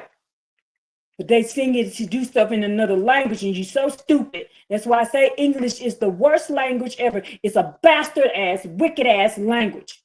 Why? Why is it a bastard-ass, wicked-ass language? Because it won't let you see the truth that's sitting right in front of you. They're saying to you exactly what's going on, but you don't know it because it's in another language, and you refuse to go out and research it for yourself.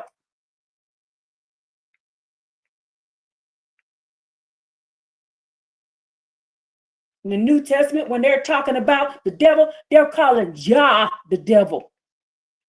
Calling the creator of the first and last the devil. I done told you this already. But y'all don't believe fat meat grease and you don't believe shit stink.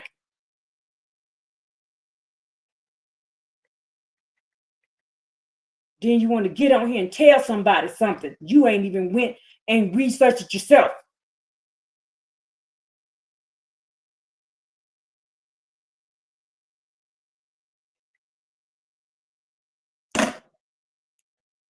I've always wanted to host a holiday craft night with my friends, and Cricut made it easy to bring that to life. Their bundle.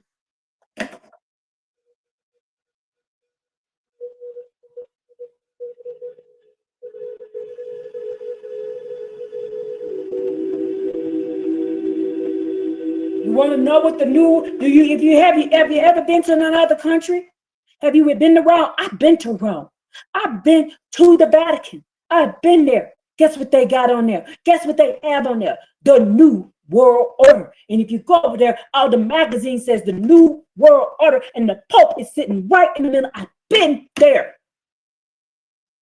Been there. I ain't talking about what somebody told me. I stepped my foot there. I was there in Rome at the Vatican. I went. It's called the New World Order. When you get on the airplanes over there in Europe, over there, they tell you this is hosted by the New World Order. You can tell them y'all asses who ain't left this country. You can tell you won't know languages.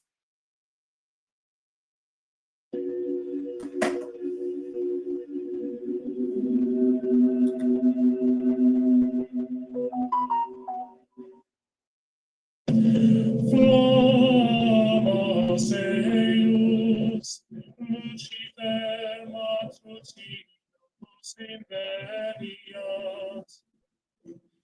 Ide in quam Lucifer, qui nescitur casum, Christus Filius tuus, qui regressus ab inferis, humano generis serenus iuxit, et tecum vivitas regnat in saecula saeculorum.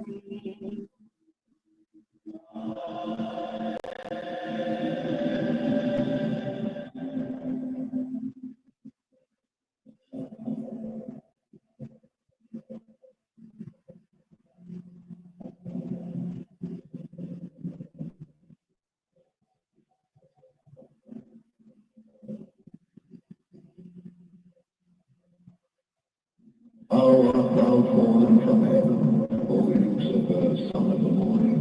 How art thou cut down to the ground, which didst weaken the nation? For thou hast said in thy heart, I will ascend into heaven, I will exalt my throne above the stars of God, I will sit also upon the mount of the congregation at the sides of the Lord, I will ascend upon the heights of the clouds, I will be like the Most High.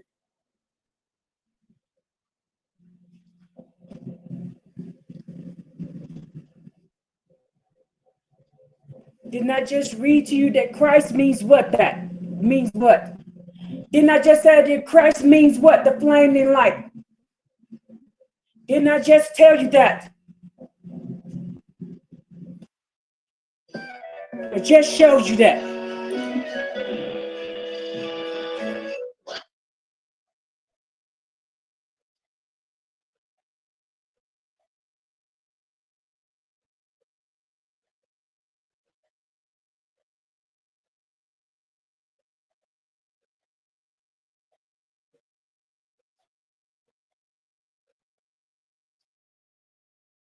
But y'all don't want to believe it. Y'all want to keep doing what you're doing.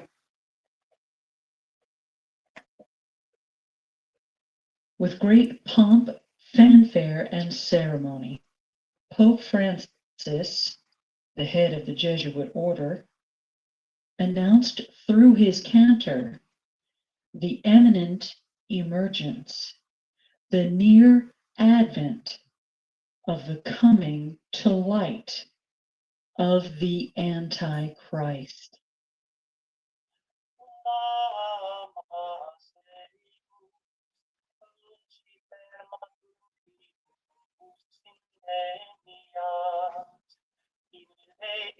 In quam Lucifer, qui nescitur casum, Christus Filius tuus, qui regressus ab. Christ is your son. This cantor calls Jesus Christ the son of Lucifer. Calls Jesus Christ the son of Lucifer. Hello? Hey.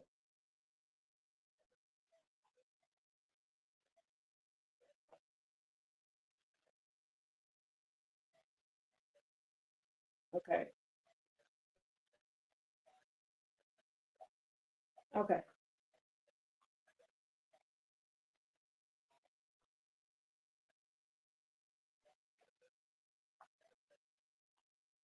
I've been yelling because I'm teaching a class. Yeah, I'm almost done, but I'm showing these people that Jesus is Lucifer's son.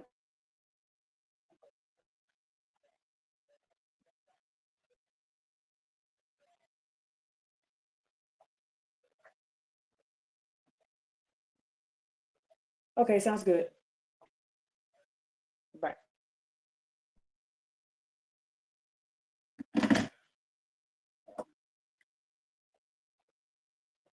Pope Francis worshipped Lucifer through his character and calls Jesus the son of Lucifer.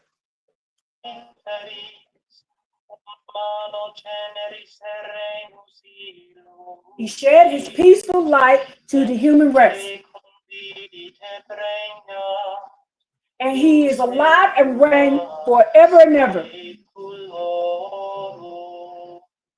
During this pronouncement, the can.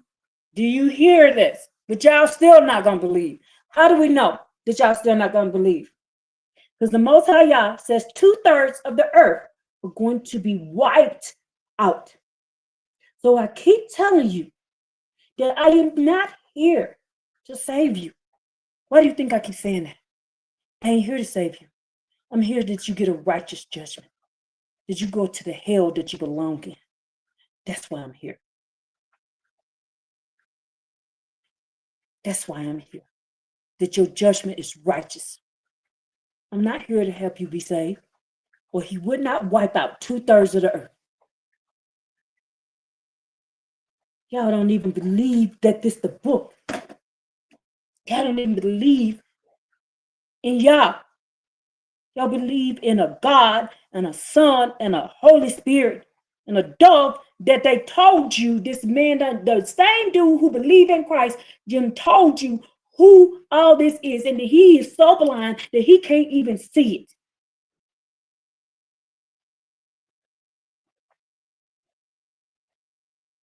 Why? Taking bribes, taking blood offerings, pouring libations of blood.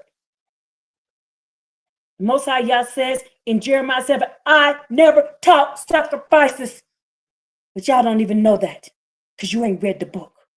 Jeremiah says that I never taught it. It never even came to my mind about sacrifices. In Jeremiah 9, he said, it never even came to my mind. I'm going to read it to you. So for the people on the playback, I'm finna read this to you. Then I'm finna get off here because I want to have the rest of my day. I want to have the rest of my day. I did not know I was going to be on here this long with y'all. And then y'all going to get on here and argue with y'all. You ain't arguing with me.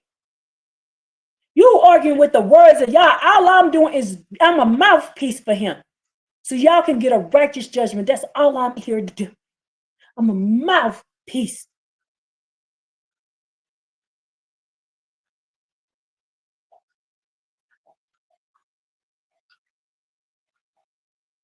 That's what the Most High Yah says we are. That's all we're here to do.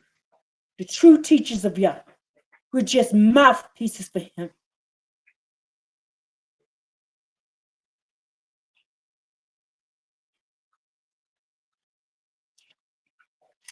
Go to Jeremiah 7. Y'all wicked behinds. Well, y'all gonna burn in hell. Y'all gonna burn good. How do I know? Let's read what Jeremiah 7 says. Jeremiah 7, start at verse 16.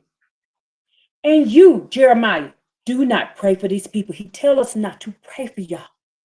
He says not to pray for the wicked. He says don't pray for y'all. So I'm telling you right now, we ain't here to save you. We're here for you to get a righteous judgment. Let's keep reading. Do not pray for these.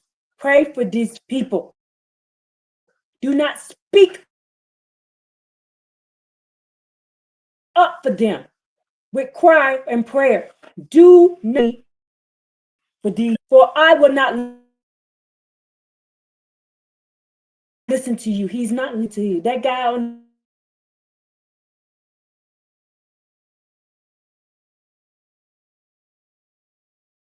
there think the Most High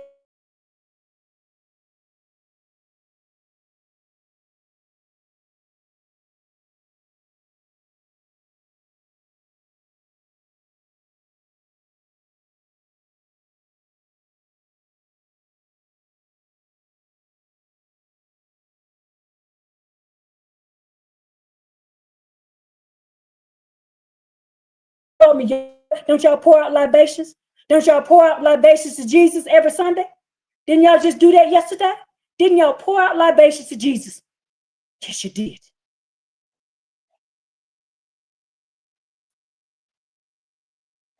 Keep reading.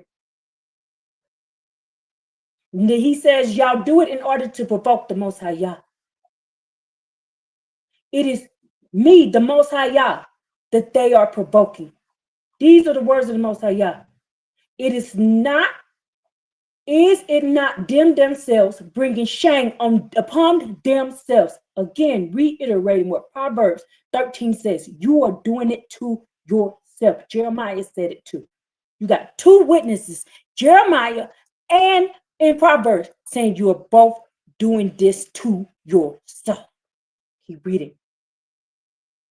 Therefore, thus says the Most High Yah, the Elohim, behold, my anger and wrath will be poured out upon this place, upon the people and upon the animals and upon the trees of the field and upon the fruit of the earth, and it shall burn and not be extinguished. Verse 21, listen to this. Listen, people. Thus says the Most High Yah, the Master of Legions, the God of Israel, add your burnt offerings and your peace offerings and eat them as a meal. Why? Why is he saying this? Verse 22. Why? He says, for I did not speak with your forefathers, nor did I command them on the day that I took them out of the land of Egypt on concerning burnt offerings, concerning peace offerings, concerning sacrifices. He said, I never taught it. Rather, I was only thing that I commanded them to do is saying, hearken to my voice and I will be your God and you will be my people. And you will go on your entire way and do what I commanded you to do. What is he commanded to do? He commanded us, he gave us laws, statutes, and commandments. And he said, right here, and it's not in your book. I looked in your book. It's not in there. In your stinking ass, lying scribe of the pen book, this book, it is not in here. It is not in there. They took it out. The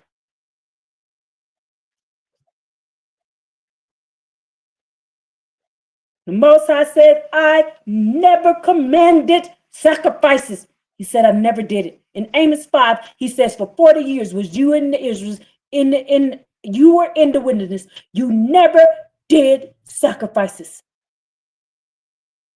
Amos 5, go read it. He said, I never taught it. Then he says here, y'all be pissing me off. I'm sorry. I got to calm down.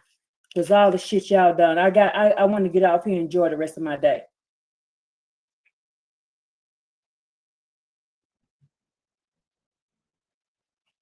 He says here, where is it over here about he never told y'all to do sacrifices. And he said it never even crossed my mind.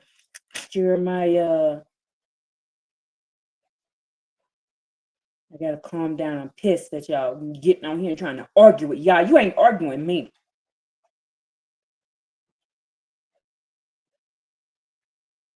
Says here, and we're still in 7. I'm sorry, it's still in 7 where he said he never commanded you to do sacrifices. Jeremiah 7. Let's just keep reading. Jeremiah 7. He said, he says, the Most High Yah says, Jeremiah 7, verse 24, you did not listen. You did not climb your ear, but follow your own counsel and visions of your evil heart. And you went backwards instead of forward. From that day of your forefathers left the land of Egypt until this day, y'all are doing wickedness, he said. I sent you my servants. I'm a servant. I send you my servants, the prophets, daily. I send them rising early and I send them forth. but you would not listen to me. Why? Because I'm just a mouthpiece for him. I'm just telling you his words. You are not listening to Yah. I keep telling you, write down the scriptures that I tell you and go read it, because those are Yah's words, not mine. He says, you're not listening to me. And he says, you, the people, would not even incline your ear. You wouldn't listen. You stiffened your neck and you became worse than your forefathers. You will tell them all these things. He says, you, Jeremiah, you, the prophets, you will tell them all these things, and you, the people, will not listen. I'm telling you right now, I am not here to give you a right, give you to help you. I'm here to give you a righteous just because you're not listening, or you would not be arguing. You'll be listening. You're not inclining your ear, just like Yah said you would do in Jeremiah 7, verse 27. And then it says, you will call out to them, but they will not answer. Say unto them, this is the nation that would not listen to the voice of the Most High Yah, is God, and that it would not accept rebuke. Your faith is lost. It is detached from their speech. Tear your hair and throw it away. Proclaim a lament for the hilltops, for the Most High Yah has rejected and forsaken the generation of his wrath. The Most High says, I'm forsaking you. Keep reading. For the children of Judah have done what is evil in my eyes. These are the words of the Most High Yah. They have placed their abominations in the temple upon which my name is proclaimed, and contaminated it. Who is your abominations? Lucifer's baby. Lucifer's baby. You are putting Lucifer's baby as the son of Yah, and you have contaminated it and telling people to drink blood, and somebody's dying for your sin. You're lying. Let's keep reading. These are the words of the Most High Yah. They have placed their abominations in the temple upon which my name is proclaimed, and they have contaminated. They have built up high places of the Tophet that are in the valley of the son of Hinnom, to burn their sons and their daughters in the fire, which I had not commanded them to do this, and it had not even entered my mind. He says right here, it had not even entered my mind to do child sacrifice.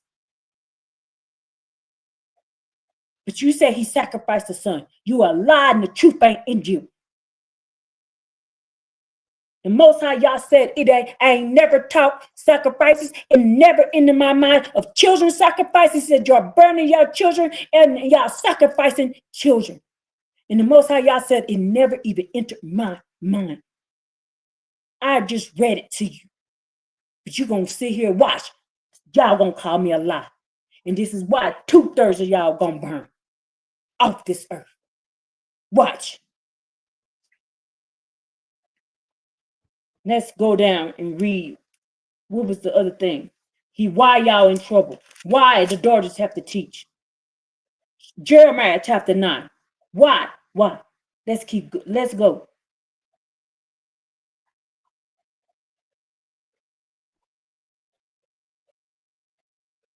If only my head would be water and my eyes would spring of tears, so that I could cry all day and all night for the slain of the daughters of my people. If someone would give me traveler's lodge in the wilderness, then I would forsake my people and leave them, for they are all adulterers. They are banned traitors. They draw their tongue, but they bow out falsehoods. They're lying. Not for good faith have they grown strong in the land. They go forth from evil to evil. But me, they do not know. They do not. These are the words of the Most High Yah. They do not know me, the Most High Yah. Let's keep reading. Let each man beware of his fellow. He says, do not trust your kin. For every kinman acts perversely, and every acquaintance monger, they are whoremonger slanderers. Each man mocks his fellow, and they do not speak truth. They train their tongue to speak falsehoods, striving to be iniquitous. They're doing iniquitous sin. You're dwelling in the midst of deceit. Because of their deceit, y'all refuse to know the Most High Yah. Therefore, thus says the Most High Yah, the Master of the Legion, behold, I shall purge them. I shall test them. This is just all this realm has just been a test. Let's keep reading. For what else can I do for the daughters of my people? Their tongues is like a drawn arrow. Who is he talking about? Let's find out who the Most High Yah talking about. Speaking deceit with his mouth. His mouth, one speaks peace to his fellow, but inside of him lays his ambush. I shall not, and you think I should not punish these people for these things? These are the words of the Most High Yah. Keep reading. For a nation such as this, shall my soul not exact vengeance? For the mountains I will rise my voice in weeping and wailing. For the pastures of the wilderness a dirge. For they are parched without a person passing by. They will not hear the sound of the cattle, for the bird of the heavens to an animal. They have wandered off gone. I shall make Jerusalem heaps and rubble. A serpent's lair. This is a serpent's lair. Who y'all worship? The serpent god. The cities of Judah I shall make a wasteland without inhabitants. Who is this wise man who will understand this? Who is he whom the mouth of Most High Yah speak? Who is he speaking about? That he may explain this. For this reason did the land perish and become parched like the desert without passerby. Why? But the Most High Yah has said, because they have forsaken my Torah that I put before them. Moreover, Bishop, stop it. So I'm almost finished. I'm going to take you out in a minute. Moreover, they did not heed my voice or follow it. They followed their own visions of their own hearts, and they followed Balaam. And their forefathers are teaching them to do the same. It's highlighted right there. It's highlighted right there because y'all are teaching the people to worship Balaam. Who is Balaam? Jesus. Therefore, thus says the Most High Yah, the Master of the Legion, the God of Israel. Behold, I am feeding these people wormwood. What is wormwood? The New Testament. I'm giving them poisonous waters. What is the poisonous water to drink? You're drinking blood. And the Most High Yah says, anybody drink blood, they will be put to death. And I shall scatter them among the nations, neither they nor their fathers known. Why? I will annihilate them by the sword. Why? Because they are teaching the children to worship Balaam. Then it says, thus says the Most High Yah, Master Legion, contemplate, call upon the dirge women to come, send for the wise women to come. Then he tells us to teach, he tells us to speak, and he tells us, the daughters of Zion, not to listen to the wise men, because the wise, thus says the Most High Yah, do not listen to the wise men, because they glorify themselves with their wisdom. With his wisdom. Whose wisdom? The wisdom of Lucifer. And let not the strong man glorify himself with his strength, and let not the rich man glorify himself with his wealth. For only with this may one glorify himself. But they contemplate me, knowing me? No, they not. For I am the Most High Yah, who does kindness and justice and righteousness in the land. For this is my desire. These are the words of the Most High Yah. The Most High Yah says, speak, daughters of Zion, speak the words of the Most High Yah. Tell them that human corpse will fall like dung on the open field, like the sheaf behind the harvester, but there will be none to gather. He told us to tell you this, and y'all don't even want us to speak. He said, daughters, teach the lament. Teach it to your daughters, and each woman to dirge her friends, for death is ascending. But y'all don't want us to speak. Y'all don't want us to tell you. So you're going to die. I told you, I'm not here to save y'all. I am here to make sure you get a righteous judgment. Because the Most High Yah said, y'all are teaching people to work. The men are teaching the people to worship Balaam, to worship that demon that I just told y'all about. He says, tell them that the corpses are going to lay and fall like dung in an open field. I done told you. You don't believe it, so that's your ass. I did what y'all told me to do. I had to tell you right now, I'm not coming here.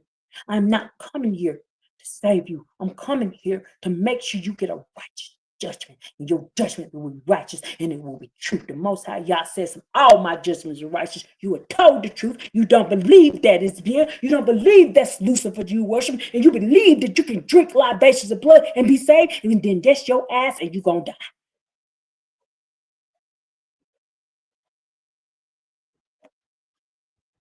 Now, I got to go because I got stuff I got to do. And I'm tired of sitting here blowing out my vocal cords for y'all wicked asses. You don't even love y'all enough to read his book. Most High Yah says, if you love me, you will follow my laws and my statutes, commandments. You don't love him. You don't love him. Action speaks louder than word. Your actions say you don't love him because you order for a son of God. And the Most High Yah said, the only son of God of mine is Israel, and my only begotten son is David.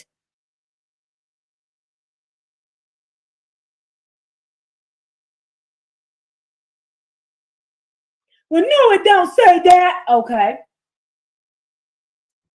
Watch this.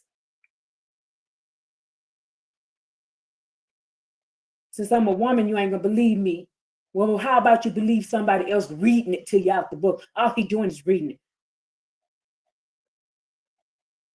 Y'all, ooh, y'all wicked. Y'all wicked. Y'all wicked. Y'all wicked. Where is it? Ooh, y'all get me fire hot mad. Because y'all do, the Most High, y'all said y'all blaspheme his name every day. Y'all blaspheme his name every day, worshiping a demigod.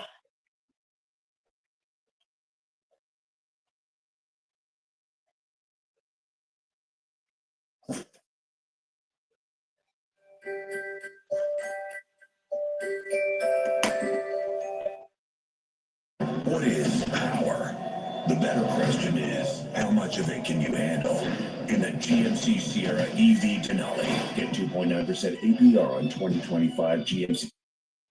Egg, grocery, and gas prices are going up, but getting an exam and x-ray at the dentist, that's no. The Greeks tell us of Uranus, the heavens,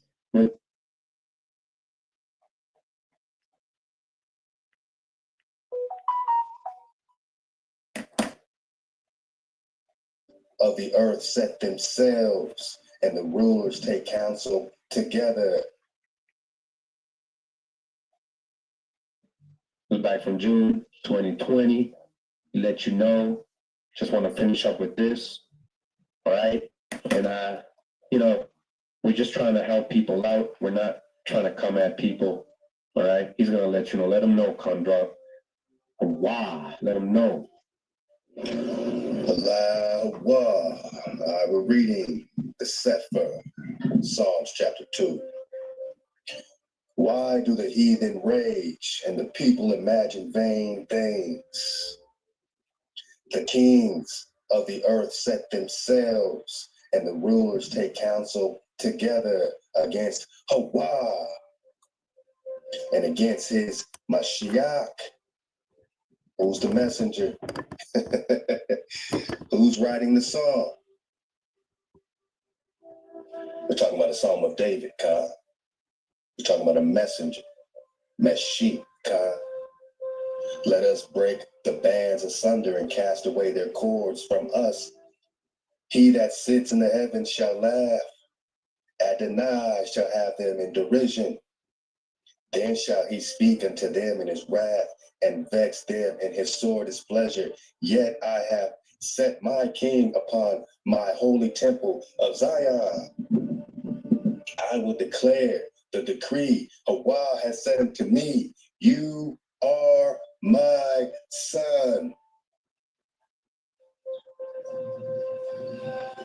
My people, we gotta stop imagining vain things. You know, I'm hearing, you know, a bunch of wise brothers, a bunch of wise sisters, still to this day. You know, they give all credit to the son, right? They say, oh, all praise Yahweh, right? And again, do you think the heathen that printed out this sefer, right? This is the Et Sefer. This was not printed out by the tribes of Israel, my noggin. No matter how Baruch you want these translators to be, they do not have the pure water. So do you think they're printing out the creator's name with their typewriter? You think they're printing out the creator's name? Nah, man, we're talking about the fifth and the sixth letter, Hawa. I mean, all they can do is get close and put that Yah in front of it, right? You don't ever have to put nothing with your breath of security, your fifth and the sixth letter of Paleo Hebrew. I will declare, Hawa has said unto me, you are my son. They say what? Oh, all praise Yahweh in the name of his only begotten son, Yahweh Shai. Hey, look, man, this ain't picking on nobody. I'm just saying, man, can two walk together unless they agree? Can we be shoulder to shoulder if we still talking idols, man? It's the fourth quarter, my noggin. It's the ninth inning, my noggin. Are we still bringing idols to our tribe?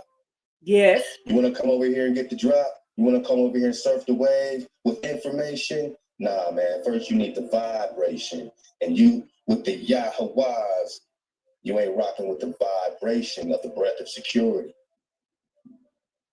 Ha-wah, the fifth and sixth letter is the breath of security. My only begotten son. All praise Yahweh Shai, they say, right? I'll praise the creator in the name of Yahweh Shai, in the name of his only begotten son. That is idolatry. And it's bearing false witness against the creator. It's bearing false witness against Joshua, the real Joshua